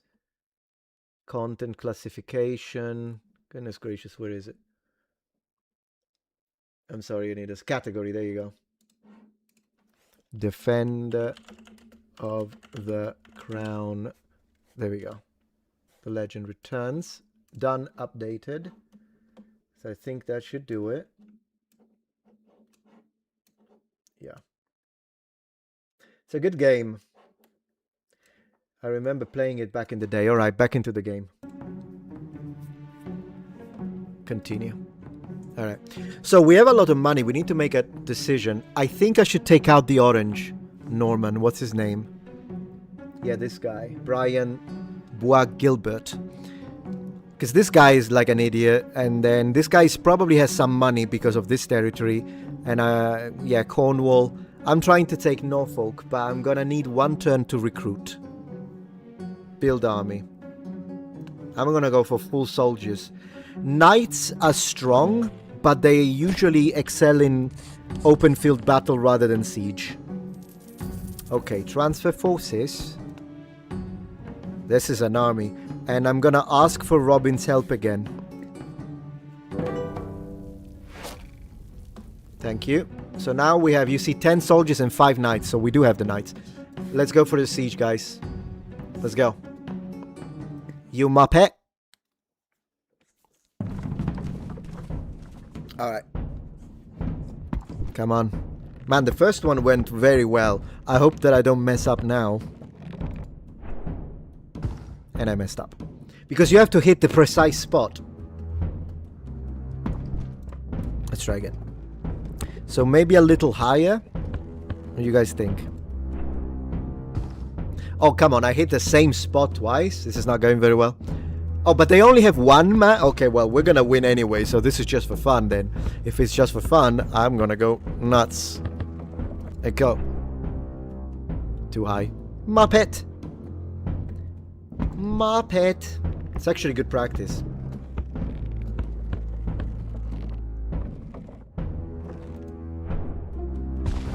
Boom! So there is a soft spot. But you kind of have to... It's not easy to get. Because you have to be very precise. It was easier in the original one, by the way, in the 1980s. Usually I could do... Oh, come on. That was good. You maybe a little lower when the crack is. Where the crack is. Let's try it. You know what? Let's send some fire. Who cares?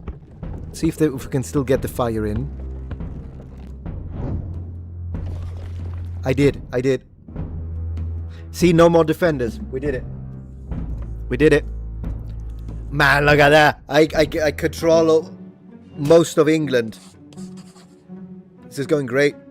Do we still have the support of Robin? Yes, then we siege. We still have the support of Robin. We siege. I'm gonna take the red. I'm gonna take the red.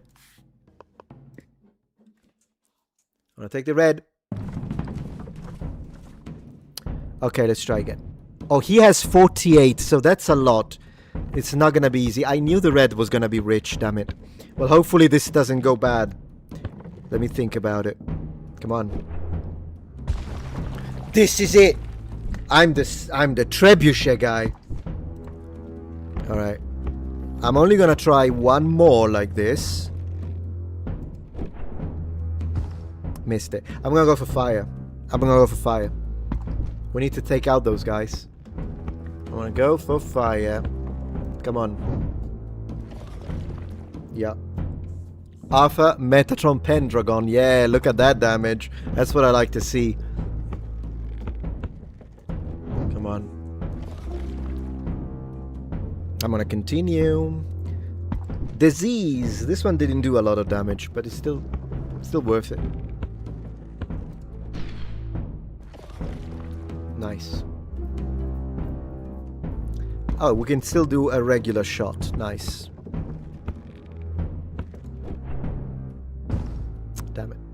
Alright, let's see how it goes. I'm gonna go for stand and fight. We're playing as Ivanhoe. Oh yeah, we're gonna win. He has 1 knight, I have 5. I go for stand and fight on this one. Ferocious attack, I think, uses your knights more.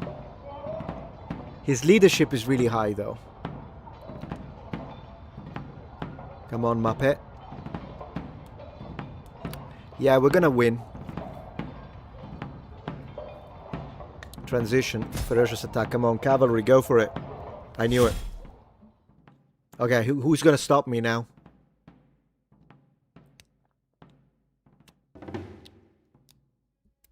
Boom. Brave Germans, you stumble upon 3 brave warriors from Germany. 3 knights join your company. Oh, wow. Man, we are blessed. We are blessed. And we are rich. Okay, let's play it smart. We need to replenish our forces.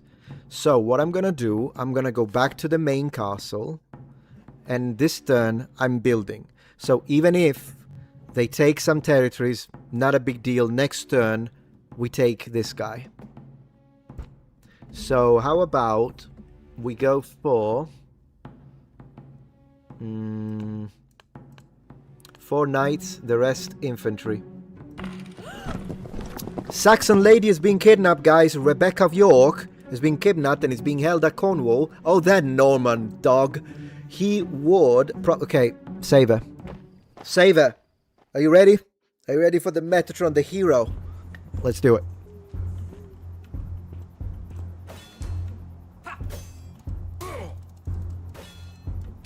Really? Come on. I'm gonna click you. I'm gonna click you like a maniac. And dead, dead. Let's go, let's go, let's go.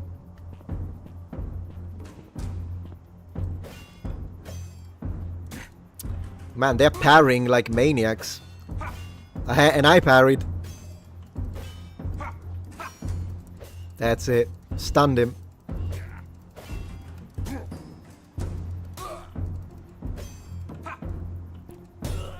The reason why they parry me easily is because my sword fight is sword plays 2. If you play as Joffrey, you're stronger. So it kind of depends, but I'll still try to make it happen, guys.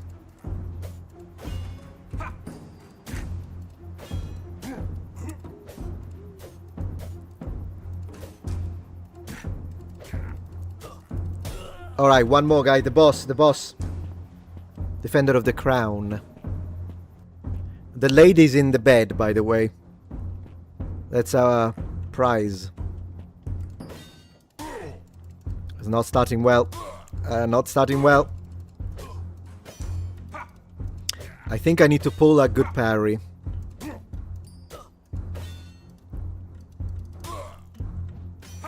Ooh, that was good. That was good. We got a parry. We got a parry. Come on. Man, what a duel. Oh, leave me alone. Oh, no. He got me. Damn it. Damn it. He got me. Too bad. Next run. Next run. Alright. We do have the army, though, so I'm gonna go destroy this guy. And then we show him who's boss. Transfer forces.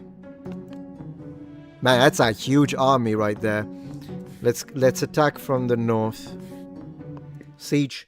I'm better at siege, I guess. Okay. Or am I? Maybe not. Let's try to charge it a little more. I think it's higher. Because you see, there is a crack there, but I don't think that's the indicator. I thought it was the indicator, but maybe not. Okay, where am I supposed to hit it? In between? Let's see. Come on. I literally hit everything except for this. Let's try it. That's it. Next. 23. At least one fire. Let me ensure one fire.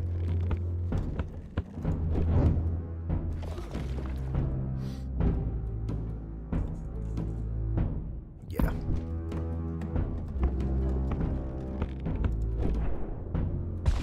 Woohoo! Will you look at that? I'll massacre them. Ferocious attack. I don't even care. Kill all of them. No quarters. No quarters. No quarters. Okay, it's just one Norman Lord left.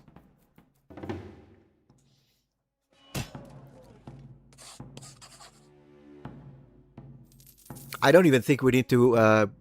we have a massive army, and I'm taking it. Take it. Engage Philippe Malvoisin. Malvoisin. Mon Dieu. I have 7 knights. You're dead. Come on. Don't be a muppet.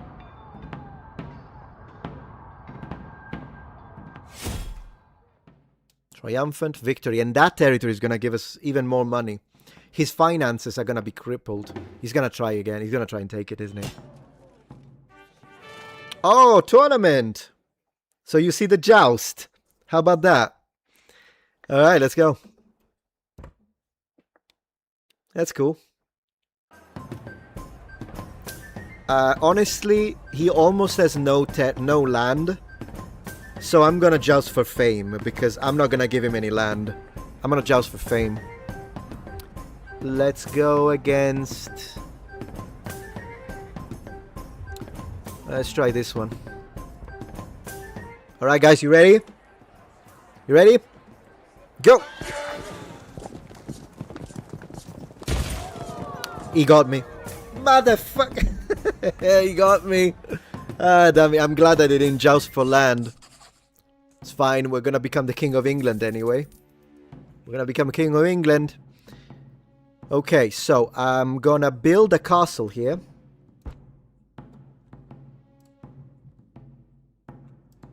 Boom. So if he tries to retake that territory, it's going to become a siege. Next, let's get infantry. Yeah, something like that. And yeah, just go for full infantry. Who cares? Oh no, wait, what happened? Like that? Yeah. Oh, they kidnapped the blonde girl now. Save her! Now, this time we're gonna do it. Come on, this time we're gonna do it. Yeah, the goal is to break the lance on the shield. Alright, guys. We can do it.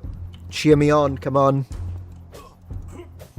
I'm gonna go nuts. I'm gonna spam click. I'm gonna spam click. Okay, this is going much better. This is going much better. Round 2. Come on. He's a Redditor, isn't it? That's a Redditor, 100%. Woohoo! See what happens?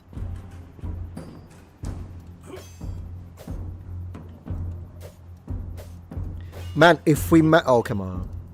Oh, he's an idiot. He didn't take advantage of that. Nice. He could have punished me. Bro, we are not flawless, but we are almost full HP against the boss. I think we can do it. Come on. Oh, damn it. That was a good... Just spam it. Just spam it. And let's go! Let's go! That was a good parry. I'm getting the girl, bro. I'm getting the girl, bro.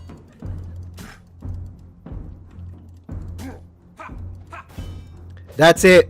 I did it, guys. Metatron. Woo! Greatest treasure. At first, the room appears to be empty, and your heart feels... It didn't, actually. You could see the girl in the back. Heart feels the point as you turn to leave. A soft voice calls you from the dark corner of the chamber. Chambre, sorry. She's here. Together, you escape and begin the journey home. Now we are married, guys. Now we are married. Look at that. She's right next to me. Now we're married. Okay. So, while we're working on the air, I'm going to take this. I'm going to take it. Who's going to stop me? Come on. Who's going to stop me? Plus, this is going to be the only place where he can go because there are no ships. So, what you going to do now? Huh? Norman bitch, what you going to do now? You know, it's funny. I could keep him alive. I could just keep him alive like a pet and keep doing tournaments and spamming tournaments until I win. Oh, that's funny. I could totally do that, but you know what? I'm gonna hold one tournament and then I'll destroy him. I am holding one tournament because, man, it did not go well, the previous one. That's why I like playing with the other character, the one that is really good at jousting. Yeah, he has no land. What a muppet. I'm going against him, so if I lose the tournament, I conquer his land. How about that? Woo! Alright, let's do it. Focus, guys. Focus, please. Go! Motherfucker. Okay, then I invade you. I invade you. I invade you. I mean, it is what it is. Oh, he attacked me. He attacked me with 16 men. The guy is courageous. He's brave. I'll give him that. I'll give him that. That was brave. We need to give him that. Alright then. It's time to win. I've defended the territory. I'll show you defended the territory. Oh, that was my baby. Is he okay? Yes, he's okay. Alright, let's go. Siege it. 200 men. How's he gonna stop it? How's he gonna stop it? I'll show you the joust.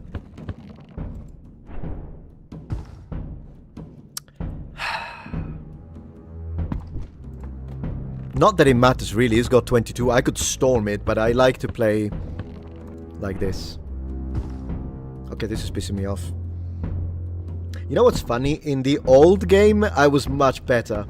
Much better at this in the old game. The new one, they kind of changed it a bit. But still, I needed to go a little higher. I wonder if it's always like that or if it depends on the castle. I still haven't figured that one out. Come on. I figured this one out though. Huh? Have you ever heard of the city of Troy, sir? Have you ever heard of the city of Troy, sir? I don't even care about using fire. I just want to take it out. I want to destroy this. Ah, that's a shame. Ferocious attack. Artillery maxing. Ferocious. Ferocious. Like me. Just like me. Ferocious. Down you go, you muppet.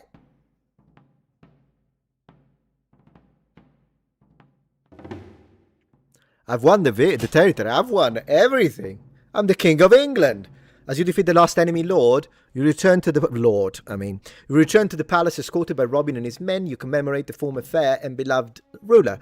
When whispers ripple the crowd, the crown has been found. It was your friend Robin all along. He had stolen the crown and kept it safe until it landed on your head, making you the King of England. Defeating the last enemy lord, you restore peace to the troubled land. That's how you restore peace. Now it is time to crown a new king. GG. A Saxon king. Saxon king. The men of Sherwood accompany you to the palace, where a jubilant crowd fills the throne room. Wow. An old friend ruled here once with fairness and compassion. Suddenly, excited whispers race through the crowded hall. The crown has been found. Robin has it. He was the thief who took the symbol of power after the king's death. Robin, thief, yes. His of men course. have been guarding it in Sherwood Forest, safe from the Normans. Grinning broadly, the noble outlaw turns the crown over to the Archbishop, Yes, who begins the ceremony for me. that will make you King of England. Metatron, King of England. That's me. What a fun little game. I think next run I'm gonna try with the jousting guy so that we can get some victories in the freaking joust. So that's Defender of the Crown. There is also the retro mode, which looks like 1987, but to me it's amazing, and also plays a little differently. And to be fair, I mean, people have been complaining about the joust and how it's difficult, but with that one I can win. I usually win the joust in the original one, but this, it's a little harder. And so as I say, the tactics are slightly different, but it's still a great game. And I think maybe on Friday we can do a run in retro mode. How about that? Because I'm thinking of going live either on Friday or Saturday. We can do a run in retro mode, and that could be fun. But this is pretty much the game. There isn't a lot to it, but to me, if it's as long as it's not full priced, it's still fun. Mostly because I played due to nostalgia, of course. It's very nostalgic for me. All right, let me do one last thing, and then we call it a night. I'm gonna do one last thing. I'm gonna put a little bit of closing Golden Axe music, because we need a little Golden Axe music. Golden Axe Wilderness. Alright guys,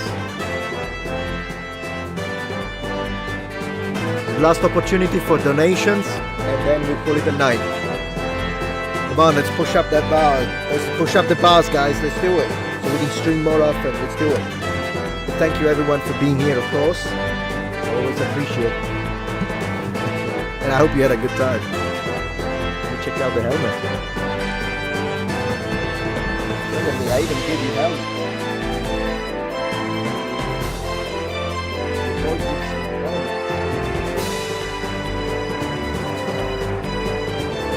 Thank you so much, N-Word, for the super chat, pushing up that blue bar. What do you call a Federation flagship with no Kingdom Bridge officer? Kingdom Bridge officer? I don't know. You'll have to tell me. Man, this music, I swear. Golden Axe. Unbeatable.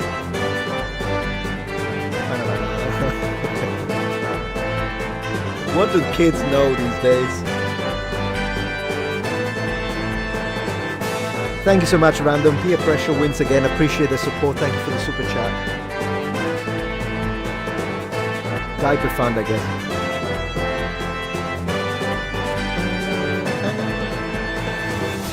Man, we should do a Golden Axe playthrough one of these nights. That's what we should do.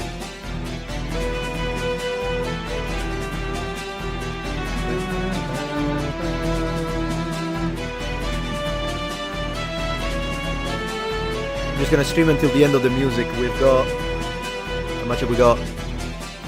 It ends at 3 minutes 04. We're 1 minute 50. 1 minute 50, guys.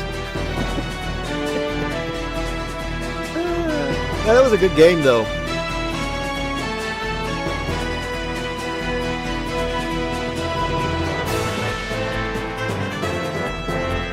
How many hours was that live? Original Golden Axe on arcade? Oh yeah, for sure. 100%. 4 hours, 40 minutes. Holy moly, didn't even feel like it. You know what I mean? I'm gonna make some food now because I'm kind of hungry. Should I make pasta or pizza, guys? Let me know in the comments. Pasta or pizza?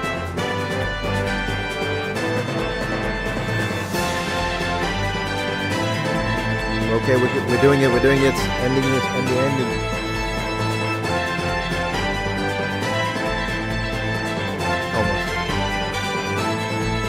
What a music. Focaccia? I don't think I have a focaccia today, unfortunately. I would.